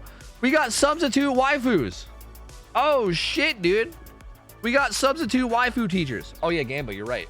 You're right. Let me give you a Gamba. So this killer is playing Trickster. And I think Trickster got a new map, right? Trickster's on Wrecker's Yard now. Trickster was kind of wrecking shit on Wrecker's Yard. We saw Trickster play last week, and they did really well. Like, they kind of fucked some shit up. Like, they did really, really good. Wait, was it Wrecker's Yard or was it a different map? Wait, hold on. Maybe it wasn't Wrecker's Yard. Wait a minute. Before you Gamba for it being on Wrecker's Yard, maybe it wasn't. Or was it? We're heading to Georgia? Are you the devil? Like, Georgia the state, right? What map is Trickster on? Is it Wrecker's Yard? If you think my blood is good, wait till you see my Megan. Bro, no Megans are good. Don't lie to me. No Meg players are good. Don't fucking come in here saying that shit, Array, okay? You're not gonna fool me, man. You're not gonna fool me. I know that every Meg player is bad. You're not gonna trick me, all right? Good try. Good try, buddy. Good try. Nice try, bucko. I ain't falling for it. Trickster is played on, yeah, Wrecker's Yard. Wow, we put him on Wrecker's Yard. That's crazy. I'm surprised we did that. That's some psycho shit. Was that my idea? Was that my idea? Is Past Tofu a psycho? I feel like Wrecker's Yard is a hella dangerous map for Trickster. Because, like, Basement is really dangerous for Trickster, right? Like, Basement and Trickster together is a really fucking dangerous combo. And the fact that it's always in the center of the map is a little bit screwy. This should be interesting. I don't know. I mean, Trickster also can just play a lot of the tiles in Wrecker's Yard pretty well, but Trickster's also kind of a dog shit killer. So maybe it's good that he has a strong map. We'll see. OhTofu's waifus have been playing really, really well lately. These guys, I feel like, just to be blunt and honest, they played a bit sloppy for like their first like few weeks of playing, and like they definitely like made a lot of mistakes. But like really recently, within the past like few weeks, these guys have like stepped their game up, and they've been fucking going hard. Like the last few weeks, OhTofu's waifus have been not fucking around. They've been going ham. Like, we've been seeing them play really, really well lately. And I probably just jinxed them. And now they're probably going to play like potatoes. But regardless, I don't even care. I just want to recognize how much they've improved and how good they've been playing lately. Because they've been doing a really, really good job lately of just like, I mean, like, honestly, like, I've been like really impressed. Like, I feel like they've like usually it's like minor step ups, right? Like, it's like you see teams like minorly improve each week or whatever. These guys randomly just like went to like just fucking cranked it to 11 in like 1 or 2 weeks randomly, and I don't know how or why. I don't know what happened with them, but they like started taking like fucking competitive DVD steroids or some shit. I don't know what the fuck happened, but like they really started stepping it up in the past like few weeks, and they have been playing really well. And again, I'm sure I'm jinxing them right now, but yeah, we'll see. I have pretty high hopes for him. And the killer, Blair, we saw Blair play earlier on a Survivor team, but we've not seen them outside of that Survivor game, so I don't know how they are on killer. Like, we saw them play Survivor. They seemed like they were good survivors, right? They played against the artist, and they seemed like good survivors, but I don't know anything. I mean, we haven't seen them play killer, so I have no idea what to make of the killer player. Not really sure. Not really sure. Stop jinxing us, I know. I'm sorry, Slasher. I'm sorry. Yo, Allie, happy birthday. Yo, hope you're having a good day. Is it like your birthday is in like midnight? Like it just started? Because if so, I hope you end up having a good day then. Happy birthday, man. All right, I'm gonna shut off the prediction in a second. It's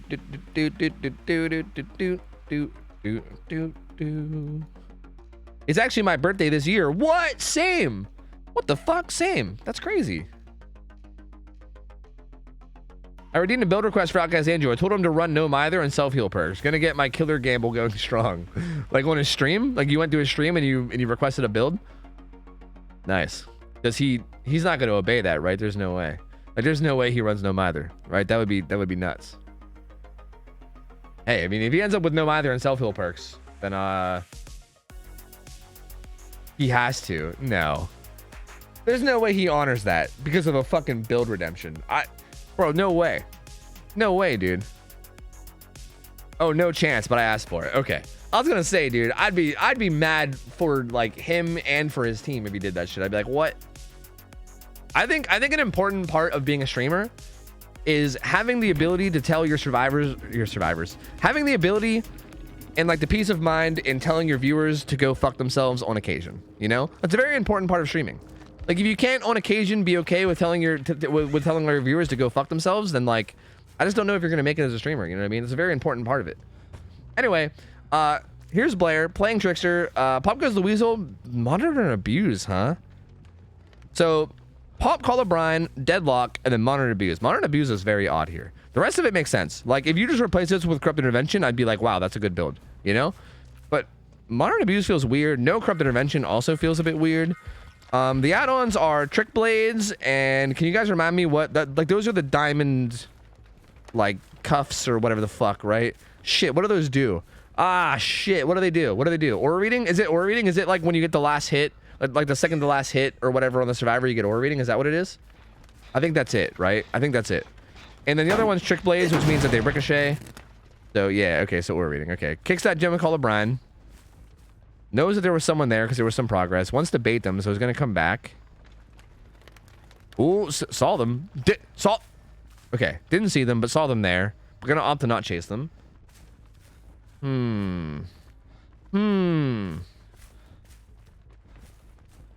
Interesting. Still not finding anyone yet. Zarina gets back on that gen. Looks like Talita had a good bit of progress there. These guys are duoed up on this gen as well. But Talita gets found. Oh god. Oh god. Only one dagger landing there, and then gets M1'd. Kind of circling that rock and doing a good job of just keeping enough distance to not really deal with a lot of the daggers. She's gonna run towards mid-map. That really bad tile she uses, but she has lives, so she's gonna get some distance out of it. Gets hit with about 2.5 daggers. Oh, gets fucking pieced up. And there's the first down. They do pop a gen though, and if they want to go basement, they could maybe do it, but I don't think they're going to. They're just going to hook over here instead. Again, basement is a really fucking powerful tool that you can utilize as Trickster. Like, trying to basement save against a Trickster is a goddamn nightmare. Like, it's like Huntress levels nightmare, if not even worse. Like, if you got, like, main event up, it might be even worse than Huntress in terms of how much of a nightmare it is. So, and also with Trick Blades, too. Like, my god, it would be horrible. So, I would expect / hope that Blair will take advantage of basement at some point in this game if they get the opportunity. Like, I think you should be looking to do that any chance you get, because I feel like basement is basically just a survivor death, almost. Gonna get Pop Goes the Weasel and Call O'Brien down on this gen. These guys are doubled up on the hill gen a little bit further away across the map, though. The Prove Thyself Toolbox survivors on hook, which is pretty unfortunate for the survivors. It's definitely not the survivor you'd like to see on hook chilling. That's definitely a survivor you'd like to see out there getting gens done while the camping is going on. But looks like they do get a reassurance off. And how are they going to handle this? I think Blair's going to be like, all right, well, if you're going to reassure, then I guess I'll just leave. Finds Fang on this gen. Looks like Outcast Andrew wants to go get the save. He does have Deliverance, so him getting the save would make the most sense. M1's the Fang. Will Blair make their way back to the hook? No. Gonna stay out here. Right? Yes. Gonna kick this with Call O'Brien. Gonna try to make that regress a bit, which is definitely ideal. Call O'Brien will make that regress really quickly if they don't hop on it, like, soon. Oh, what the fuck? What the fuck? What the shit? Get some Dagger hits onto Zarina there. She's about 2 hits away. There's a good damage state. She's injured. Heading towards Shack, which is a little scary because, again, if you get basement and it's not really ideal. Goes for a swing that doesn't land. Gonna throw some more Daggers. Only has 9 left, though. Gets a dead hard. Now only 6 left, so only can only kill with Daggers if you land every single one of them. You didn't land every single one of them, so Daggers are not really viable for a kill right now unless you reload. Zarina doing a pretty good job. Of not going down yet. Oh god, it's so scary though. Like there's like tiny mispositions happening all the time. But Zarina actually just not going down. Gonna force Trickster to leave. On top of that, the unhook actually happened across the map on Talita, and she got also healed up to full. So she's kind of back to being good now. So their Prove Thyself Toolbox survivor is back out there doing gens, which is definitely good for them. And yeah, now it's like pretty big advantage survivors now, I'd say. We're kind of back to square one now. Like Zarina's being healed. Yeah, they're kind of back to square one now. Like this is almost like start of game like level pressure, but they're like down a gen and a half essentially. So rough, man, rough. Blair's gonna have to have something happen soon. Kicks this gen with Columbine as well. Just gonna regress these gens if they can. They canceled the kick on that far gen. I don't know if they realized, but that gen is not regressing. Trying to get some cool ricochets off the back of that truck. Actually does get a ricochet hit off that wall there. Oh, getting some hits on the Fang. But she's still like a couple daggers away. Doing a good job of playing this loop and not getting hit too much. They are doing that hill gen. Almost taking damage. Oh, the ricochet. That's fucking sick. I like that. The combination of the aura reading and the ricochet there, that was actually really good use of add-ons. I like that a lot. Runs out of daggers though. Now it's just a 4.6, or sorry, now it's just a 4.4 Andy, which is not ideal. Also, Fang has Lucky Break, so she is gone. She fucking ninja vanished, dude. She's out of this bitch. He just disappeared. So she's gone, though. So again, that was pretty cool, right? It was cool to seeing that like ricochet value, but nothing comes out of it, man. It's so unfortunate. This is so bad for the killer. Survivors are in such a good spot. Again, another chase just gets dropped. So it's another gen down with really nothing to show for it. Like, without like a hook or a down to show for it, like nothing like...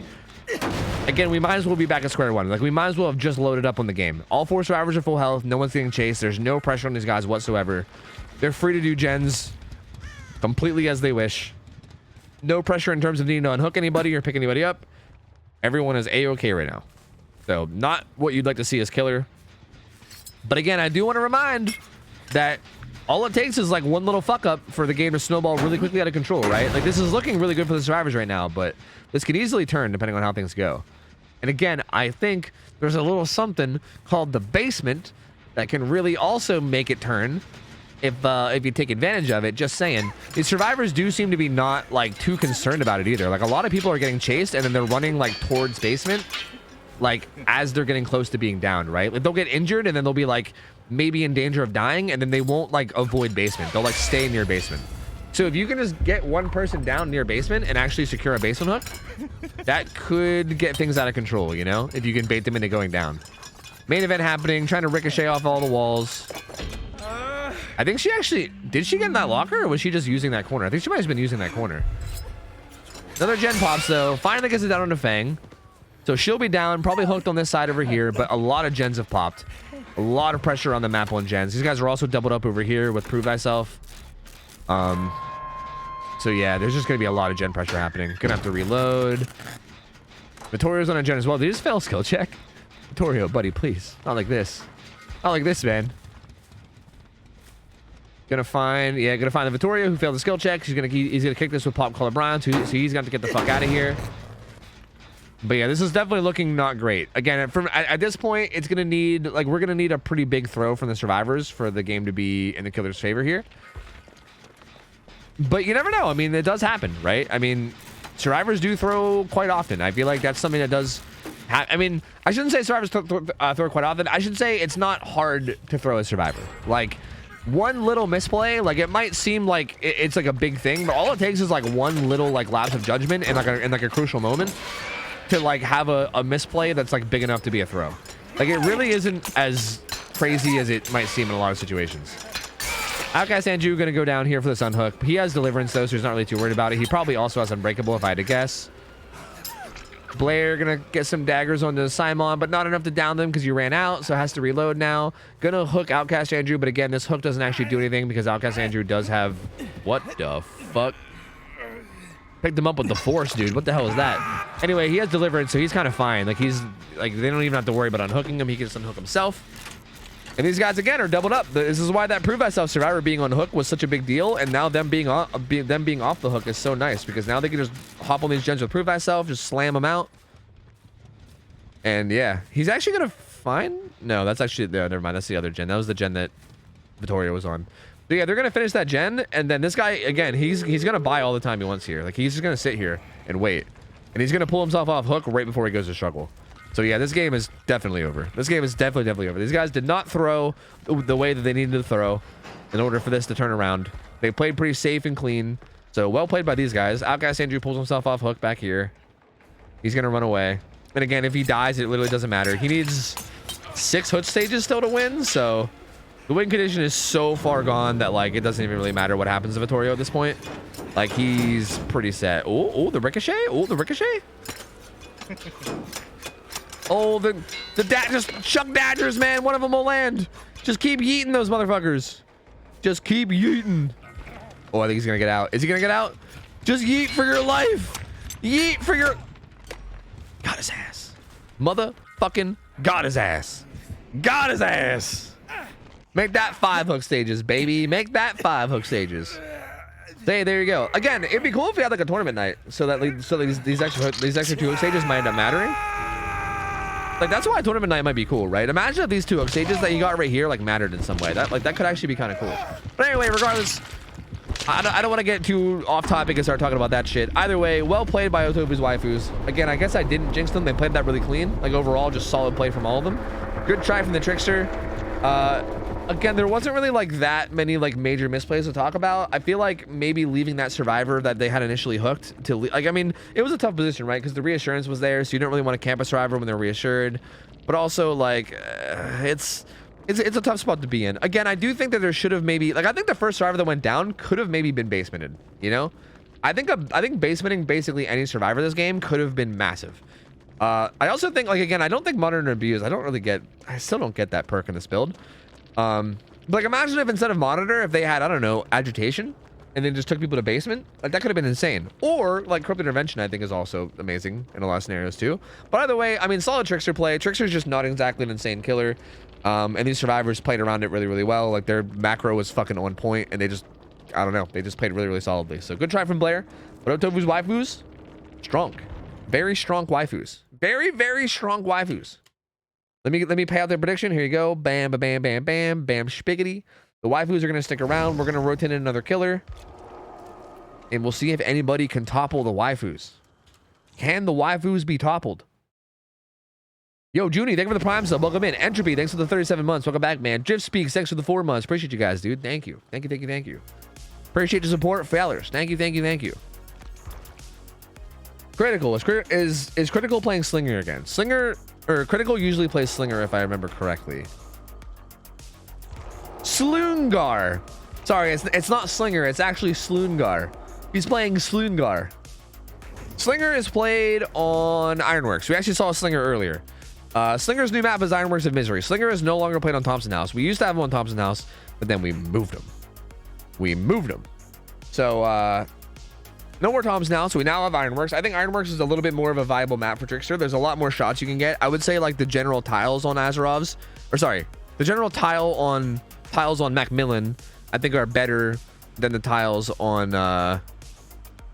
Farm for Slinger overall. And also like the top area of Ironworks is not that good against Slinger, so it kind of eliminates a really strong part of the map. So yeah. That being said, I think Slinger can definitely perform pretty well on this map. This is only going to be our second game seeing him on this map, so I guess this will be like another test of it. But we have seen Critical play Slinger before. He's a very good Slinger. But these waifus are also pretty damn good. They're pretty damn good waifus. So we'll see. We'll see what happens. I don't know. The jinx doesn't happen today. Apparently not. Apparently not. But maybe us saying the jinx isn't going to happen is the jinx. Maybe now we're jinxing it, you know? Be careful. Because it might be the old double jinx. Ye old double jinx. You know, you never know.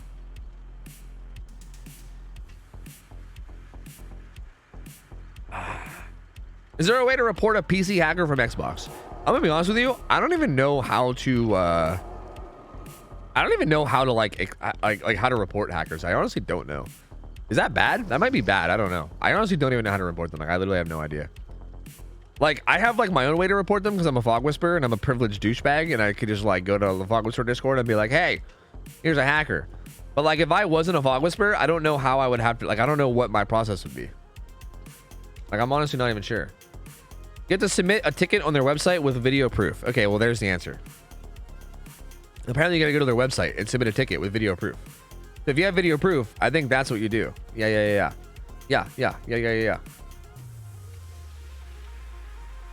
All right, I gave you guys the gambit, right? I did. Yes, I did. Yeah, I think we're good. I think we're all set. Just whenever they're ready, I'm ready. Yeah. How's Rainbow? How you doing, man? I'm doing good. How are you doing, my friend? How are you doing, my friend? Hello.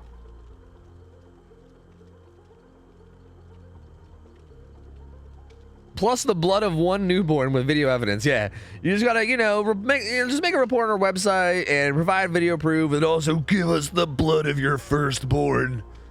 And then also make sure that there's video evidence, just no biggie, but like, like nothing too special, just video evidence, and then blood of your firstborn. If you're gonna cheat or ban using VOD whisperer privileges, yes. Yeah, quite often actually. Like, I would say it's happened quite a bit. Actually, not really quite a bit, to be honest with you. I don't know. I wouldn't say quite a bit. Like, yes, I would say yes, but not like, I'm not out like hunting cheaters all the time or anything. I don't know. It was our 1 year today, ooh. I didn't get you anything. Sag, wow. Worst anniversary ever. Wow. I can't believe this. Normies have to file an in-game report, which you do by clicking near the username at the end of the in-game screen.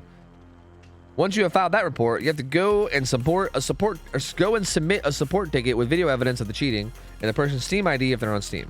Okay. Interesting. I see. We should maybe like set up a command for that or something. I feel like people ask that a lot.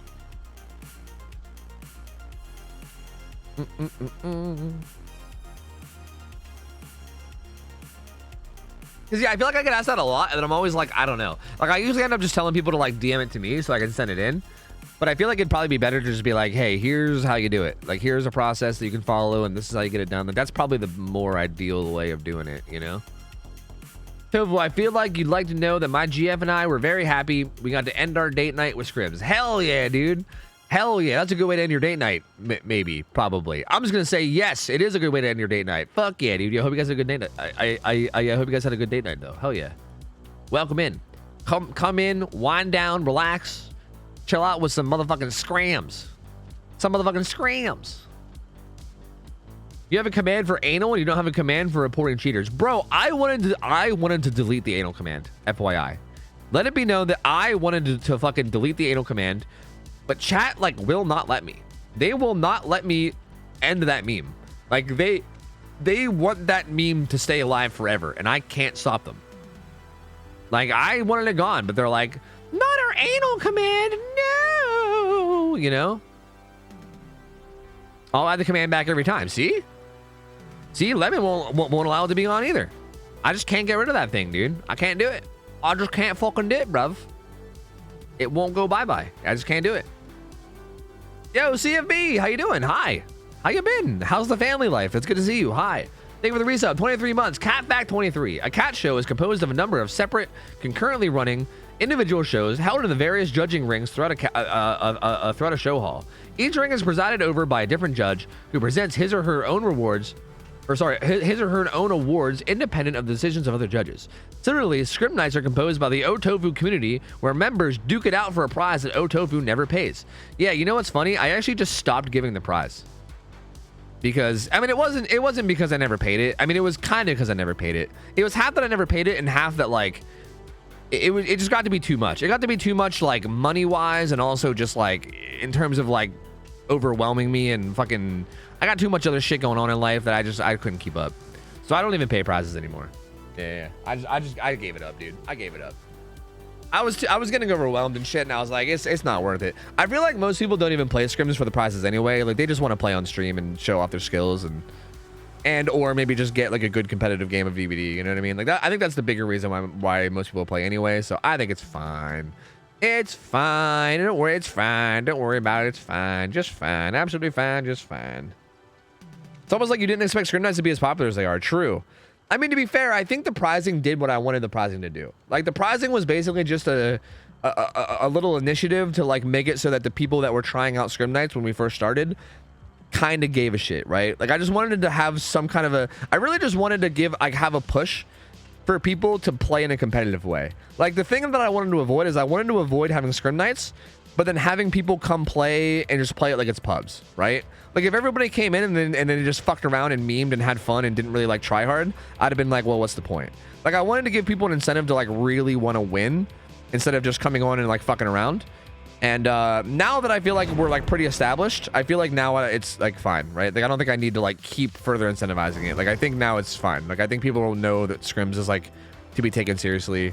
And I think I don't have to, like, keep, you know, really, really hardcore pushing it and shit.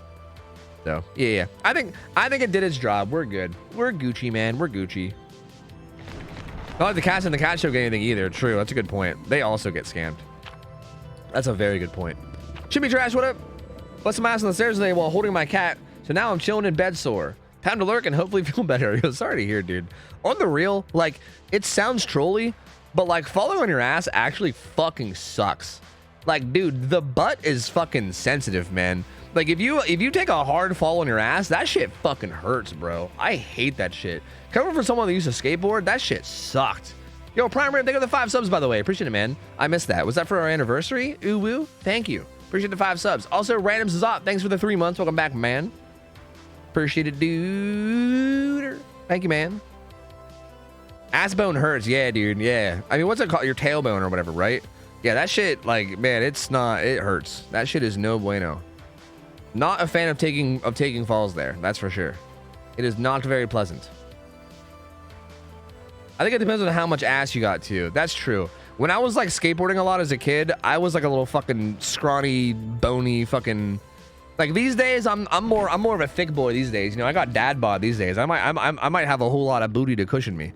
Back in the day, dude, I was a little scrawny fuck, and it was like all bone. You know, so I was just like I would fall over, and there was nothing there to protect it. It was just straight bone. Anyway. Slinger here, he's got reload, and I think that add-on, if I'm not mistaken, I believe this is the one that's cooldown. I think this one makes it so that after the shot, you recover quicker. So especially like a miss, like if you miss a shot on Slinger, you can get to the reload quicker, basically. I think is what that is. And you guys can correct me if I'm wrong, but I'm pretty sure that's what that add-on is. Finds Toledo right away, doesn't get the shot. Also, the build is pretty solid. No corrupt intervention though, which again is kind of brave. We keep seeing these survivors not running corrupt intervention. It's definitely risky as shit because like you can lose a lot of gens early. That Toledo just didn't let him have that for sure. She must have not known that that was a shot that was possible or something. I don't know. But that was definitely like a shot you could hit. And Toledo just did not seem to even know about it. So Critical gets a pretty nice shot there. And gets an injure onto her. Gonna chase her down. But again, he's gonna have to get this down quick. If Toledo can play this really safe, which she's not. Never mind. Well, misses that shot. It's definitely cooldown. Definitely cooldown because that missed cooldown right there was really fast. Like that was super fast.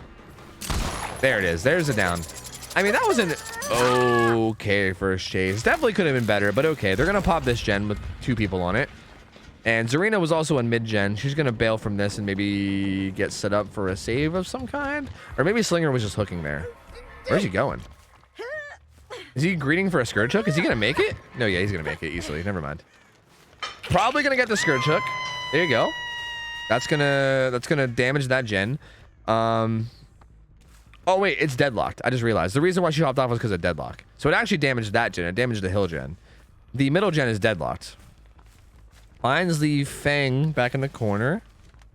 Not gonna commit too hard to her though. Might see if he can get a shot around this back window. Fang looks like she was looking for it though. I think she's aware of it. I think she's aware of the shot. Trying to get that shot on somebody that's aware of it is very hard. Like, if the survivor's not aware of it, it's easy as shit because you can just basically time it. But if the survivor remotely knows that you're going for it, that shit is super hard.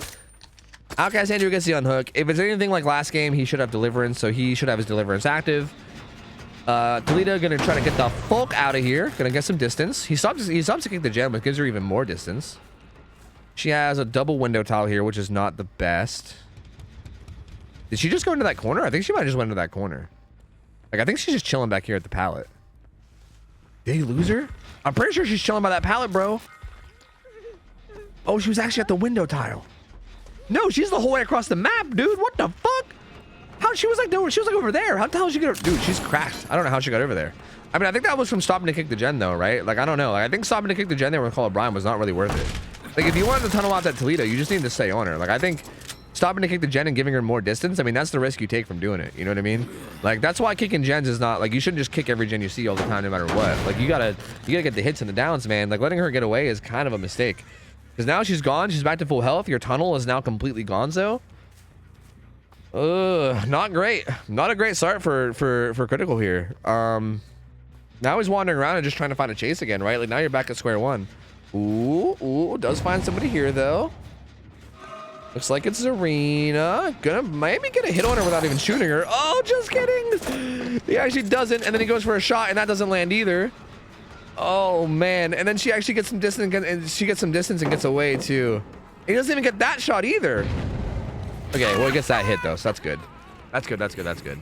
So he does get a hit on her. Still has the shot in his gun, so he can still follow this up for a hit. This is not a safe tile against Slinger. This is really dangerous. Oh, just Critical playing this a bit sloppy. I think this is a pretty easy. I don't want to say. Yeah, I'll say it. This is a pretty easy pallet to get a down with Slinger.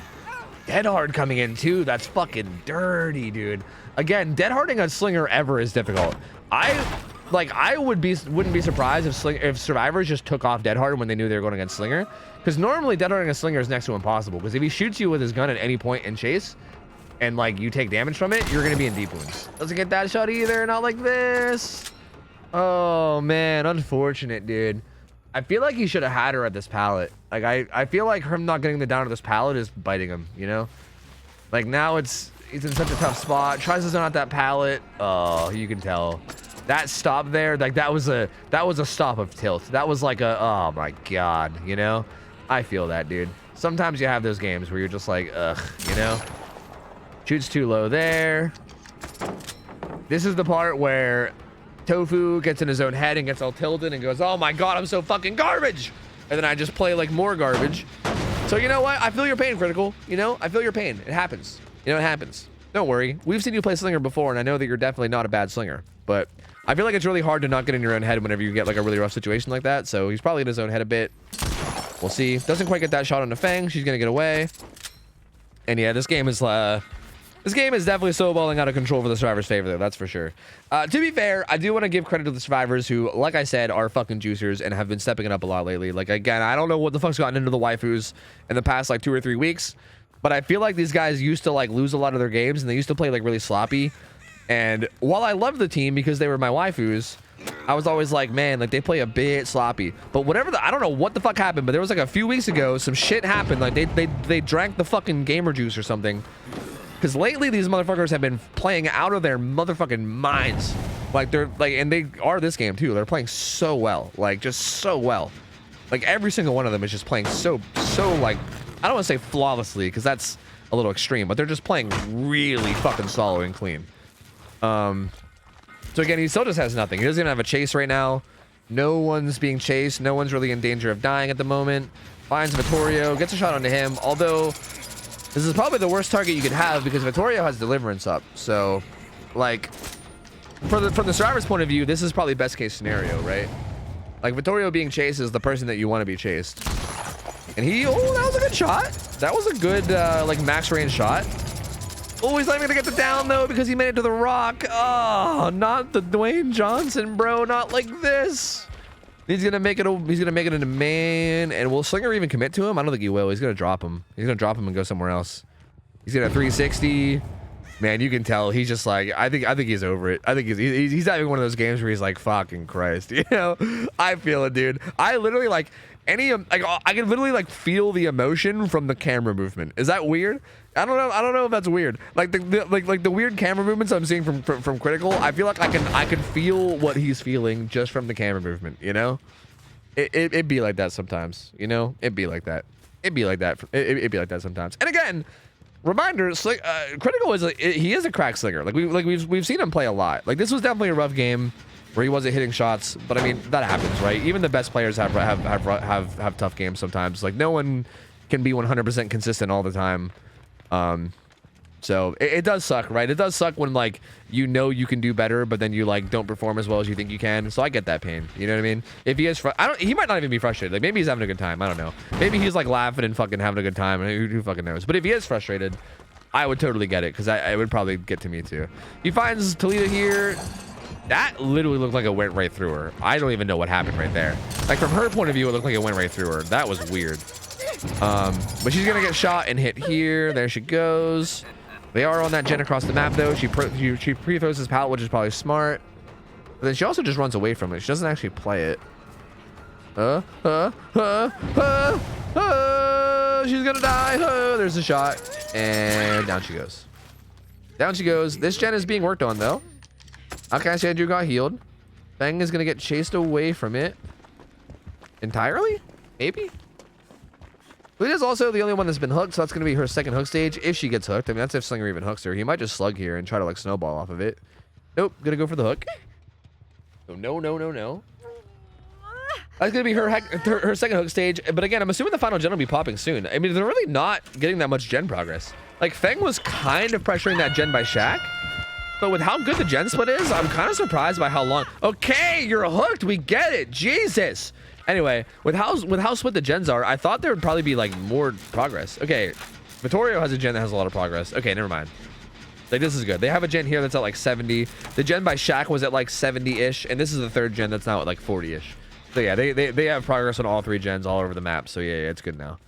I just feel like the gen, like they've been down to one gen for a while, and I feel like it should have had more progress by now. But maybe they've just been making sure that they're like safe and healed and not taking any chances. I think Feng's gonna come in here and grab the sun hook real quick. The Slinger's nowhere around, right? She actually doesn't unhook, which is weird. She's probably gonna unhook now, right? Now that like, yeah. Like, Akai Andrew's probably like, yeah, he is 100% chasing me. Like, you can unhook. So, yeah, he's going to chase him away. This gen is also being worked on. So, tons of progress in all these gens. Again, Outcast Andrew does have Deliverance, so him going down is really not the end of the world. Matter of fact, it's quite good for the survivors for him to be the one being chased. Critical, not able to get that shot. He turns the corner. He's going to get some distance off that. He wants to progress his gen, so he's going to kick it. But they're probably going to be doubled up on Shaq gen, and yes, they are. So that's going to be tough. And it looks like Yolas is going to heal up. And Yolas might... actually, it's kind of near Shaq. Might jump on Shaq gen with him. But if he leaves Outcast Andrew is going to jump back on... Wait, they're all going to Shaq. They're like literally all at Shaq. I don't like that. One of them should be away from Shaq. Like one of them should be on the other side of the map. They're like all in the same spot right now. When like... I mean, I guess to be fair, I think the Slinger is really concerned with these two gens. Because like these gens were at like 95 and then like 80. So I think the Slinger is really concerned with these two, but they should have at least one person down there in case he just comes to Shaq, right?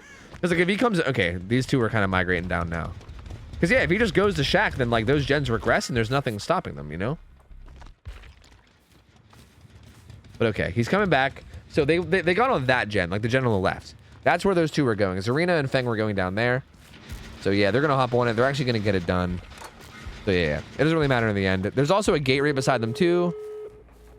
And then there's also a gate somewhere across the map I couldn't quite see. Thing's gonna get smacked. But again, I don't think there's really any way for him to win this, right? He needs 7 hooks to win. And there's no no-ed, there's no way out, there's no late game perks at all. Again, the only way he wins this is if there's like a massive fucking internet failure for the survivor team, or I don't know, some kind of fucking crazy disaster that makes them all just instantly die, you know? Goes for the shot through the little stairs crack. That would have been fucking sick. That would have been so... I actually don't know if that's possible. I know that most shots like that are possible, but that one in particular, I don't know if I've ever seen. Like, through, like, the exactly ironwork stairs. It seems like it probably would be possible, because most of them are. Like, most shots that look like that are possible. So I'm not sure. Feng is just going to accept her death. Critical is going to take it and kill her. And that's going to be GG. Waifus. 2-0. 2-0 for the waifus, man. They played really well both these games. Again, I don't know what's gotten into these waifus, but I'm telling you, these motherfuckers are a force to be reckoned with now. Like, these guys are fucking cracked. Goddamn crackheads, dude. Good try from Critical. Had definitely a bit of a tough game. Got off to a good start. Like, the start of the match seemed solid. But then after the start of the match, it seems like it kind of took a turn and then never really got better, which you hate to see, but, you know, what are you going to do? Happens. Not every game can be a banger, you know? Happens. Happens, man. Happens. But hey, hats off to these survivors. Like, these guys played really, really well. And again, they've been playing well every week. It's really cool to see. Like, they made me really proud with how much they've improved over the past, like, couple months of playing in scrims. So, yeah, man. Super solid played. Good try from Critical.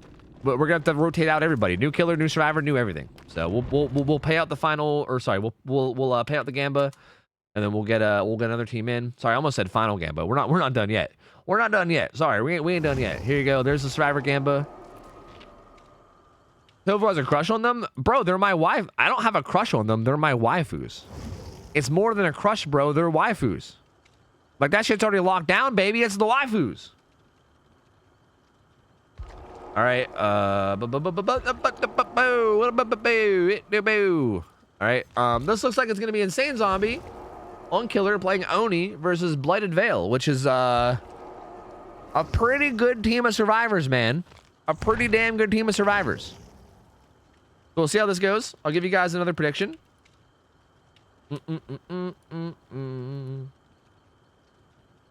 Bam, bam, bam, bam, bam, bam, bam. There we go. Okay, sick. All right, is this, wait, am I on driver or is this somebody else? Is this me? That is me. No, I'm on spectator. No, that wasn't me. Okay, I'm good. I'm good. Okay, so Insane Zombie on Killer playing Oni. Oni is playing on Rancid Abattoir. This team of survivors, I think they might have comp experience, if I'm not mistaken. Like, I know Not Bread does. We've seen him play Blight, and he was fucking cracked. Waddles played Spirit earlier. We know Waddles is good. So this is a pretty solid team of survivors. These guys definitely play really well. We've seen them play quite a few times, and they're pretty fucking good teams. Pretty good teams. What am I saying? Insane Zombie. I don't think we've seen Zombie play yet, have we? I don't know if we've seen Zombie play yet. Zombie is playing Oni, which is exciting because I fucking love Oni. Oni is like by far my favorite killer to watch. He's so fucking exciting to see. So I'm pumped no matter what. Rancid Abattoir is the map.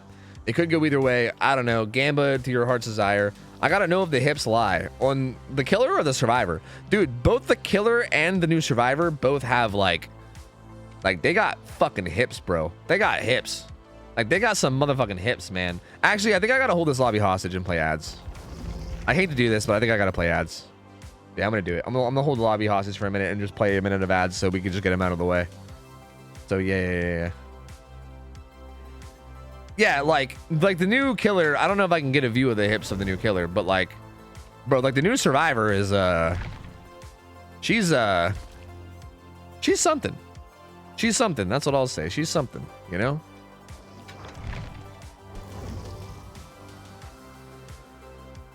I have a question. If someone maybe knows in Che, I'm guessing they say chat, how are the hours divided? That seems like a pretty big disparity. Or did you mean to say decided? The way that the hours go is it depends. Like, basically, we start out both sides around the same hours. Like, we started out today around the same hours on both sides, right? We started out about 1,000 hours on both survivor and killer.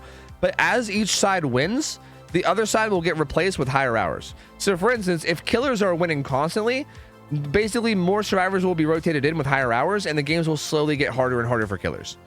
So it's essentially a way to balance out the night where like for instance, I think killers have been winning more today. Have they actually? I think we've had a lot of survivor wins today. Well, either way, like regardless, it kind of works itself out where like if one side is winning more than the other, then the other side slowly starts to go up in hours to the point where like it kind of evens out. And yeah. So, like, if the survivor team wins, for instance, the killer will get replaced by a killer with more hours, and it'll slowly start to make it even, like, as it goes, right? Like, it kind of balances itself out as it goes, essentially. Yeah.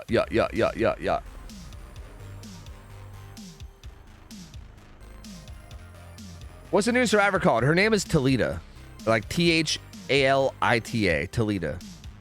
Yeah, she's, this whole chapter is like, I don't know. Like, they were just like, bro, what if, like, bear with me. What if sexy Brazilians? And they were like, bro, you nailed it. You nailed it. Sexy Brazilians, you fucking nailed it. You fucking nailed it, bro. You nailed it. Let's do it. Send that shit right now. Say no more. Sexy Brazilians, we're fucking in there. We're in there, dude. Release your hostages. But I still have ads playing. The ads are almost done. They're getting there. They're getting there. They're almost done. Just give them some time. Give them some more time.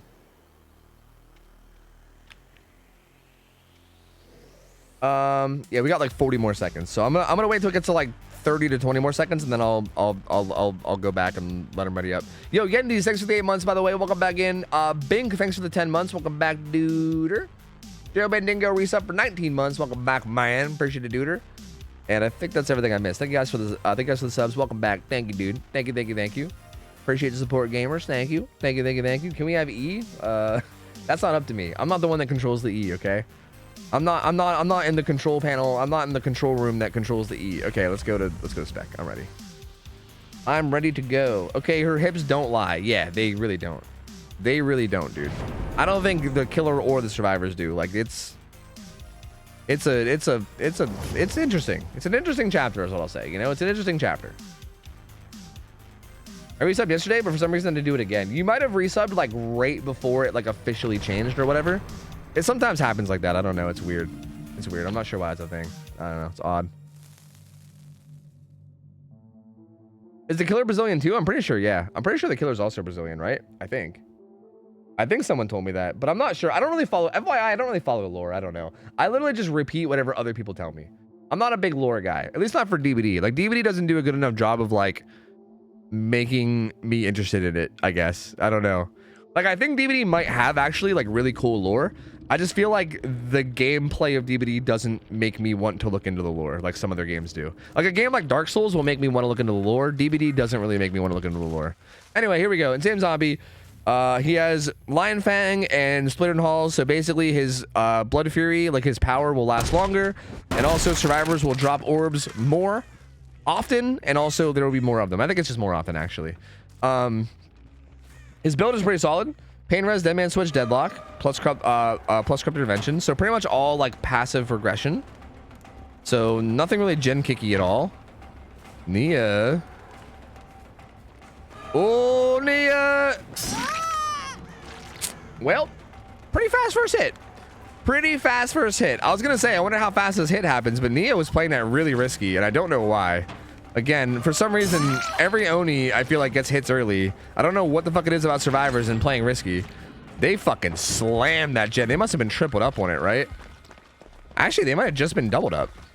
Is that just like a toolbox plus proof? That gen got done so fucking fast. Oni gets his power. He's going to kick this pallet. Will he stay on this guy and try and down him, or will he pop his power and leave? I don't know. We'll see. He might just try to stick on this guy and get a down on him without using his power. He's got to be careful, because if he spends too much time here, it might come back to bite him, right? Like, eventually he's gonna have to leave and go after somebody else. He still does have a pretty strong towel here with Caltree. Goes for a pretty amphibious swing there, but he's not quite ready to go underwater yet. She has T-walls. She also has Shack there, but the T-walls are not that strong, and that there. Okay, there it is. So down she goes. This will be a hook, potentially a pain res. We'll see what the survivors are up to. They're on main, doubled up. There's also one way across the map on like the left side. And this is a pain res hook. We'll see the damage marker. Okay, pain res. Also, Deadman Switch got procced on it as well. He pops his power. Okay, this is gonna be a long power too, because of Lion Fang. So this will last quite a while. But I'm assuming these guys are gonna be stealthing it up and just trying to not get found. They actually unhook like immediately. Deadman Switch pops here, so he knows somebody's here. Ooh, goes for a flick, but he ends up hitting the wall instead. Is that safe against Oni? I don't know. I know that's not safe against Billy. I actually don't know if that's safe against Oni or not. I'm really not sure. I know as Billy you can chainsaw people that sit there. I don't know if it works against Oni or not. That was kind of scary. I'm surprised he didn't at least try. Maybe he knows though. I don't know. I've never tested it, so I don't know. See some scratch marks here. The survivor that was on the hook got off the hook, and they're also completely healed up now too, which is definitely not ideal. Zombie going for a flick there that doesn't land. Kind of, I think, didn't rub off the thing quite as much as he wanted to. Doesn't get that down. If he doesn't get it down with his whole power, that's going to be really bad. And I don't think he's going to. Oh no. Oh no. That's very not good. That is very not good. They basically just fully reset just now. Like, that's a full reset. They healed up the guy that was on hook. There's no blood orbs around. There's maybe like a few blood orbs around, like where the guy went down before. That's not, well, I shouldn't say a few. There's actually probably going to be a good bit. There's going to be a good bit of blood orbs in the corner, but not enough to give him his power right away. Like, he's going to have to get another hit, which means they're kind of back at square one. Like, they can go back to playing pallet super safe. Ooh, that's not great. They pop the gen across the map. Looks like Nancy's working main. Not breaking a good bit of distance on him here. He's going to be making his way down to this pallet, which is also a pretty safe pallet. Which honestly, I'm kind of surprised they're even looping. He's actually making his way around the back. He made it to T-walls. Yeah, he has plenty to work with here. Oh! Goes for the unnamed T-wall attack, but it doesn't work. Not breads onto him. Not breads onto him. Oh, there's a hit, though. But, I mean, that's just a hit, right? Now he's got to get his power back off of him again, just like the first hit. Like, they're going to pop main gen for this. They're also dueled up on another gen, which is, I can't really tell where that is. That might have been in the corner. That might have been like the 1 o'clock corner, but I'm not sure. Not Bread's gonna go down here. Again, they're greeting these pallets and like, they're playing them very greedy like, which is interesting. I mean, oh, there's a survivor right there. Did you see them? Oh God, I like this. Well, there's a save. That stun felt like it lasted a while. What the fuck was that? That was weird. Another gen popping. Oh, it's not looking good. Oh, it's not looking good. Oh, it's not looking good. 1 gen left. Gonna collect some more blood orbs. Gets his power again. But only 1 gen left now. Deliverance is up on Ada. Not Bread, not falling for the mind game. He's gonna just stick on that side. Has T-walls. But even now, like, he's going for like the injured survivor. Oh, oh no, zombie, no! Zombie, no! Not like this! Final gen pops, he sees Nia. No, zombie, not like this! Oh no! Ada manages to juke that. She has the corner. Why? I don't even know why that didn't land. She was like cornered up and he like flicked at the corner, but she was just like, no, I am protected. Gets it down onto Not Bread, but yeah, this is gonna be too little too late. These survivors are just fucking nuts. They played this so well. They played this so well. Oh shit! Waddles goes down too. Sorry, I missed that. I just assumed that I assumed that was always gonna get. He had like a little bit of power left. But apparently he downed Waddles too. But even this isn't enough. Like hypothetically, if this Ada and this Nancy leave, that's still enough to win. Like they don't even have to unhook here. They can let both these guys die, and that would be 6 hook stages, which is still a win for survivors. So really, still the only way that Zombie wins this is if the survivors throw really hard. That being said, it looks like they're giving him an opportunity because they're actually coming in to go for the saves and stuff. Like they're not satisfied with just taking the 2 exit and leaving. They kind of, it seems like they want to save. They picked up Not Bread. Going for the unnamed T-wall tech, but they're definitely onto him. They're onto him. They are aware of the unnamed T-wall tech. They know what you're doing. No fall. The T-wall play. This Nancy, kind of a crackhead. Calling the crackhead. That's a pretty good name. I like that. I think that's what I'm gonna call him now. Damn, he's playing this T-wall really well, dude. This Nancy is playing this so well. Yeah, and at this point, we're kind of just doing ring around the rosy and waiting for the game to end, you know? She's making her way towards the door. Zombie giving her the nodders. Slow nodders, as opposed to fast nodders. And then the fast nodders. The tempo of the nodders is changing. And that's going to be it. That's going to be GG's. That's going to be GG's. Good try from Zombie. I mean, I think it probably seemed a lot more of a shutout game than it probably really was. I think this game would have been a lot different if he would have got it down in his power that he popped after the first hook. Like, I think really what happened was him using his power after the first hook and then not getting it down was like just a really mega pace change. Like, that just changed everything, right? Because Oni is all about getting your power and then using your power to get downs and then keeping your power up because of all the downs you get, right? Like, people should be like constantly like being injured and having to heal, and there should constantly be like blood orbs around the map and stuff. So the fact that he popped his power, like he earned his power early game and he lost a little bit of gens doing it, which is natural, right? But then when he used that power and didn't get it down, from then on out, it's like basically GG, right? Like from then on out, it's like, like that was such, like that put him so far behind that it was almost impossible to come back just from there alone. So well played from the survivors. I mean, these guys are fucking crackheads. They're very, very good. Good try from Zombie. But yeah, man, what are you gonna do? Good ass survivors, dude. Very good survivors. Good try from Zombie. We're gonna keep the survivors around. We're gonna get a new killer in, and we'll see how someone else can do against these guys. These guys are very good, man. I mean, we're getting towards the end of the survivor teams because I think we've been cycling through so many survivor teams today that we're getting towards the end of survivor teams. Like, these guys they're getting quite cracked, man. They're getting quite cracked. Oh, speaking of crackheads, we got fucking Ugly Chicken, man. Ugly Chicken. Ugly Chicken. Let me give you guys the prediction. Choose outcome. Bam, bam, bam, bam. There you go. All right. So Ugly Chicken he's playing in scrims quite a bit. He is a Huntress main who is fucking cracked at Huntress. Like, so, okay. The story behind Chicken is kind of interesting. Chicken has been playing in scrims for quite a bit now.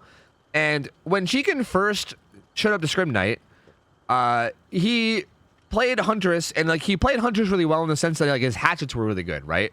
Like he has really good hatchets, and you can tell that he's a very good, skilled Huntress player. But like in his first scrim night, he brought in like a build that was like all aura reading, and he just kind of like went for like snipes, and he had like a very like for fun looking build, and he got fucking destroyed. And we were like, oh no, and we were like, oh no, Chicken, we can tell you're a good Huntress, but like your build and stuff was just like not really built for competitive, and like man, like, we would love to see how you would play with like a more serious build. And then Chicken came back, and every week this motherfucker has came back, and he's brought like more competitive builds, and he's like picked up the play style of competitive and started playing around hooks more. Like he used to like not play around hooks or anything. Like he's kind of like really started to pick up on the competitive play style, and Chicken has been really going fucking ham lately. Like he's been getting a lot better. Like again, with Chicken, I feel like it's all about his macro. Like his micro, like his ability to play Huntress is really good. He is a very good Huntress. So I think with Chicken, what it boils down to is like his macro. Like I think the macro is kind of what he's been learning since doing scrims. Like I think he already knows how to play Huntress well. It's just a matter of like, can he figure out the correct macro play in every scenario? And if he can, like if he does have it figured out and he knows what he's doing, he is a tough killer to beat. But that being said, this Survivor team is also a tough Survivor team to beat. Like these guys are quite cracked. So this could go any which way. I don't know. This could go any which way. Again, these Survivors are very, very good and also consistent. So they obviously are going to be a strong contender. But I do think Chicken shouldn't be counted out, because I think if he has a good game, and especially if his macro is good, he could definitely do some crazy good shit. He could do some crazy good shit. So we'll see. We will see. Damn you, Tofu, I now have 24 bucks. Damn, dog. But what if you go all in with that 24 bucks and take it to 48, and then go in with that 48 bucks and then go to 100-ish? And then if you just do that like 6 more times in a row, you could be maybe back to like $1,000, you know? You know? And then you'll be rich. Also, Huntress is played on Normand. I forgot to say that. Huntress is also played on Normand. That's also a thing that I forgot to mention. Ormond's the map, which is like it's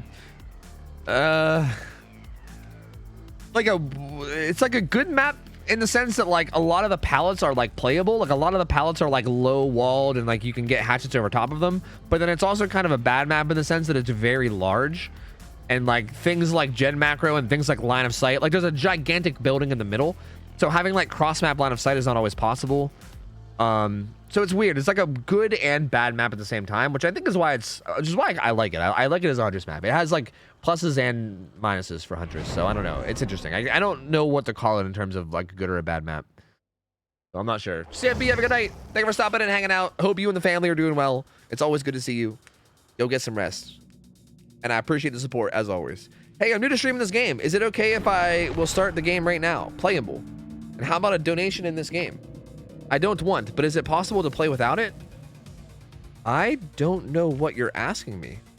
Is it okay if I will start the game right now? Playable.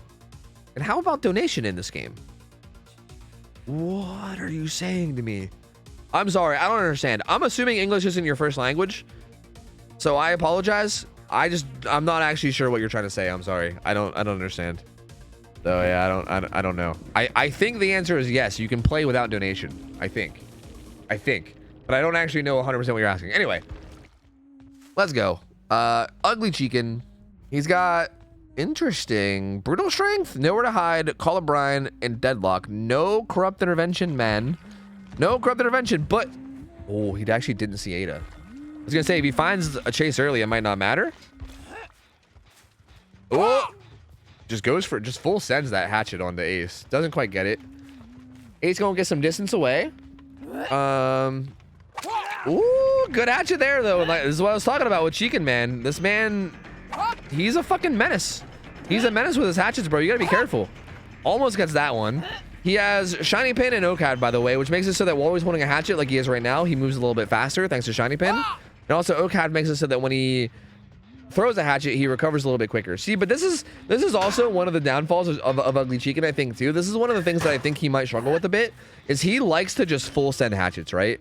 Like, he doesn't really, like, take his time and be patient with them. Like, he just sends them. Like, for instance, that hatchet, right? Like, what was that at? Who knows? But he does not shy away from just fucking shucking hatchets, right? Like, he don't give a fuck. He just throws them. I'm actually surprised that one didn't land.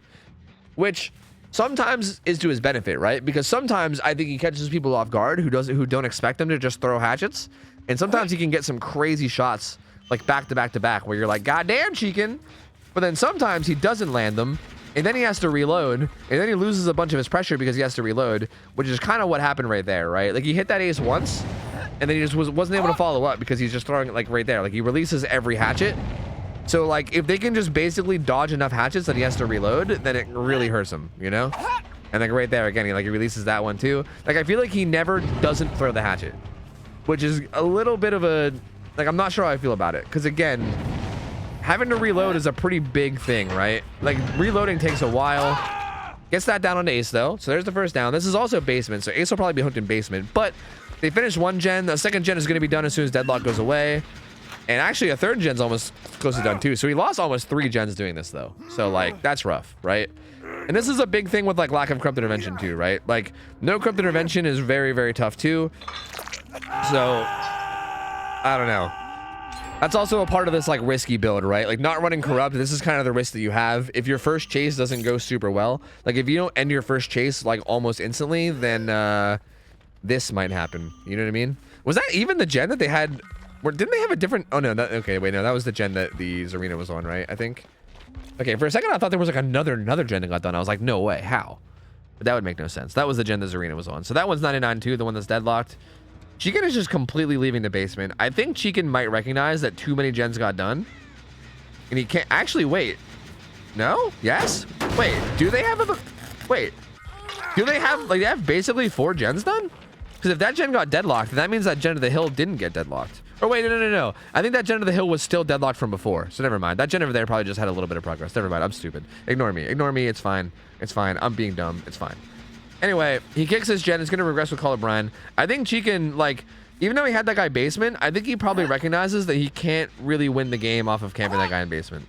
Like, too many gens have been done, and I think he knows that there's not enough pressure for him to win off that. So he's going to leave, and he's going to try to go fragging. He's going to try to go out fragging, you know? Finds Not Bread, gets a hit, gets another hit. There you go. See, and again, this is why, like, this is where, like, when he sometimes just starts full sending hatchets, when they're landing, though, you're like, God damn, Chicken, you know? Get someone to blow a skill check over there with his hatchet, which is nice, at least. Ada hops back on that gen. Waddles is doing a gen in the corner. That's going to pop. This gen of the hill is regressing a lot, though. Call of Brian is going to town on that gen. I was spectating Not Bread, and you can tell his camera was like panning on that gen. He was like looking at it. He was like, no, all the progress, no. Like watching it regress. Oh, Nia actually, did she get the gen done in that corner, or was that a different gen? Oh, Caesar with nowhere to hide, but he only has 1 hatchet, so this is not really like the, yeah, they actually did get that gen done. So yeah, gen macro wise, the gen split's really solid right now. This is not looking great for Chicken. Not looking great for Chicken right now. He's going to be chasing this Nia. She's going to get away. Ada's still doing the gen by the snowplow. Ace is going to grab the unhook real quick. He has will make it too, so they can heal up as well. Like really, really fucking fast. Oh, doesn't quite get that one. Flicks it to the side a little bit, but yeah, their gen split's disgusting. They have like these 2 that are kind of far away, and then 2 back in the other corner. Good stun from Nia. Yeah, the Survivor's gen macro is just really good this game as well, and like their gen split is like perfect right now.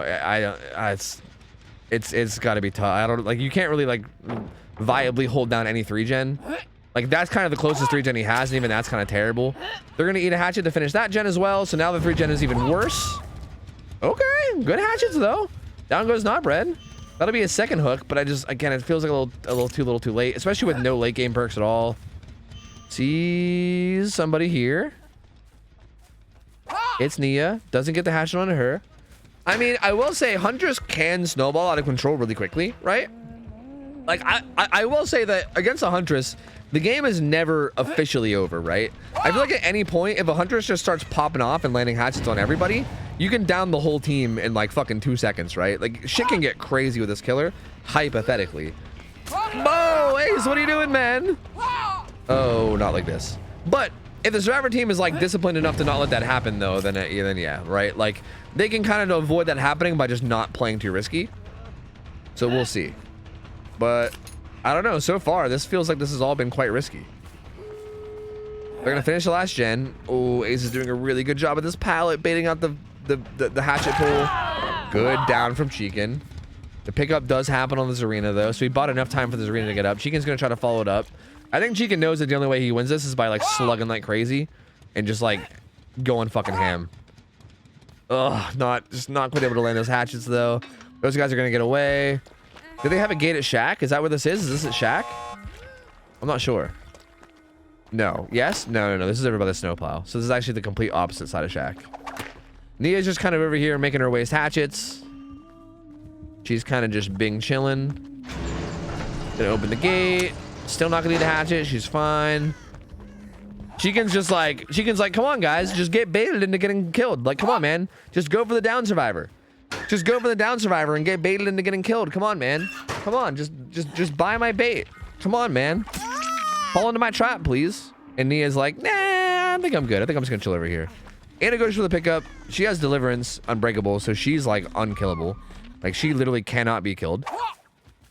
Nia gets forced out. Zarina gets forced out. That confirms the win 100%. And yeah, there you go. I mean, man, Blighted Veil just fucking cracked Survivor team, dude. Like, these guys are very good.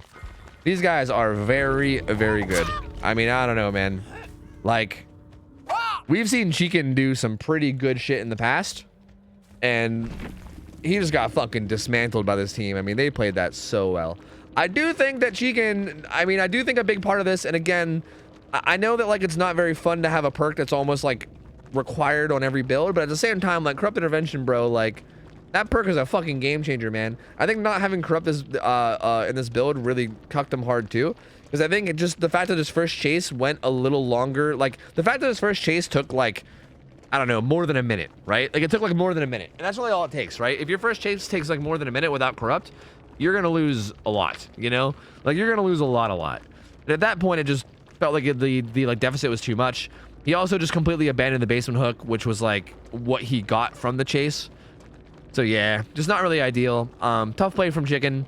So we're gonna do again some fucking good hatchets. Like again, we always see some really good hatchets out of Chicken. So really good. So like really good hatchets. Again, clearly a really good Hunters player. But man, Blighted Veil just so fucking good, dude. Played so well. So well played by those guys. That's a 2-0. We're gonna rotate out everybody, get a whole new group of everybody in. New killer, new survivor, new everything. But GG's, man. Crazy watching those guys play, dude. They just play so fucking clean. It's just so clean. So well played.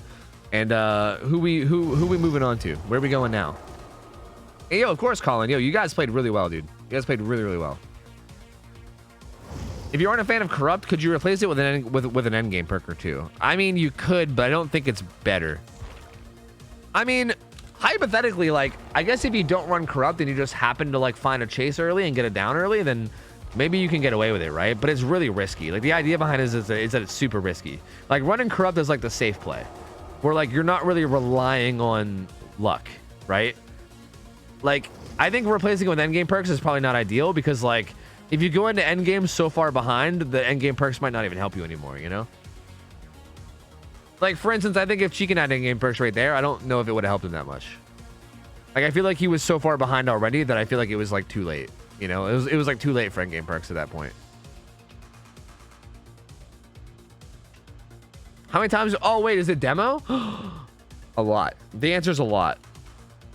Here, let me give you guys the payout. Bam, bam, bam, bam. Survivor, yes. Let me give you guys a new prediction. Biggity bam, perfect. Yes, let's go. So, demo's up next.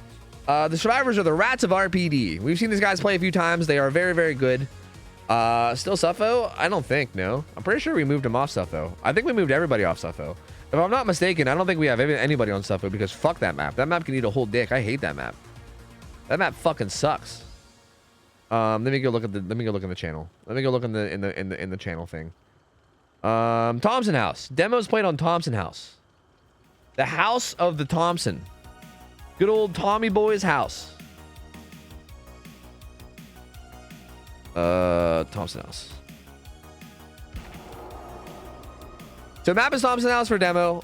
Demo is allowed to run everything. So yeah, get your games in. I don't know if we've seen Crazies play.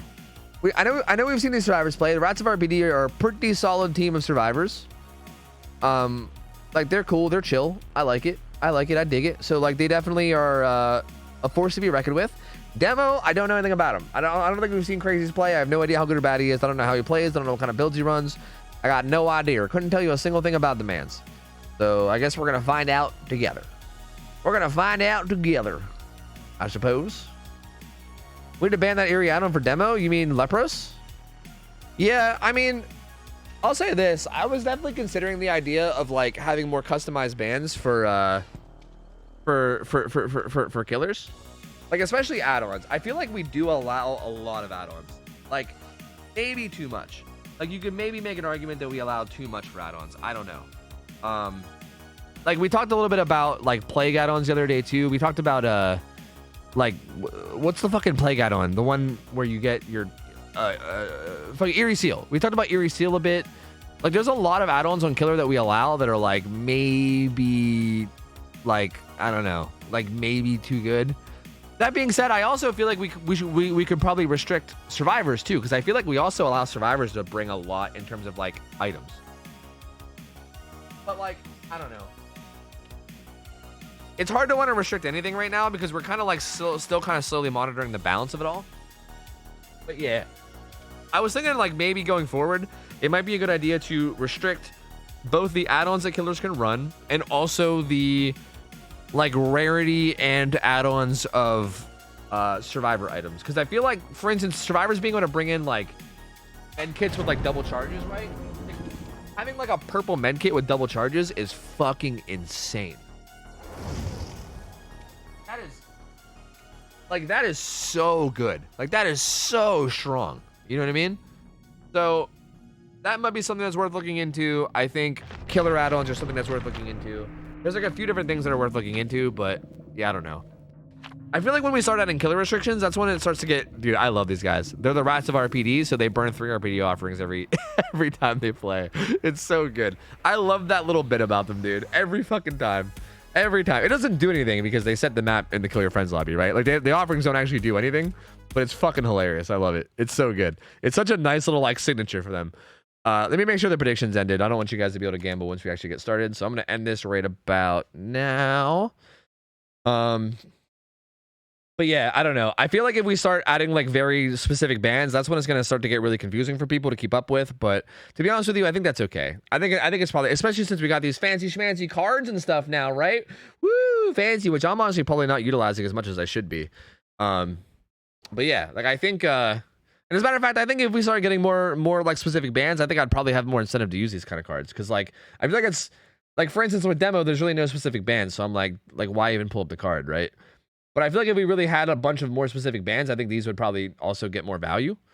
So yeah. That's something we might end up doing going forward. We'll see. I mean, I don't know. We will see. I'm confused regardless of the specific bans anyway. Yeah, that's fair. That's pretty fair. I mean, honestly, kind of same. I feel like I don't even know what fucking maps each killer's on anymore because oops, that's the wrong button. Sorry. All right. So let's begin. Let us begin. The demo is running Barb's glasses, and I believe that is that rat liver or is that Blackheart? I think that's rat liver, right? Shit, I don't know the difference anymore. I haven't played demo in a long time. It's either Blackheart or rat liver. I don't know. It's either cooldown from shred or it's faster move speed while holding shred. Yeah, I think it's rat liver. So yeah, it's faster move speed while holding shred is what it is. And then Barb's glasses, the yellow add-on makes it so when he breaks pallets with his shred, it breaks it a lot faster, which is like probably notoriously one of his best add-ons. Like you just kind of shred through pallets with that. It's really, really good. His build is Corrupted Intervention. This looks okay. Corrupted Intervention, Pain Res, Deadman Switch, and then No Way Out is the build. I don't know exactly how I feel about Pain Res, Deadman Switch. 2 Adrenaline? Adrenaline. Why do you guys keep thinking there's 2 Adrenaline? This is like this got called out earlier. Why do you guys keep thinking that's a thing? It's Adrenaline each time too. I don't understand. what there's not 2 Adrenaline, man. It's fine. Anyway, what was I just saying? Shit, I had my mind on something, but I fucking lost it. God damn it. Oh, Hey, good shred. Good shred. Blink gets an opening hit. He's at Shack. He's got to be a little careful. That pallet gets broken. I'm wondering how good Pain Res Deadman Switch is on killers that aren't like maybe like on an artist it makes sense, but on a killer that isn't artist, like how good is that, right? Because like obviously these guys are going to be like communicating and like strategizing together. So like once they know it's in play, like how good is it once they know it's in play? I don't know. Like maybe really like maybe good still, but maybe not. Like I feel like you get a lot less value once they know it's in play. I don't know. Like I feel like maybe replacing Deadman Switch wouldn't like maybe taking like I don't know if Deadman Switch is worth the perk slot, to be honest with you. So I don't know. But hey, this Blink doing a pretty good job so far. He's just throwing pallets and playing safe, which is probably what you like to see. Zarina actually gets spotted here with Sprint Burst. She's gonna Sprint Burst her way to Shack. Takes the window, then takes it. Needs a hit. She's gonna use that speed boost to get the fuck out of dodge. They do pop one gen though, so off to a pretty good start. Still no down yet, so still nothing to really stop them from having gen pressure. Zarina vaults that. She does have this window that's not the strongest, but if she gets a good 50-50, then she did. She can buy more time. So far doing a good job of buying time in this window. Goes around the back there. Oh. And down she goes. All right, goes down now. This is basement as well, so she might get basemented, but they got 3 gens done for this. Yikes, man, that's rough. That is rough, dude. Even with corrupt intervention, that was 3 gens. That's actually kind of huge. That's fucking wild, honestly. I was over here talking about how corrupt intervention's like the safe pick to like stop fucking gens from hopping early game, but like goddamn, dude. Even with corrupt, they got 3 gens done. That's actually so good from these guys. Holy fuck. Their gen efficiency is on point. On top of that, they got a gen done right here beside Shack. So it's not really viable for him at all to like hold down Shack, right? Like for him to hold down basement is not really viable. There's no gens there. Like if he was to try to camp basement, it's not like they would just go across the map and do all the gens and he would lose. So he kind of has to leave that hook. Like, he can't really afford to like camp that. So tough spot to be in now for crazies. Like I feel like that first chase would be like going as well as it did for survivors. Puts him in such a tough spot where, man, oh man, like, what do you do from here, you know? Also, looks like Tap doing a really good job at this loop. Has a pallet here, gotta worry about the shred. Full send it before even seeing if the Tap was there or not. He's gonna set a portal. Is he gonna go back basement? I think he's gonna go back basement, yeah. He's gonna go back basement. I think he wants to find this arena. What are these guys doing, though? Like, what's this arena doing? She's healing.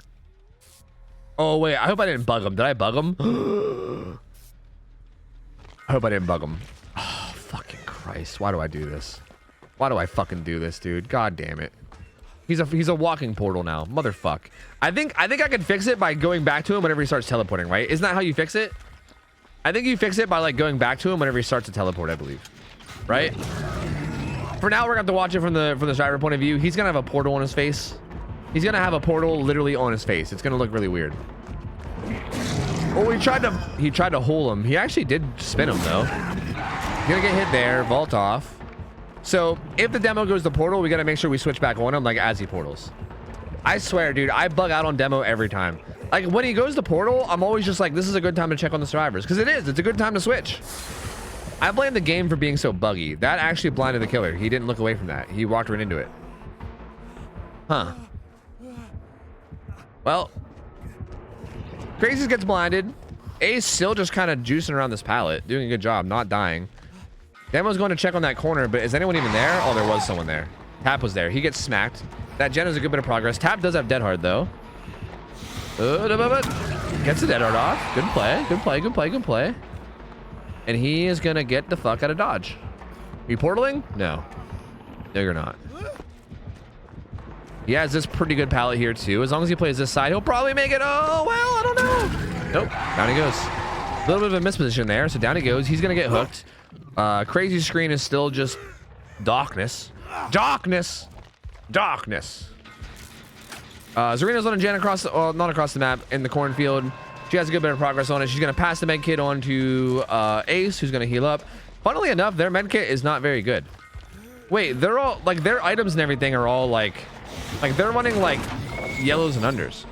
Like, they're following a rule set that doesn't exist. Because they're, like, running items and add-ons that are, like, not as good as they could be. Which is interesting. Huh. Like, realistically, that's, like, what it would probably get restricted to if we restricted it, right? Like if we decided to restrict add-ons and items, that's probably what we would do, is like make it like yellow and under, or maybe green and under, probably yellow and under. So, and I think in comp they do that. Like I think in like real comp they do that. So they might just be following like their real comp stuff that they do, right? Like when it comes to like actual like competitive tournaments and stuff, they might just be following whatever that is. Because I think that's how it works there. So yeah. Either way, Zarina's gonna pop his final gen. There's only 2 hook stages. I think this game seems to be pretty done so. This game is pretty done so. I mean, there is no way out, which will trigger probably soon. Maybe already. I didn't really see. Did someone trigger it? No, I don't think they did. But even no way out is only going to be 36 seconds.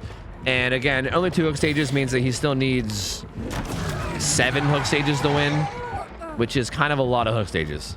I think Trepidation is just going to go corner map and die. Yep, just going to go sit in the corner and be like, take me. Take me, demo puppy. Take me. Take me away, demo puppy. There's no way out triggering. Oh, it's actually been triggered. It's gone now. So they're going to be able to open this gate. And yeah, they're like pretty much all here too. So they can probably just walk away here. Like they can just open this gate and walk out.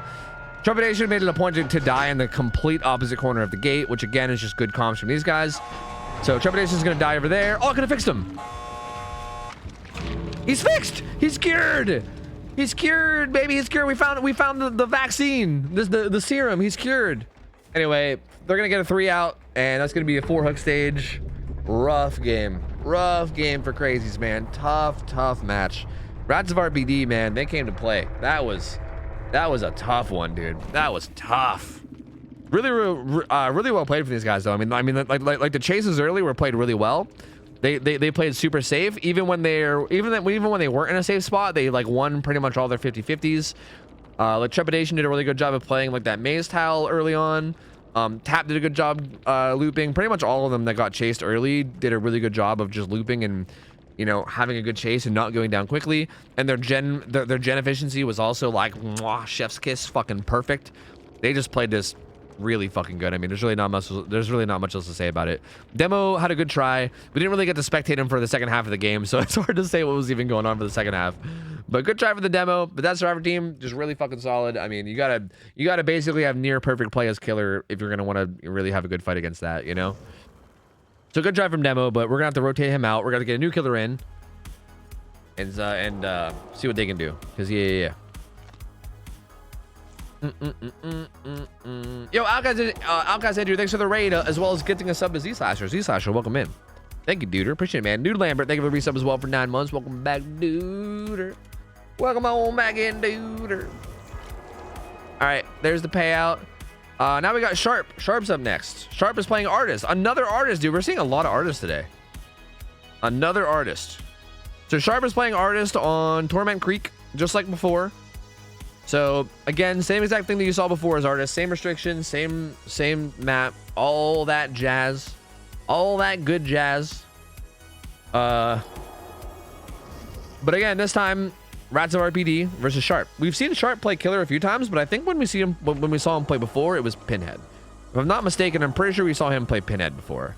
I don't know if we've ever seen him play. I think he played a different killer too, but it was maybe like Oni or something. Like I know we've seen him play Pinhead and maybe Oni. I think if I'm remembering correctly. I don't think we've ever seen him play Artist yet. I think. So I think this is our first time seeing him on Artist. So I can't really say how good he is at Artist. I have no idea. I know he knows how to play killer in general, in terms of just general killer gameplay. Like he's definitely a good killer. But I mean, we'll see how good he is at particularly Artist. And also, this is going to be a really good test because these survivors are clearly quite crackoed. They're clearly quite crackoed. So he's got to really be on his game because these guys are not going to make it easy. Like they are definitely not going to make it easy. That's for damn sure. So we'll just have to see, I guess. Did I give you guys a prediction? Yes, I did. Yes, I did. Good. Good. Oh, am I on Survivor? Oopsie. Oops. There we go.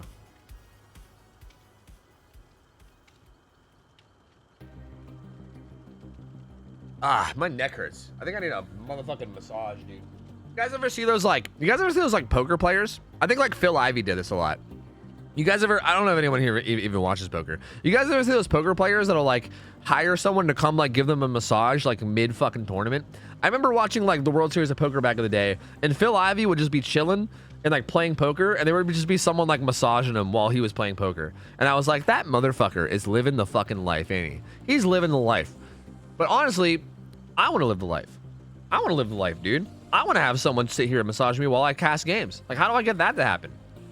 I think I gotta get more rich. You know what I mean? I gotta get more and more rich. Like, I gotta get Phil Ivey rich. I gotta get like winning multi-million-dollar tournaments rich. I think that's the idea. I don't think I'm quite there yet. Someday, maybe someday. You know, it's nice to have goals to work towards, I guess. Gambling? Well, it's only partially gambling if you're a fucking god at poker. Like, bro, if you're fucking Phil Ivey or like Daniel Negreanu, is it even fucking gambling at that point? I mean, it is, but like barely. Like, those motherfuckers are insane, dude. They're fucking nuts. Those motherfuckers are so good at poker. Shit is ridiculous. Shit is goddamn ridiculous. Rich enough to pay someone to give out prizes. Yeah, there you go. Rich enough to pay someone else to worry about prizes. Bam, easy peasy. All right, get your gambas in, guys, because I'm gonna close it like during the loading screen. You guys got like 20 seconds to get a gamba in, so go fast. If it's not in soon, you're not gonna get it in. Go fast, go quick.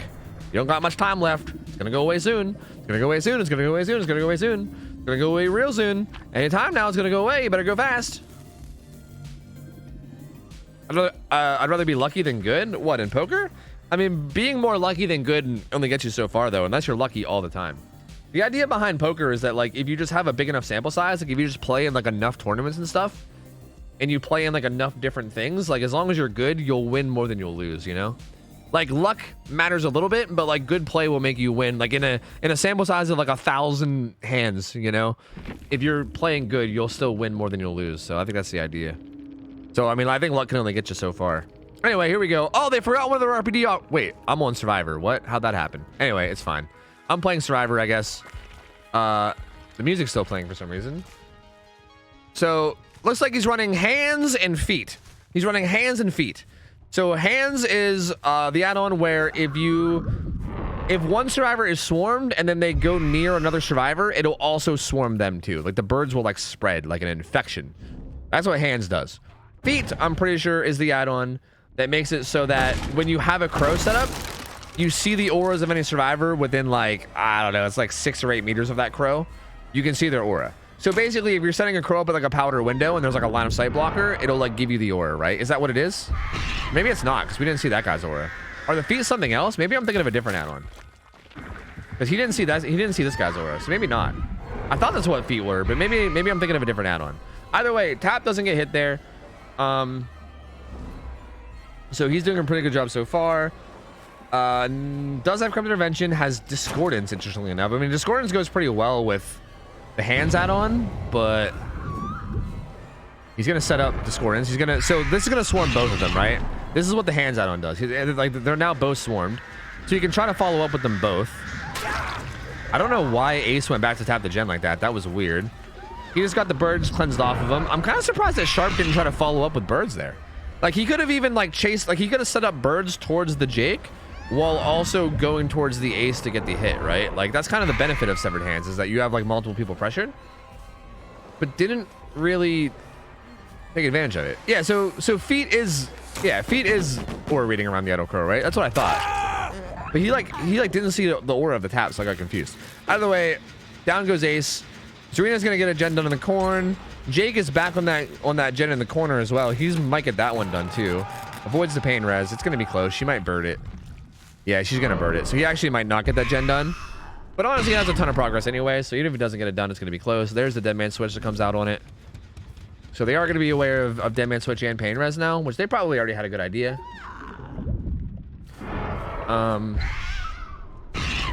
right, gets a crow on the tap on that gen, trying to force Dead Man Switch. Oh, tap actually ate that and took damage. Interesting. He had to have known that was coming, right? Huh. I was like, there's like time he's gonna let go, right? Like he's gonna let go. He's gonna let go. He's gonna let go. That motherfucker did not let go. That was really interesting. Finds Jake with the crows again. Oh, he spreads it to tap too, who's injured. Shotgun strategy, baby. Well, he got Jake, but not tap. He actually didn't get tap, but he got Jake instead. Tap is okay. Wait, he spread it to him again. Why do they keep sharing crows, bro? What are they doing? Wait, is that their strategy, to try to distract the killers so that the person that got off hook can get away? Maybe that's what it is. Maybe they're trying to distract so that Ace can get away.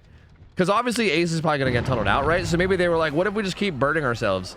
And then maybe like the killer will just be too tempted to go for snipes. Because if so, that's kind of Giga Brain. That actually might be what it'd be. That might actually be Giga Brain. I don't know. But either way, it didn't work. Sharp is going to stay on to Ace. He's going to try to get him tunneled out. They did pop that gen in that corner, though. And they're probably going to be healing themselves up now. But Sharp is not concerned about any of that because he wants Ace motherfucking dead. He wants his man dead. He throws main. He's going to loop around the back. I mean, he could set up a bird here to swarm him. I'm surprised he's not. Like, I feel like he's not getting enough value out of Artist right now. Like, he can do a lot more than this. Like, you can set up a bird through a wall and then, like, swarm him to put pressure on him. Like, this is not, like, you're not really getting value out of the killer that you're playing. You know what I mean? Like, he's kind of just following him around and then occasionally setting up a crow near, like, a pallet. You know what I mean? Like, you knew, like, I mean, I don't know. I guess maybe I don't know if he knew, but you should have an idea that he's probably just going to loop around the back there, right? Because he has nothing else to work with. You can basically just set up a crow that goes through the wall around the back just to swarm him.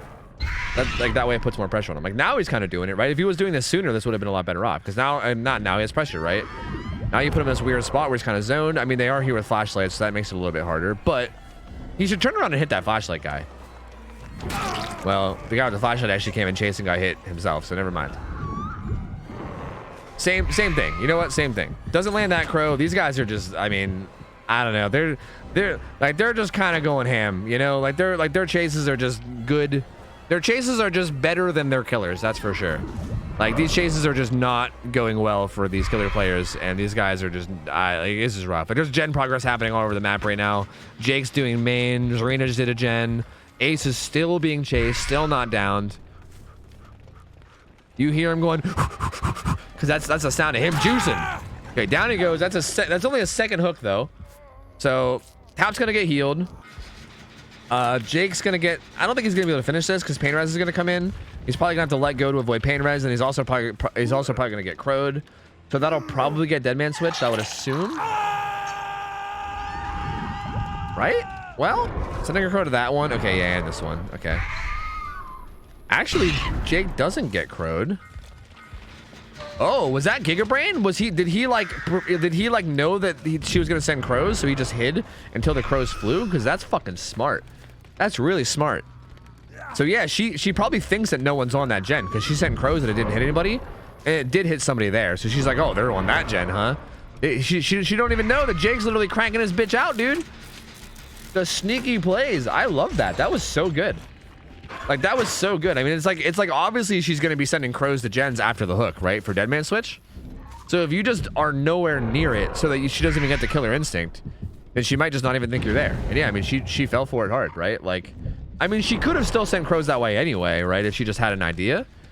But she had no idea. And the hook comes in, and then trepidation for the Peepo, and the old for the Peepo play. She has deliverance up too. So again, her going down is not really a big deal at all. Doesn't get hit there.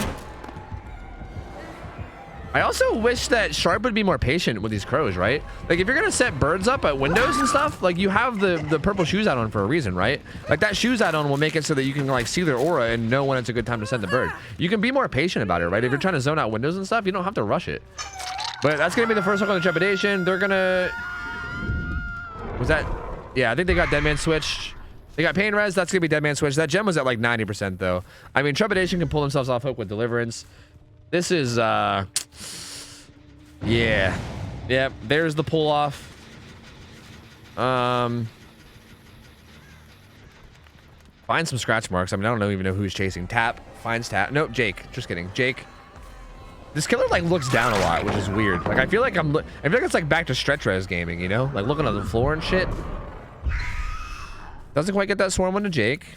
Gonna come back and check on this gen because they think that people are gonna be on it. They are correct. Ace is on it, who's on death hook, so he's got to be a little careful.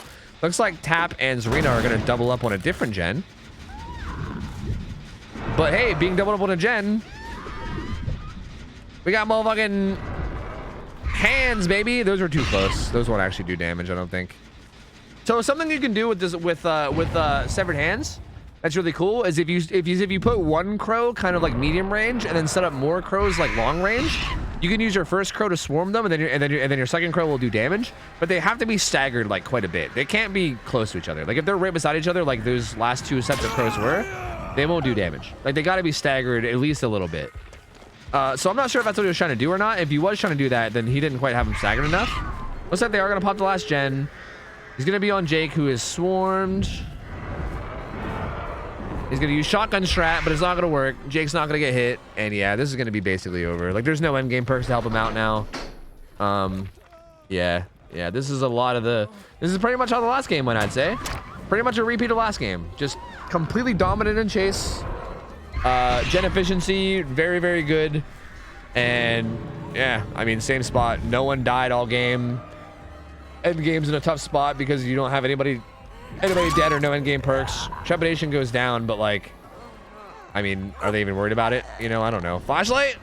Oh man, come on, brother. Come on, brother, please. Why I gotta do the bird like that, man? Why I gotta do the bird like that? Out goes Ace. Out goes Arena. And out goes Jake and Ace too. Come on, Jake. Just get the fuck out of there, man. Go, you fucker. All right, and then there you go. GG's. That's it. That's the GG. And Rats of RBD, I mean, bro, I don't know what to say. I mean, good-ass team of survivors. Good try from Sharp. Like, good attempt. But these guys are just really, really solid. And, like, their chases were just really good. I mean, really what both these games boiled down to was just the chases, right?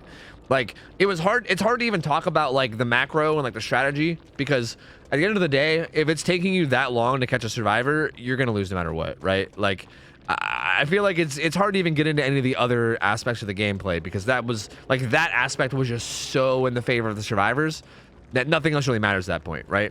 Like if that's how a game goes on either side, like if a killer is downing survivors every 10 seconds or if the survivors are just not dying for like 3 minutes at a time, if either one of those is the case, then that side is going to be winning. And there's really no like strategy just doesn't even fucking matter at that point, you know?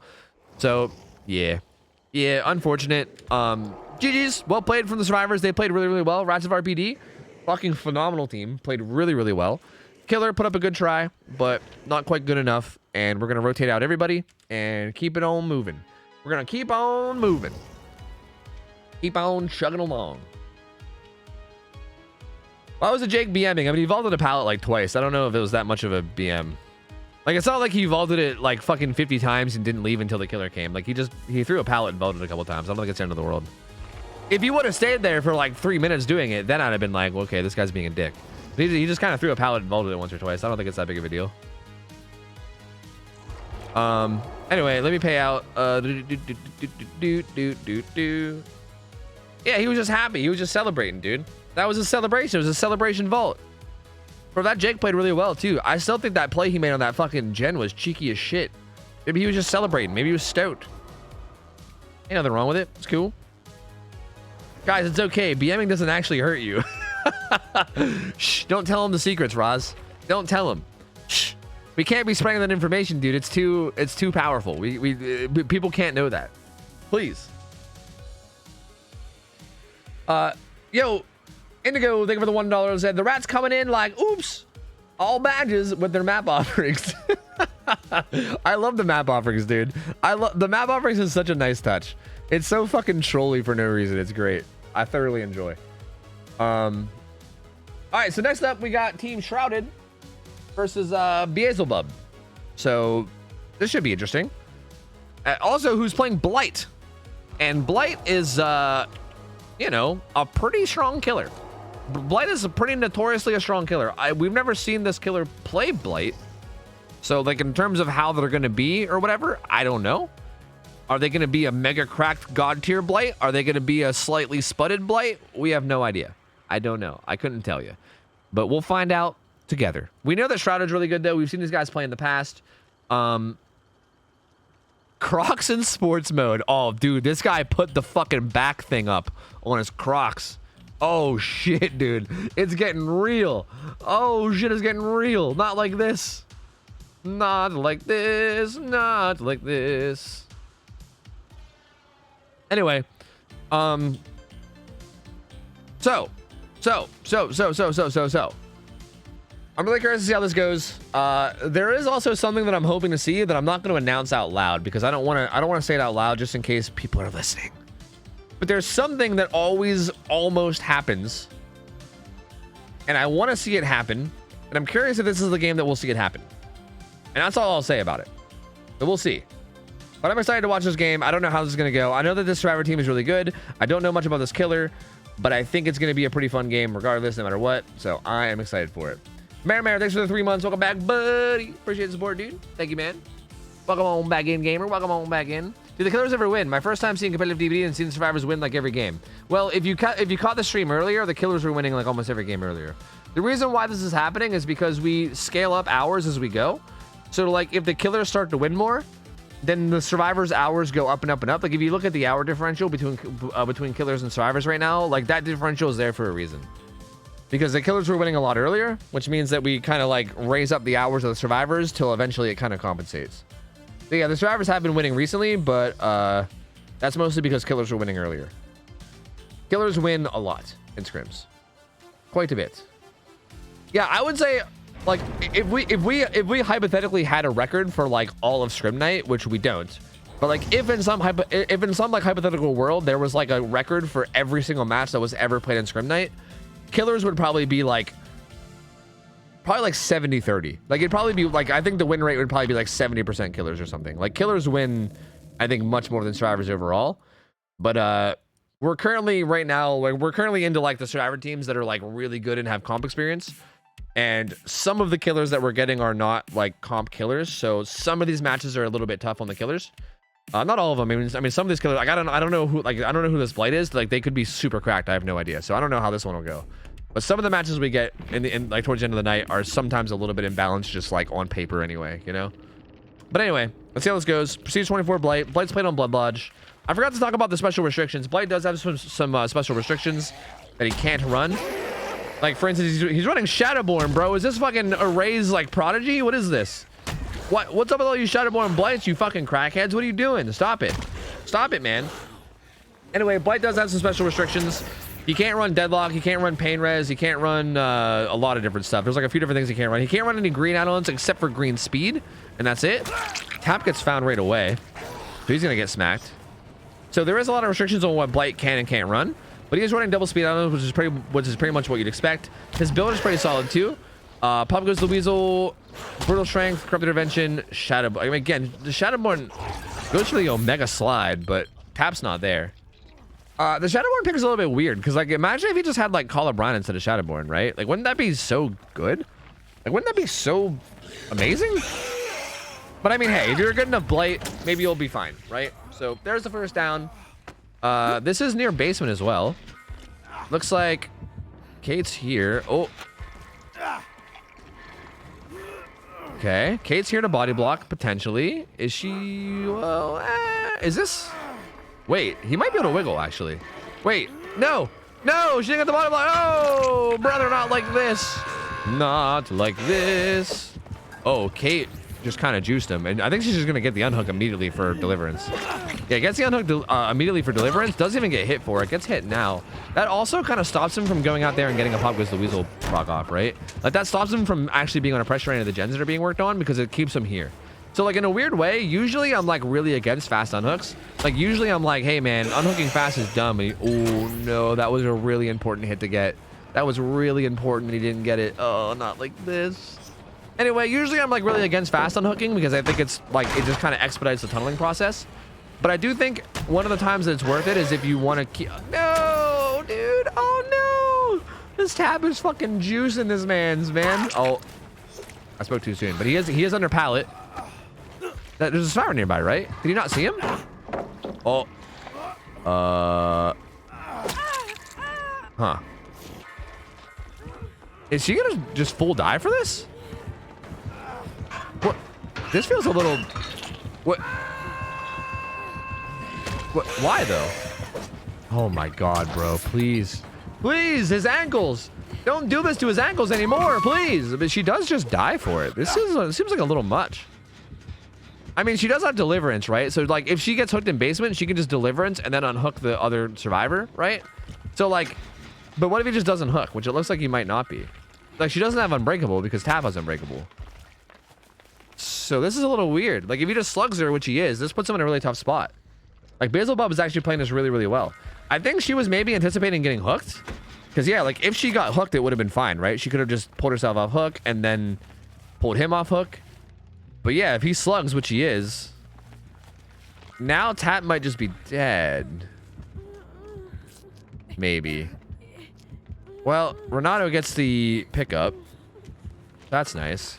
Blight turns around and he's like, wait, what? What's happening? Who cares? I'm killing this guy. But yeah, I think Tap's dead, though. Yeah, this felt unnecessarily risky from the Kate. I'm not really sure what the play was there. But that's a kill. 2 gens left. But not a terrible spot to be in. That being said, 2 gens left, 3v1 is still definitely doable for these guys, right? It's definitely not over. Pop Goes the Weasel is really the only gen regression perk they have to worry about. And honestly, so far, they've been doing a really good job of just juking this Blight and not getting hit, right? Like, I wouldn't say that they're not able, like, I think they're going to be able to probably get some good chases in, right? So as long as they just get some good chases in, this is definitely absolutely doable for these guys. Kate gets found here. He's going to try to bump logic this pallet down, and he... Okay, right this way, milady. Right this way, madame. It's me, Gentleman Blight. Yes, right this way. Sort of lose tracks of her, but kind of okay. Follows up and gets a hit there. So there it goes. She again is the deliverance driver though. So if she goes down, not really the end of the world because she has deliverance and she can pull herself off hook. Okay, bump lodging it up. Not gonna be able to get that hit though. No way. So gonna get away from that. He also used all 5 rushes there, so it's gonna take a little bit for him to get his rushes back to get more pressure out. I think he wants to hold down these gens down by Shack, because this is kind of where he camped the guy out, right? So there's 3 gens in a row here. I think he wants to try to hold these 3 gens. So he's gonna dip from that chase and he's gonna find our boy ASMR. Ugh. Is that name mean something that I'm not understanding? He finds Renato. I don't know. Doesn't quite get the hit there, though. Going for some pretty spicy flicks. They do pop a gen. Was that... I can't tell where that gen was because he didn't turn around. Was that like the... Okay, I think that was the gen that wasn't by Shack. I think that was the one down by main. Gets hit on him there, though. Does get blind on the path. And there's the final gen. Well. And a dead hard coming out of Renato, too. God damn. God damn, dog. God damn. So, yeah. Good stun there, too. Another blind. Actually doesn't get the blind, doesn't commit to it. Just teases it, you know? Just teases the blind a little bit. And yeah, gates open. I think July and Blitzy. Sorry, it's not even. Oh my god, I thought this kid's name was Blitzy the whole time. It's Bitsy. There's no L there. Wow, my mind is blown. Anyway, I think they're actually all 3 out. Yeah, they're all 3 out. So there you go. That was a strange game. I don't really know what to make of any of that. That was interesting. I'm just gonna say GG's. GG's, good try from Beelzebub. I don't know what the fuck happened right there. That was odd. I mean, I feel like his rushes were just a little off. Like, I mean, I think like strategically, I think he played well, right? Like tactically, I think he played well. He did a good job of like he basemented that guy. The way he handled the way that they handled the hook was good. Like the way he like slugged the Kate and then like kind of forced the death on the guy in basement, I think was good. Like I think his strategy going into it was good. Again, I think the main thing here was just like the last 2 games or so, it's just the chase. Like, the chase was just way in the favor of survivors here. Like, he just wasn't hitting his dashes. The survivors just weren't really going down fast enough, right? Like, they were just not dying. Like, he was, like, whiffing a lot of his hits. Not quite getting, like, the flicks he was going for. And, again, that's just not really something you can have happen against survivors that are really good and really, like, efficient. Like, if you have that happen too much, you're just going to lose no matter what you do, right? No matter how good your strategy is, if you're not landing hits, you're just not going to be able to win. So, unfortunate. Good try from Beelzebub. Well played from Shrouded. They're going to stick around. We're going to keep them for game 2. And we're going to get a new killer for them to go against. We'll see how they do against somebody else. And let me give you guys a payout too. Bam, bam, bam, spam, shabam, bam. There you go. Bam. Perfect. Perfect. Palgers.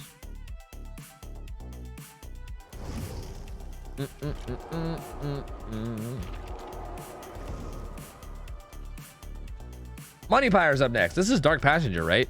I'm pretty sure it's Dark Passenger. Yeah, I found out recently this is Dark Passenger, which I didn't realize. You told me yesterday. Who's playing Cenobite? Cenobite got a new map. Cenobite got a new map this week. Cenobite has played on Father Campbell's Chapel, which is a brand new map. Smile. We used to have him play on Dead Dog Saloon, but he was like dominating on Dead Dog Saloon. Like he was doing really, really well on Dead Dog Saloon. And we were like, yeah, this probably ain't good. We should probably not do this anymore. So we swapped him, and he's now on Father Campbell's Chapel. And we switched him with Doctor. Doctor is now on Dead Dog Saloon, and this killer is now on Father Campbell's Chapel. So Cenobite, Father Campbell's Chapel, he actually does have a special restriction in the fact that he can't run Engineer's Fang. Engineer's Fang is the one thing we do have restricted on that killer. Outside of that, it's just the same old, right? Just global bans. You can't run No Way Out, No Ed combo. Yeah, I don't know. The decision to switch from slippers to Crocs was the right call. I agree, dude. I agree with that 100%. Honestly, Crocs are where it's at. Like, Crocs are the shit, dude. I used to be a Croc hater, you know? Like, if you'd asked Tofu from like 2 years ago how he felt about Crocs, I'd have been like, bro, fuck Crocs. Like, that's some bitch shit. What are you doing with Crocs? This new Tofu, though, now that I got some Crocs, hell no. I love Crocs, dude. They're amazing. I love me some motherfucking Crocs, man. Anyway, here's a new prediction. We have seen Dark Passenger play before, but I can't remember how the games went, to be honest with you. I honestly can't remember how it went, so I can't really give much insight. But I know we've seen him play before. Obviously, you guys know that these survivors are good. But that being said, we also saw these survivors do some pretty interesting, risky shit. So even though they're good, you never know, right? They might do some fucking wild shit and end up throwing, for all we know. But they're definitely good at the game anyway. So, like, you know, I don't know. We'll see. We'll see.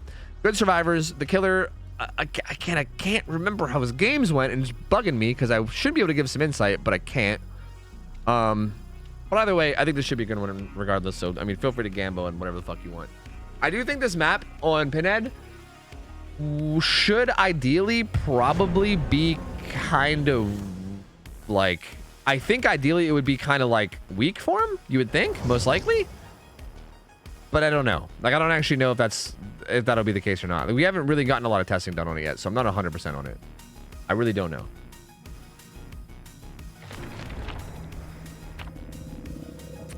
I have black Crocs just in case I have to attend a funeral. That's good. That's good. It's good to be prepared for every occasion. Like, you should have Crocs for every single occasion. That's a good idea. Yeah. Dastardly Pug, thank you for the sub. Welcome in. Mare, thank you for the 3 months. Welcome back in, dude. Thank you, buddy. Appreciate it, man. Thank you for the support to my guy. I appreciate you, duder. All right. I am ready. I am ready for this game. I am motherfucking shreddy, man. People are calling double Addy because you have Addy equipped and the game keeps showing you a survivor. Oh, that makes sense. I was wondering why everyone kept saying it, dude. There was like 10 games today where people are like double adrenaline, double adrenaline, double adrenaline, and then it's never double adrenaline. And I thought you guys were just like losing your fucking mind. But that makes a lot more sense, yeah, because it's like bugging out and it's showing me a survivor. I get it. That makes sense. I get it.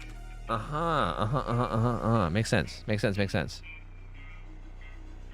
And your other 3 perks are never using scrims. Yeah, what else do I... Well, no, I use Dead Hard, don't I? Or I thought I did. Or no, I was using background player recently, right? Yeah, I think it's like background player, bond, and then like fucking who knows what else, any means or some shit. Yeah, I think my other perks were probably some garbage that people don't use, if I had to assume. Anyway, here we go. Let's see how Money Pyre does on Pinhead against these guys. Again, this team clearly fucking crackheads. Very good at the game. Hey, you know what? That build is, I approve. That's Torture Pillar, right? What's Torture Pillar do again? Can you guys remind me? I can't remember. I think that's Torture Pillar. He heard the box. The box. He blinded him while he was solving the box. I didn't even know you can do that. He's gonna eat a hit for that though. Like, maybe he should have ran away instead. I mean, I don't know. What the fuck do I know? This is a good build though. Corrupt Intervention, obviously to help with the early game. Sloppy because every hit you do is an M1. So Sloppy will be applied every time you do damage. And Pain Res because it's a shit ton of progression. And then No Ed because every hit you do is an M1. So this is a really strong setup though. Getting this pallet out of the way is probably really good. But also this is still a really strong setup. Like having this long wall window next to fucking shack window and having them like actually in the direction that they are too is kind of gross. That is kind of disgusting. But he's going to be committing to Renato here. He gets a blind. Dark Passenger though, assuming he has ears, is going to be able to follow him pretty well, and he is. It seems like either Tap is struggling to solve it or he's on purpose trying to bait him. No, he's actually just struggling to solve it. Like, this man is getting harassed. Also, the Renato went down, but I think we all knew that was about to happen. He was in a pretty bad spot. I'm more curious to know what the fuck is going on here. You summoned me. Oh, he's actually teleporting to him. I came. That's interesting. I don't know if that was really the best call. They're gonna unhook immediately. Gets a hit on the tap. Was that the best call?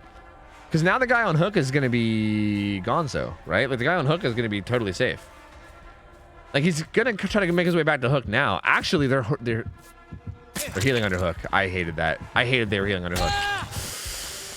Oh, I hated they were healing under hook. Never mind. It all worked out in the end because they healed under hook. I don't think they should have healed under hook. I thought for sure they would leave, especially knowing that he has sloppy too. Like, knowing that the heal's gonna take a while. All right, well, he DS's him. He also has dead hard, but dead hard probably won't come into play if he gets chained. Yeah, there it is. So yeah, dead hard won't come into play because he goes into deep wounds. He tried to purposely not break himself out of chains and have Kate do it, but I think even Kate doing it made him go into deep wounds. So I think he was trying to play around the add-on, but didn't quite work. Down he goes. That's going to be his second hook stage soon. DS is going to be out of the way. No one's there to get the save on the pallet. Basement's also there, but he's actually not going to basement him because I think he wants a pain res proc instead. And so far, pretty good start for Moneypire. Pretty good start thus far. Another pain res proc. Second hook for Renato, who's going to be getting close to death. And we'll see how it's looking. He does have kinship, though. Kinship's activated. So, I mean, this guy definitely was the one that wanted to be chased, right? Like, his build is revolved around being chased. He has DS, Dead Hard, and kinship. So, he's definitely the survivor that they wanted to be hooked. So, I mean, build-wise, they got the right survivor on the hook. But I still feel like it's kind of all happening too fast. Right? Like, I don't know. I don't know if Moneypire doesn't realize about kinship or not. Hard to say. But the bar has not moved. Goes for a chain on Kate and doesn't land it. But he does know that Kate's working up there. I mean, again, they're at 4 gens, though. So even with kinship, if he just really forces this kill out, it's going to take a while. Ideally, from the survivors, they're probably going to want to save him at some point. Maybe this was too early. I don't know. Well, that didn't register? Interesting. That looks like it should have registered to me, but it just didn't. So weird. Kate's going to take a hit. But honestly, even them taking a hit with Sloppy Butcher is kind of not that big of a deal. Tries to take an angle on him. Well, he's got to be careful taking all these angles because he might lose them. If he loses them, that's going to be a major throw. Like, it's one thing to try to take angles on someone and cut them off, but like, if risking losing them is not good. And as a matter of fact, he seems like he lost him. Oh, that's not good. That's very not good. Yep, that's not good at all. That's very, very bad. Maybe he wants to just hold down these gens. I mean, he does kind of have a tight set of 3 gens right here, right? And like, if you count main, it's kind of like a 4 gen. And if you count that one, it's kind of like a 5 gen. But I would say it's like barely a 4 or 5 gen. It's more of a 3 gen back there by Shaq. So maybe he's more concerned with holding that down. But in my opinion, he should have just killed that Kate and then held it down, right? Like, you can do both. You don't need to do one of them. Like, it's not a one or the other option. Like, you could have stuck to Kate, killed her, and then went back and held down a 3 gen. But like, now Kate's alive, and now you're going to be trying to hold, like, if you're going to try to hold down a 3 gen against a 4-player team, that's just not going to work. Like, that's not going to work at all. So this is unfortunate, man. I feel like he was in a good position to win, but I feel like he kind of threw it away there. I don't really like how he played that at all. Finds the Nia, though. She has the box, so this is kind of big. This is kind of huge. If he can get it down on her, that'll spawn a chain hunt and also let him know where every survivor is. I don't know what the fuck happened right there. He couldn't seem to find Nia. And then she vaulted out anyway. Now she got a bunch of distance. She's down by Carnival. And she's solving, but I think he's going to cut her off and cancel it, I would assume. Yep, cancels it. She's going to go down, and that's going to spawn a chain hunt. And make everybody scream. There's tap. And I'm assuming Renato is probably somewhere far away, right? Like, Renato being on Death Hook now is going to be playing really, really safe. Like, he's gonna be just trying to stay away from the killer as much as he can. Like, wherever the killer is, they're probably gonna be communicating that, and he's gonna be like, right now he's in like the opposite corner, right? Like, and that's probably gonna be a thing that no, I bugged him. Fuck. He'll unbug whenever he gets a hit or does something. Oh wait, that'll unbug him, I think. Right? That should unbug him, I think. Oh my god, he's even more bugged than before. Fucking Christ. God fucking damn it. Is he invisible? I don't even know. He might be invisible. It looks like this Kate's getting chased. It's certainly looking like she's getting chased. It's certainly sounding like she's getting chased. But I don't see a pinhead. There he is. He's fixed. Okay, he's fixed. He just had to swing. Well, I mean, that fixed his invisibility. Is his camera? God fucking Jesus, dude. Motherfuck. This game sucks. I'm sorry. This game fucking sucks. The spectator client of this game is fucking dog shit, dude. Jesus Christ. Anyway, the hook comes in on Nia, and then she gets off the hook, and she's kind of fine now. Pinhead's looking around. Nia and Renato are both on that gen. That's like down to the right down there, so that should be fine. Pretty uncontested. He comes back and finds Kate. Both Kate and Tap are both fresh hooks, though. So neither of them are really in that much of a danger. Tap here to help her break the chains. Gonna help her get some distance and get away. Also here to body block too. So they kind of look like they're being chilling. We can't really watch the killer, so that sucks. But it seems like the killer is right behind them. Gonna hit Tap, who has overcome, and he's gonna run away, but he really wants Kate. He seems to really want Kate. Tap's right here. Tap's gonna let himself go down, and he might tenacity his way over to that pallet. Nope. Just gonna get hooked. Okay, so what I've been wanting to see with this team, by the way, every week that we've seen this team, this Tap always brings this build. And I've been really wanting to see him get a power struggle off. Like, what we've seen in the past is we've seen some really cool shit where, like, he'll literally, like, body block himself to death for, like, a survivor that's getting tunneled, but do it, like, under a pallet, and then basically just, like, recover and then sit under a pallet, right? Like, there's a lot of, like, stuff like that we've seen. And I was really hoping to see him get value. But, so far, nothing in these last few games. He gets hooked, but then he gets unhooked. There's still 2 gens left. I don't know who he's chasing because there's no one really nearby. It looks like he's kind of near. This Rhino's got to be careful. If this guy gets found, he's death hooked. This is a little bit dangerous. Little bit dangerous, man. These guys are healing up down by Carnival, though. There's really no gens by Carnival, so I don't think you really have to worry about it there. Really, like, the main danger zone is, like, the shack area. Nia's gonna get hit, and she's gonna get away. She does have live, but she might be trying to make it to the far window before she lives. Yeah, she wants to get to that window and then use that window to live down towards Carnival, I think. Yeah, she's gonna vault, and she's gonna go down towards Carnival to heal up and reset. Oh, we found Renato, though. Ooh, this is scary, because Renato's death hook, but he didn't commit to him. He didn't commit. That's interesting. I feel like he should have maybe committed to Renato, to be honest with you. Like, that feels like probably the play. Like, Renato's been, like I think Renato being death hook.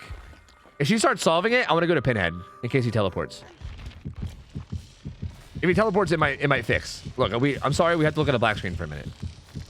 I don't think he's gonna teleport. Fuck. I think if he teleports while we're spectating him, it might fix. Maybe. But I'm not sure. I do think he should have committed to the Renato there. I think it was a big mistake not to. Especially with him dropping off like that. Like, I don't know if he remembered him having Dead Hard or not. But, like, he doesn't have balance. He has Dead Hard. Like, he should have... Well, actually, maybe he doesn't know it. Maybe he doesn't know it because he never really got a chance at Dead Hard. Because of the add-on. But either way, he knew Renato was Death Hook. I feel like he should have committed to Renato whenever he found him and hit him. Because again, like, trying to hold down a 3-gen in a 4v1 is, like, infinitely harder than trying to do it in a 3v1. Like, infinitely harder. Like, trying to hold down a 3-gen and win and like, make that your win condition in like, a 3v1, relatively doable, right? Like, relatively scary for the survivors, pretty doable for the killer. Not that, you know, like, not that bad of a strat. But, like, in a 4v1, it's just, like, so much harder. This Renato is just chilling. I think he's just waiting for someone to get injured so that they can run down and heal together. Like, I think for now... Oh, actually, Nia's going to come down and do it even though she's full health.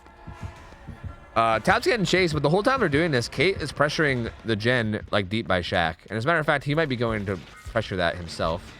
Yeah, he is. She's going to sprint burst away.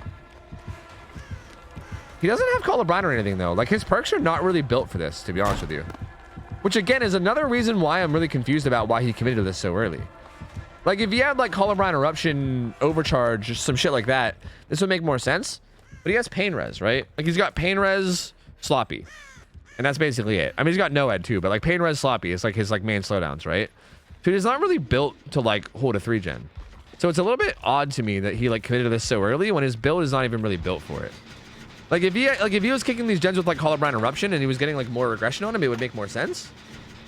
But yeah, I mean, this is just not a winning strategy, right? Like, it's just not going to work. Like, they're going to slowly whittle away at the progress of these gens, and he's not going to be able to stop it. Like, there's no way. Like, he's not going to be able to stop it unless, like, they throw, right? But I think having your strategy be, hopefully the survivors throw as your win condition is definitely not the most ideal win condition.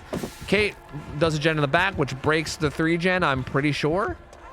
I don't really know exactly where the gens are because I can't spectate the killer, but I think it might have been like main. Yeah, it was okay. So it's main plus the 2 at Shack. There's 2 still kind of near Shack now. So there's still kind of a 3-gen. Like there's one here at Shack, and I think there's also one off to the left over here as well. So there's still kind of a 3-gen, but I would say like a much weaker one now that Kate did that gen. Like this main gen requires him to go the whole way like inside and upstairs. It's kind of hard to pressure. It takes a lot of time to like go to. These survivors are resetting across the map at Carnival just to be safe.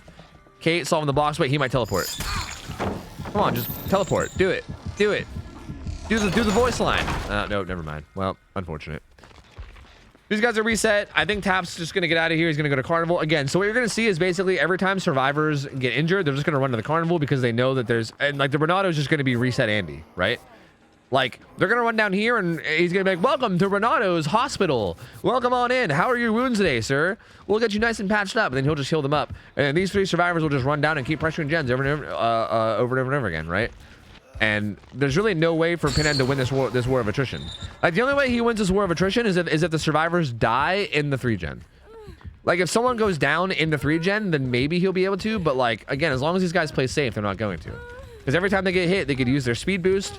Like, a combination of their speed boost as well as their exhaustion perk, right? Like, as long as they use their speed boost and their exhaustion perk, they can basically use the combo of the 2 to just come down to Carnival each time.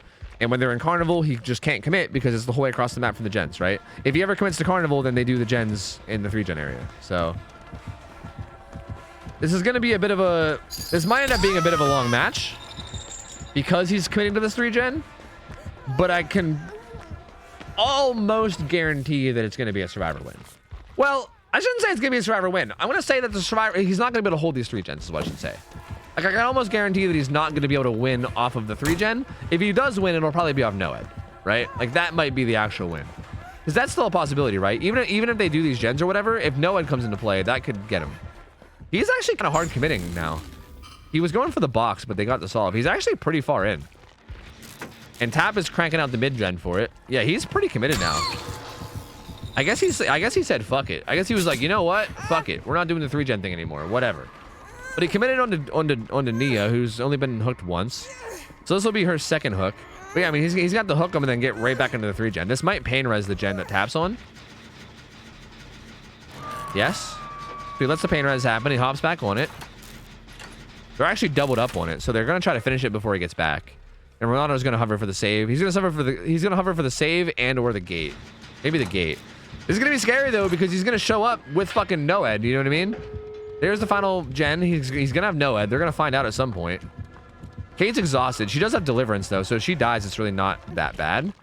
Ooh, they're gonna find out soon. I'm nervous. They found out.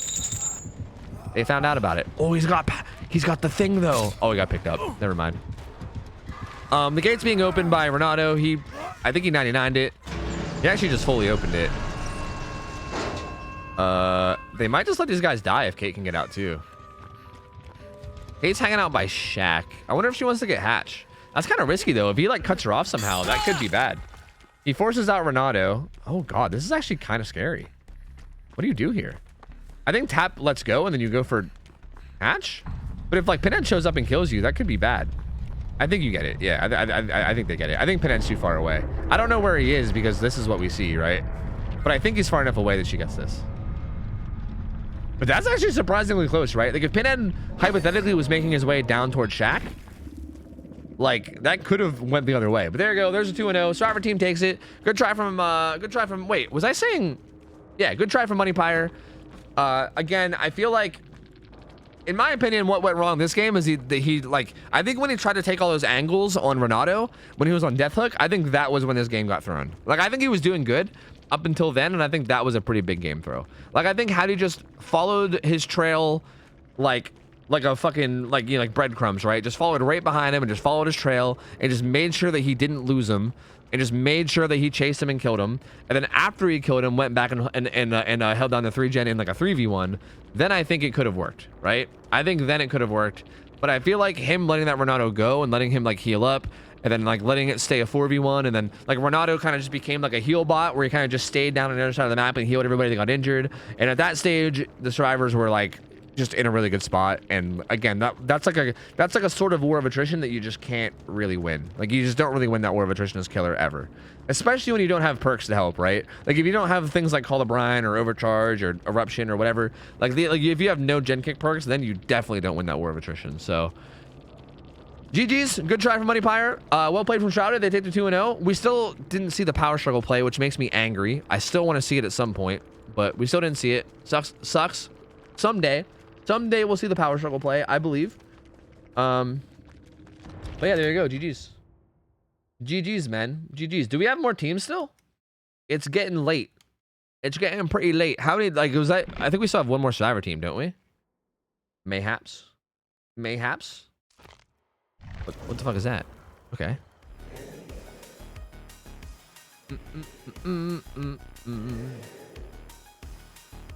Yeah, we do have one more Survivor team, I believe. And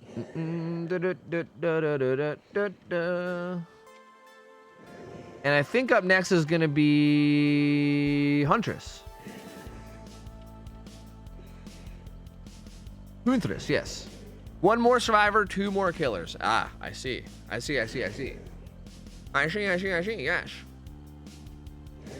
Karasu, what up? How you doing? Hello. Someday it'll work. I know. I believe, dude. I believe, man. And the day it does work, I'm gonna be fucking stoked. I'm gonna get so excited about it whenever it does finally work. It's just, I'm waiting for the day, man. Just waiting for the day. It looks like we're just waiting for the last people to set up. All right, yeah, we're just waiting for the last people to set up. Apparently there's one more team of survivors and 2 killers, which is kind of like perfect. Well, it's perfect if the survivors win, I guess. I guess it's hard to say. If the killer wins, then like, I don't know what to do. Rematch, I guess. Hard to say. I don't know, but we'll see. Let me pay out. Bam, spam diggity. I was thinking about making that last one the last game because we've been live for 6 hours, but we can keep going. I'm down to like, since we're so close to having everyone done, we might as well just like finish it out, right? So let me pay out for Survivor. Bam, bam, bam, bam. All right.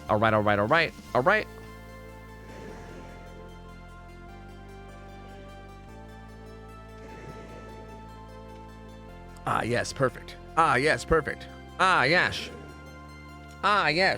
Okay, you know what? I gotta play some ads. So I might as well just do that now while we're waiting for the lobby. Restarting the game, I'm bugged. Okay, that's fair. So we don't know anything about these last 2 teams. Or sorry, these last 2 opponents. The killer's name is Chocolate. I don't think we've ever seen them play, but they're playing Huntress. And the Survivor team is they're called Pub Stomp Gods. I don't know anything about them either. I don't recognize their names. They got like 6,300 hours. They might be like, I don't know, cracked out Omega God comp gamers, or maybe they're just actually people that just play pubs and, you know, maybe they're new to comp. I have no idea. I really have no idea. So I couldn't really give you any insight on how this is going to go at all. I don't know. We're going to find out together. But here's your Gamba. Feel free to Gamba it up. And we're going in blind no matter what. It's going to be Huntress or Norman. So, I mean, we have that. That's the one thing we do know. We do know it's Huntress or Norman. But outside of that, we don't know anything else. So the Gamba is basically going to be pure Gamba. And I'm going to play some ads and get your Gamba in while they play. And hopefully by the time they're done, we'll be like at least close to being ready. I think we're a bit away still, but maybe we'll at least be close by the time it's done. I don't know. I don't know.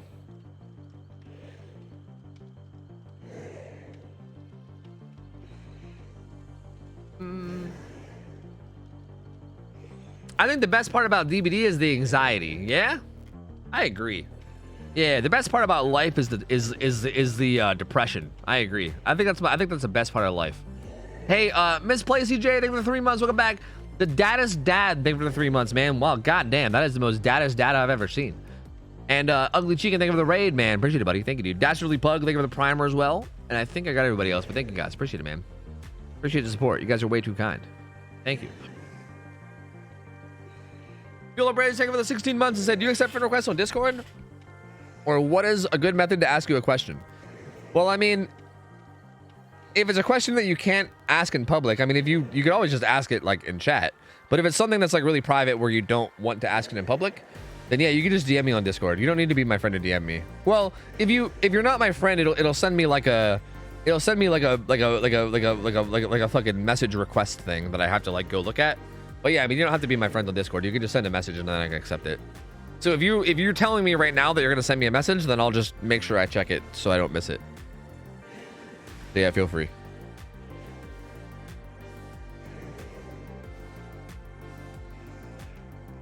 Who won last match? Survivor won last match. Doot doot doot doot doot doot doot doot.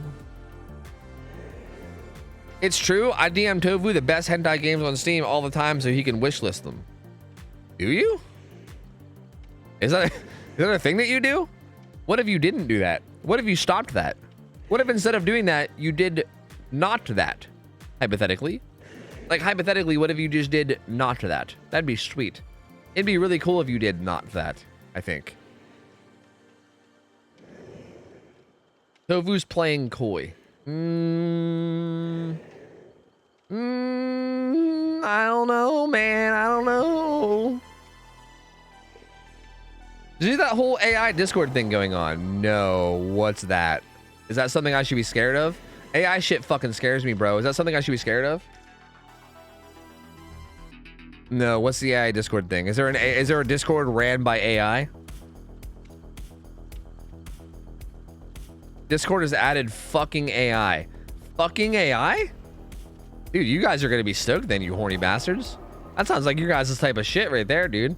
You're good to go. That's a dumb joke. But actually, like, what's it actually doing though? Like, what? Can you give me like an actual like rundown of what's going on? Because bro, AI shit scares me, bro. I'm telling you, it's gonna take over.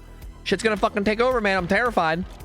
It's all fun and games right now while people are doing dumb deep fakes of like fucking the presidents, you know, like fucking Trump and Biden playing Overwatch together. You know, it's all fun and games for now, but Lord knows how long it's gonna take before shit starts to get fucking crazy, you know? Discord is doing AI stuff that no one asked for and or wants. I still want to know the details of said AI stuff. Because I feel like saying AI stuff could mean a lot of different things, and I'm really curious about what exactly they're doing. Because yeah, I don't know. Like, how scared should I be on a scale of like 1 to like shitting myself, you know? Maybe it's better if I don't know. Like, maybe I should just stay blissfully ignorant. Because if it is like shitting yourself level scared, then maybe it's probably better if I just don't know. You know what I mean? Like, sometimes I regret knowing things about the world. You know what I mean? Like, if there's some things about the world that I wish I could just not know, and I wish I could just like delete my memory of, but it's too late.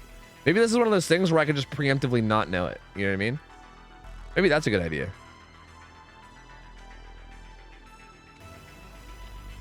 But then Cowboy sent a link, so I gotta click on it. When it comes to sharing AI experiences with your friends, there's no place like Discord. Today we're introducing new AI experiments, including an AI chatbot named Clyde, Automod AI, and conversation summaries, and launching an AI incubator. An AI incubator? The fuck does that even mean? We're gonna incubate AI? Dude, Clyde sounds like a cool name for a fucking AI friend, though. Like, I kind of want to have a robot friend named Clyde. That sounds kind of cool. My good robot friend Clyde. The fuck's an AI incubator? I don't know, dude. I'm Rusty, so don't mind me. It's like have fun and have an amazing day. Hell yeah, let's fucking do it, brother. Let's do it. Let's doot.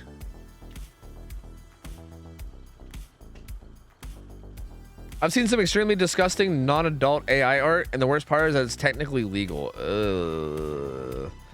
That's a sentence that I wish I didn't hear or read. It's using all your messages, all the art you post, etc., to train AI stuff. Oh, is that what it means by incubator? Like, it's just like it's storing all of like the info that it gathers from watching you talk or watching you interact? Is it learning how to be a human, basically? Is it learning how to be, like, is Clyde learning how to act like Clyde? It's interesting. Huh. Risky Google search coming up? Yeah, I'm good. I ain't searching for fucking any of that shit. Clyde, clearly lying to you to destroy everything. That's what it stands for. They're gonna come out in like 6 months, and like once the fucking robots take over and start destroying everything, and be like, guys, it was obvious all along. Clyde stood for this the whole time. How'd you guys not see this coming? Yo, Analogous, what up, buddy? How's it going, man? What up? Yeah, crazy, because, like, same, man, same.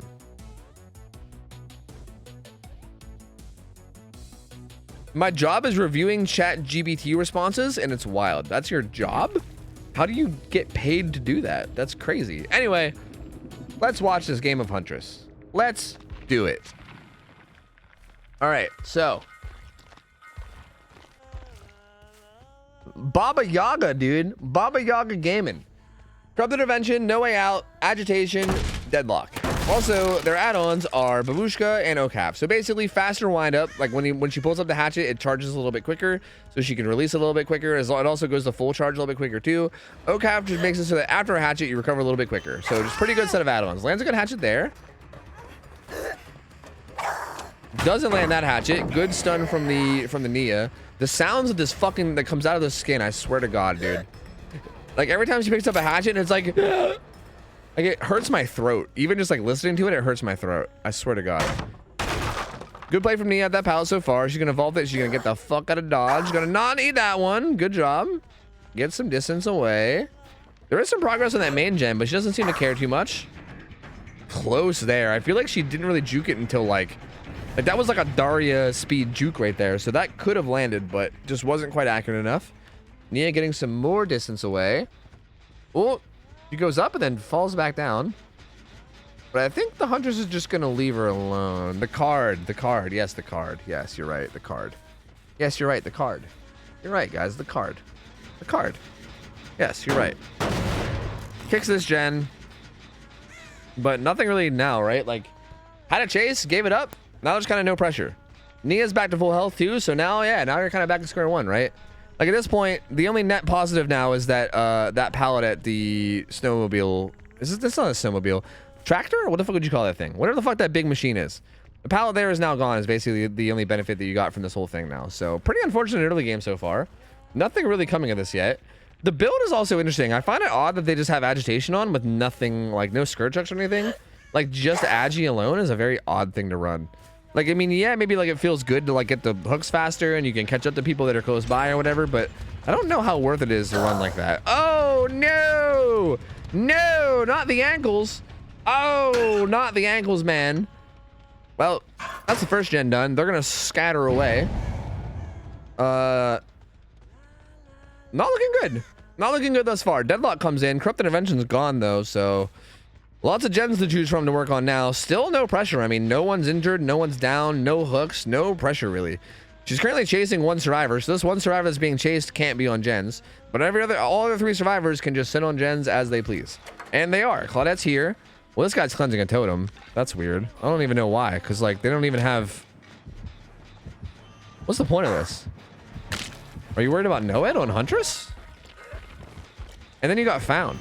She doesn't even have inner healing or anything. So what was the point of that? I don't understand. Are we just like farming blood points and kill your friends now? M1 comes in. I don't like that M1. I feel like you should have went for the hatchet, but that's okay. Let's see what she can do against this Jane, who I think left the tile. I'm pretty sure those. Yeah, I was gonna say that blood and scratch marks was her walking away, and I don't think you realized it. But yeah, she's gone though.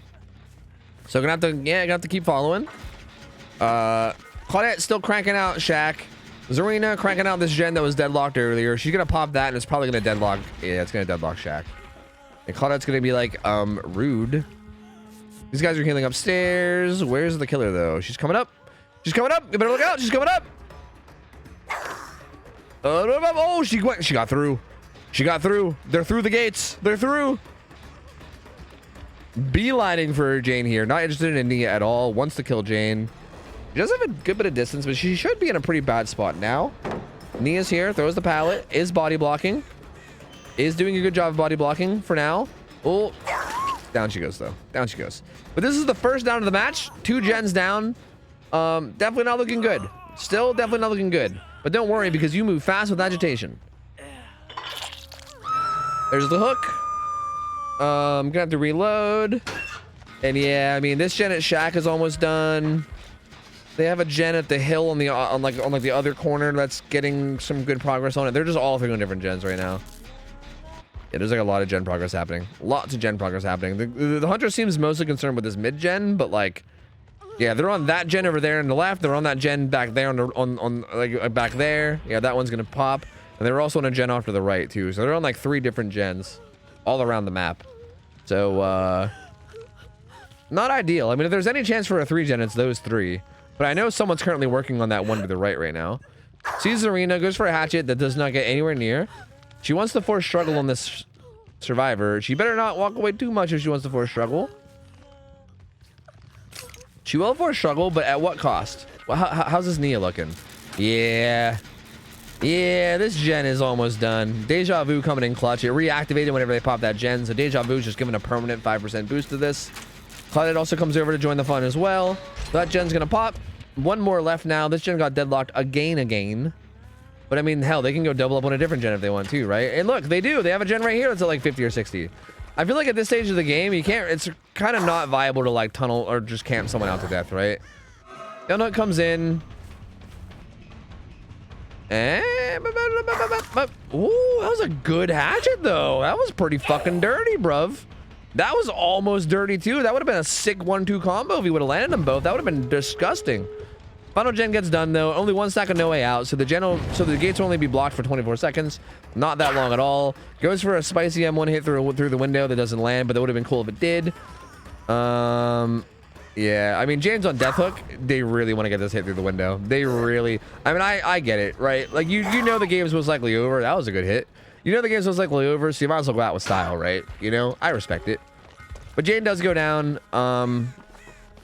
No way out's gonna be gone now, so they can start opening the gate, and they're going to. And yeah, there's no way, right? There's no way. I mean, hey, it has 5 hatchets in a dream. You never know. That one was a little too high. That one doesn't land either. Nia's here at this pallet. It's not a very good one, but is here. Yeah, but oh, Spinneroonie, and doesn't get the hit there either. No, no, brother. That was the free hatchet out of all these, and then you accidentally put it away. Not like this. And those are all 5 hatchets with none of them landing. Very unfortunate. Jane's still just laying on the ground over here, hating her life. They're reloading. The gate seems like it's 99. Claudette's gonna open it. She's gonna stroll out. They actually pick up the Jane. The Nia wants to get in the way. The Nia has overzealous too. That's interesting. Huh. Interesting build. Interesting. Why was the Jane cleansing totems? Was she sandbagging the Nia? Was she like, haha, fuck you, Nia, and you're overzealous. I'm gonna take away all the totems. I'm still confused. I don't understand. Either way, hey, they managed to get her out of the corner somehow. They heal her up, and then these two run into the corner. Nia's body blocking. She actually eats a hatchet past the Nia, but I think she dead hards it. That was a good play from Claudette. Huntress hatcheting the floor in frustration, hitting the rock in frustration, swinging at everything other than the survivors. Gonna chop down that tree too. It hates everything. Just taking all the anger out on all the objects around the map. Fuck nature. I agree. Goddamn stupid fucking nature.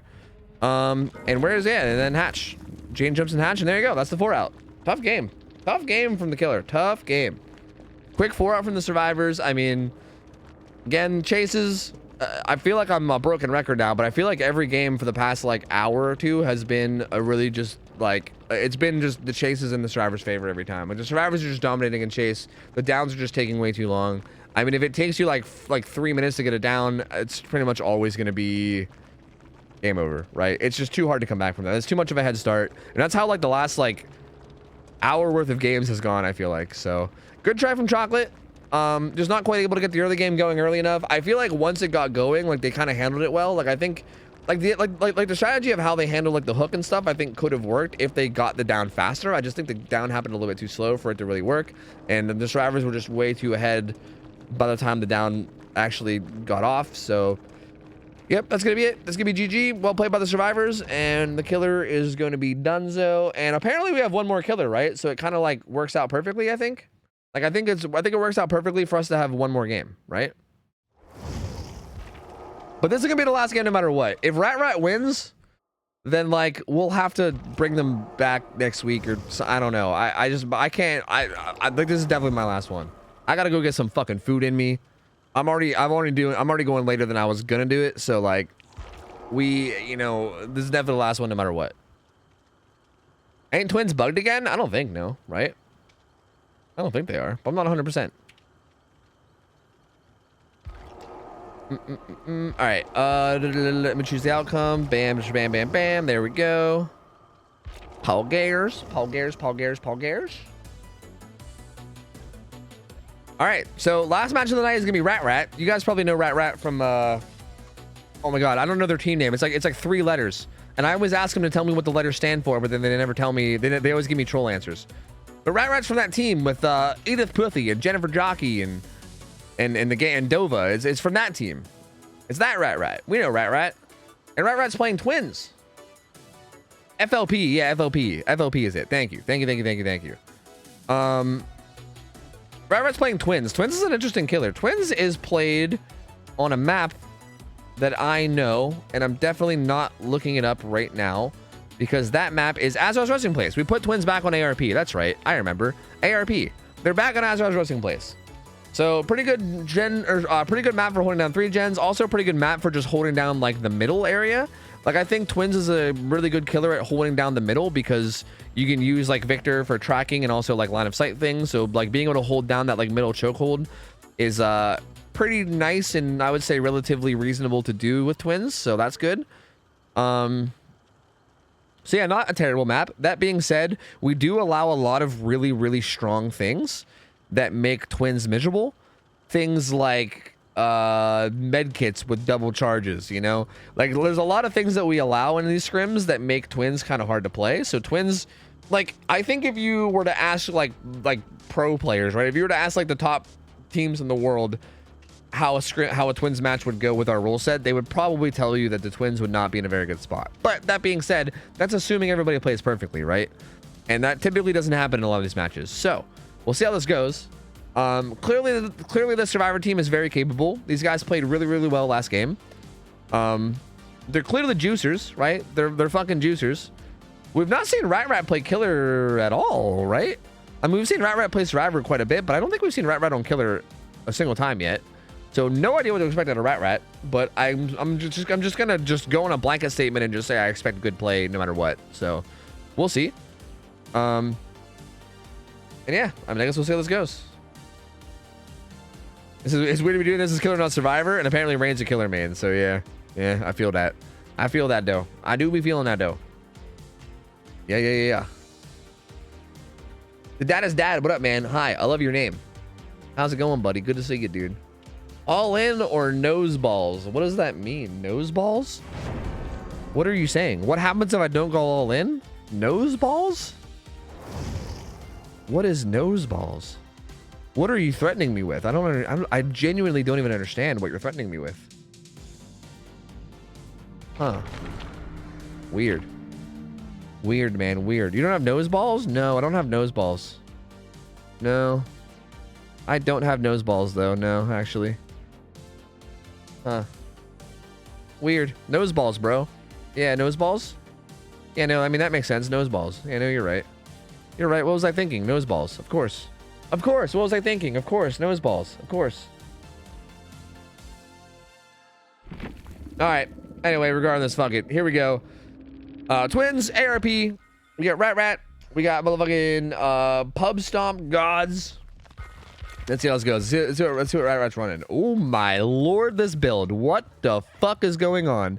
Is that leverage? Is that fucking leverage, dude? What the fuck? So we have a really big anti-heal build. Oh yeah, you're right. I should definitely get rid of the Gamba, especially after showing that build. Okay, Gamba down. This build is very heavily anti-healing. So the new perk leverage from Skull Merchants being ran. Looked like Chlorophobia, Gift of Pain, and I forget what the last perk was. But that's like 3 perks already that are anti-healing. The add-ons are the typical add-ons that you expect to see. Forestry, the purple add-on, makes Victor run faster. The common add-on, Sword, makes it so you charge your pounce faster. So there you go. Oh, Agitation, I think, to help get to the Scourge hooks. But no Corrupt Intervention, again, is a little fucking scary. That's a little scary, because, like, how many gens are they going to get done, right? Actually, it doesn't seem like that many, because none of them are on gens at the moment. I can't swap. It won't let me swap left. Okay, I guess I can only swap right. It's like Zoolander. I can only go right. Also, I don't even know. I was too busy trying to figure out why I couldn't swap. What even happened? This guy went down? to like Charlotte. I don't even understand how that just happened. I was kind of like too busy focusing on the fact that I couldn't swap, but he went down to Charlotte, which is definitely not what you want to have happen. Like, that is certainly not ideal. Trying to get a Victor off one onto this Survivor, but doesn't quite get it. She's gonna get kicked, not like this. Oh, down goes Victor. Down goes Victor boy. And Survivor's still under pallet, so can't quite justify a pickup yet. I'm surprised the Survivor didn't. If the Survivor would have crawled towards the inside of the pallet there, they could have maybe got picked up and then thrown Shack. Gets picked up and then goes right back down again. Rat might try to block it with the booty, but maybe not. Actually just gonna pull out Victor and go after the Nia, which is probably a smart play. I mean, she's injured, so she can go down to Victor, and then, you know, Victor can keep on going. She's actually gonna opt to just go after somebody else. Oh, that's a good play to jump into locker. You can't actually follow that up because you're too far away. You'd also be giving up the slug to do so. Nia's on her way back. Ooh, good prediction. No, the whiff. Oh, the Nia with the kick and then the whiff and then the kick and the whiff. But maybe he can get this hook now. So all that just to get this hook. Not even going to take them basement, even though basement's right there, because Gift of Pain, right? The whole point of this build is Gift of Pain, Colorophobia. I will say Colorophobia is an interesting choice on twins, though, because Colorophobia will not work when you're controlling Victor, right? Like, that's only going to work if you're, like, playing as Charlotte. So, like, if you're ever, like, running around as Victor, Colorophobia is doing nothing. So it is a little bit of a weird build, right? Because you kind of, like you're, like, one of your main perks in the build is only going to be active, like, some of the time. I mean, I guess maybe you can say most of the time, depending on how you play it, but... also, just to explain what leverage is, so you guys don't know, leverage is a perk that just came out with Skull Merchant, where every time you get a hook, you get a stack. And each stack gives you what? I think it's like 5% slower healing for like 30 seconds after the hook. So like for 30 seconds after the hook, you get slower healing depending on how many stacks you get. So as you get more hooks, you get a bigger and bigger effect. And that'll stack with all this other stuff, right? Like Gift of Pain gives you Mangled, which makes you heal slower. Colorophobia makes you heal slower. So hypothetically, if you can get this up to like 6, 7, 8 stacks, then after someone gets hooked, you get just like a massive penalty. Like you get like Mangled gives you like 25%. Colorophobia gives you like 50%. Oh, Rat going for some pretty aggressive swings here that aren't landed, but gets that one. Pluto goes to struggle without anyone even, like, without the killer even camping. The killer wasn't even remotely, like, playing around that hook at all, and they just randomly went struggle, which is not ideal. And also, Nia goes down, and this is actually not looking great all of a sudden for the survivors. Like, they looked like they were doing pretty good for a minute, but now this is suddenly not looking great. Jane runs the other side of the map to get healed, and yeah, that guy on hook is just... He's just sitting. He's just fucking sitting, dude. He's just sitting there. This is not going well at all. And that heal is going to be... It's going to take a while. Yeah, I mean, they, like, literally canceled it. Like, Colorophobia is going to kick in, which is going to make it take longer. Like, I think leverage is going to affect it. Like, there's going to be a lot of stuff making that heal take a little bit longer. Claudette just really wants to unhook the survivor because they really need to. The kinship got activated, so no big hurry now, actually. They have like 34 seconds. Kinship is a perk that makes it so that the hook state stalls for like 34 seconds. Most of you guys know that already, but just in case you don't. So the hook stage is not going to be, even though they look like they're close to dead, they have like a good bit of time to just sit here and chill. And they're going to use that time to like heal up and recover and set up to actually save. But Rat does not want to allow this save. Rat's like, yeah, you know what? I want this motherfucker dead. So we'll see if these guys can double save. Oh, that's here. Oh. Going around the other side. No. No. Alright. Shut up. Shut up.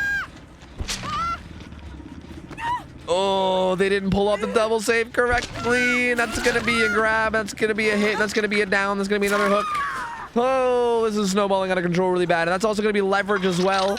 So that means they're going to be healing slower right now as well, which is going to be 2 more hooks, and there's going to be more Gift of Pain, and there's going to be more leverage, and there's going to be more snowballing, and then there's going to be more Victor downs, and there's going to be even slower healing because there's going to be even more leverage stacks, and there's going to be even more people getting mangled, and there's going to be even more people not being able to heal, and it's going to lead to even more snowballing. Oh, man, you hate to see it. Oh, you hate to see it. Although Deliverance is in play for Jane, so she can just pull herself off hook at any point. Like, she's kind of big chilling, and she probably will. Yeah, there it is. So... But now they're all injured, and like leverage is actually getting some good value now because they can't really like heal up at the moment. Well, they can, but it takes forever for them to heal up right now. She thought she would double vault, but doesn't. I honestly thought she'd double vault too, but she's like waiting. She's patient. Okay, the unhook comes in. This Nia's doing a really good job in chase, and it's definitely making life a little hard, but there goes the down. I think Nia's also not, no, not Death Hook. The other person's Death Hook is Serena. They're currently healing right now. And again, they're not affected by colorophobia right now because they're in victor mode. So like they at least have that going for them, right? I think leverage also timed out too. The Rat stumbles upon the group of survivors healing. It's gonna see what they can get here. Gets one down, but it's gonna get the old DOS boot. There's DOS boot, and now they'll be able to heal up. If they can hurry up and get this hook though, they can maybe get leverage activated again, which will make that reset take a little bit longer. But that's assuming you get the hook. Actually, Rat said, you know what? Fuck that. I'm walking my ass down there. I'm walking my ass down there. And honestly, colorophobia means that, yeah, this actually is kind of good. Because colorophobia means that this, like, now any heals that happen down here are going to be kind of slower now that Charlotte's here, right? So, tough spot to be in, you know? Oh, and that's Serena, who's the Death Hook survivor too, which is a really good find for Rat. This is like literally the best case scenario for Rat. Goes for a nice little mind game there. Honestly, probably would have worked if that window wasn't so strong, but that's like Shaq window on steroids. It's like Shaq window, but with more distance. No, Rat, you should come into that Zarina. Kill that Zarina. Murder that Zarina, Rat. Do it. Do it. Murder that Zarina. Kill her. I think she hurt her. Yeah, there you go. What the fuck did I just witness? What the fuck did I just watch? That's not how this game's supposed to work. That's not how this game is supposed to work. That's not like like Isaac Newton when he wrote like the things when he was discovering how the world works. I don't think that was a part of it. Like that was not correct. But down goes Pluto, and that's gonna be Death Hook. So that's one survivor dead, and there's 4 gens left, and that's 5 stacks of leverage as well. So healing is now gonna be slower because of leverage. Look at that leverage slowdown. It's crawling.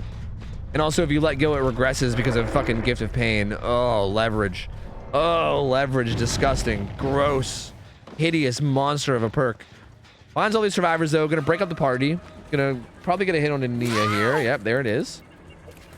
And again, because Charlotte's here, colorophobia is also in play. If they want to heal, they're going to have to get the fuck out of the terror radius, because otherwise it's going to take a gazillion goddamn years.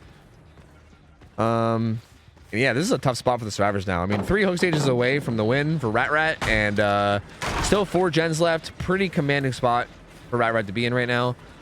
I don't know if they can find their way out of this one. I think that grab at the hook was I mean, I don't know. I always say this. I think if you get grabbed on an unhook in a scrim, that's basically GG every time, I think. Like, I think that's essentially GG every time. Oh, Victor was actually, I didn't even realize that Victor was parked across the map. I think, oh, they were right there. Rat trying to find them resetting. Does find them resetting. Oh, run into the wall. Oh, the boot to the face. Oh, brother. Not like this. There were scratch marks all over the ground there, but Rat's like, fuck that. Let's go cut off this heel. So gonna head over across the map.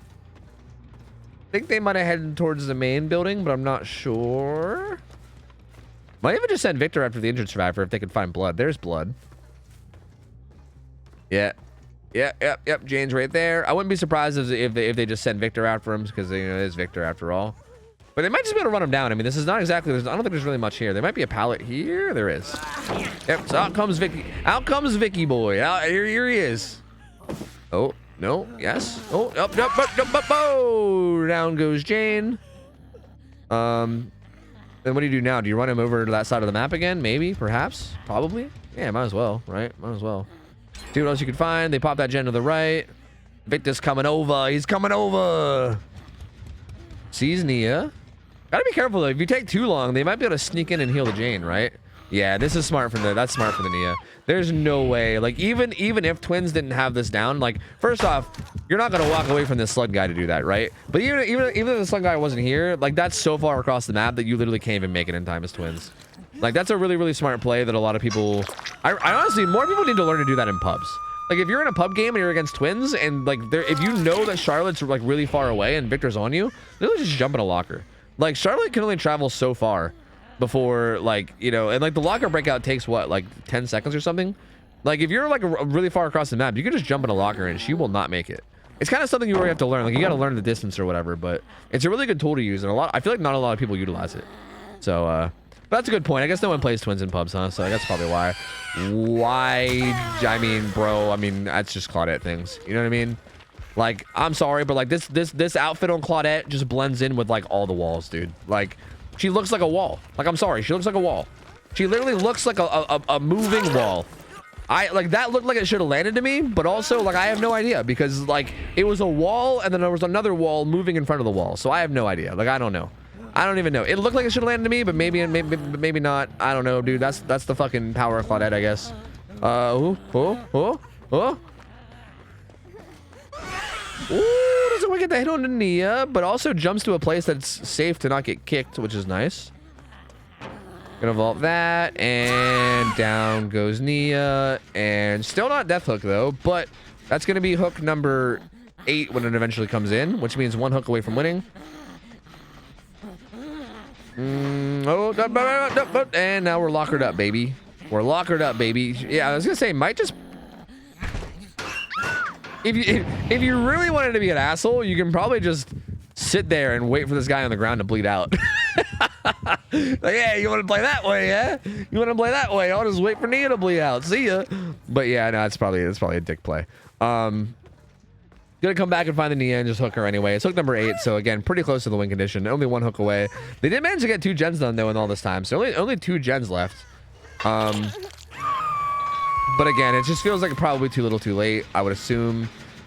They are proving this gen right now, which is good for them, right? They're getting a good bit of gen progress. Considering how much of a deficit there is and how far behind they are, they're getting a lot of gen progress done. Like, they're doing a really good job of, like, trying to bring it back.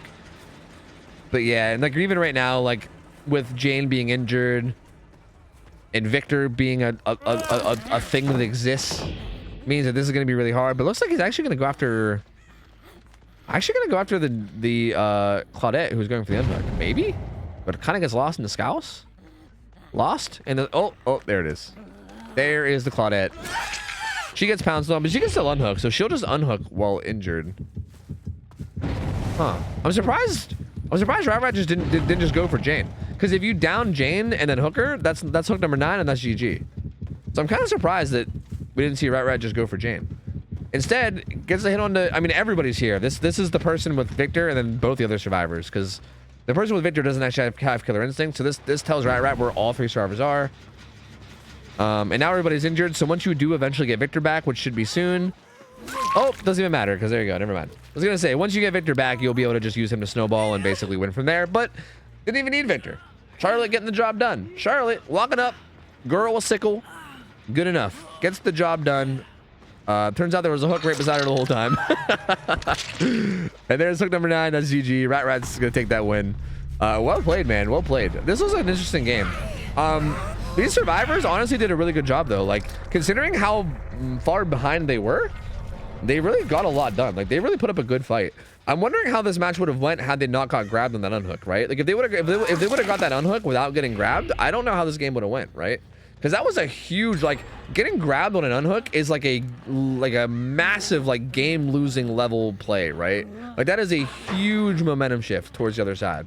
So I don't know, man. Had that not happened, who knows how this game would have went, right? Like, I have no idea. I mean, I do think Rat was still in a pretty good spot even without that, but like, I don't know. I think it would have been much closer. But kind of just cornering this this Nia now between Charlotte and Victor. Gonna do the old switcheroo, swapperoo, the old switchy swapperoo. We'll get a long distance one. Oh, wait, did I say Nia? Because it's a Claudette. I knew that.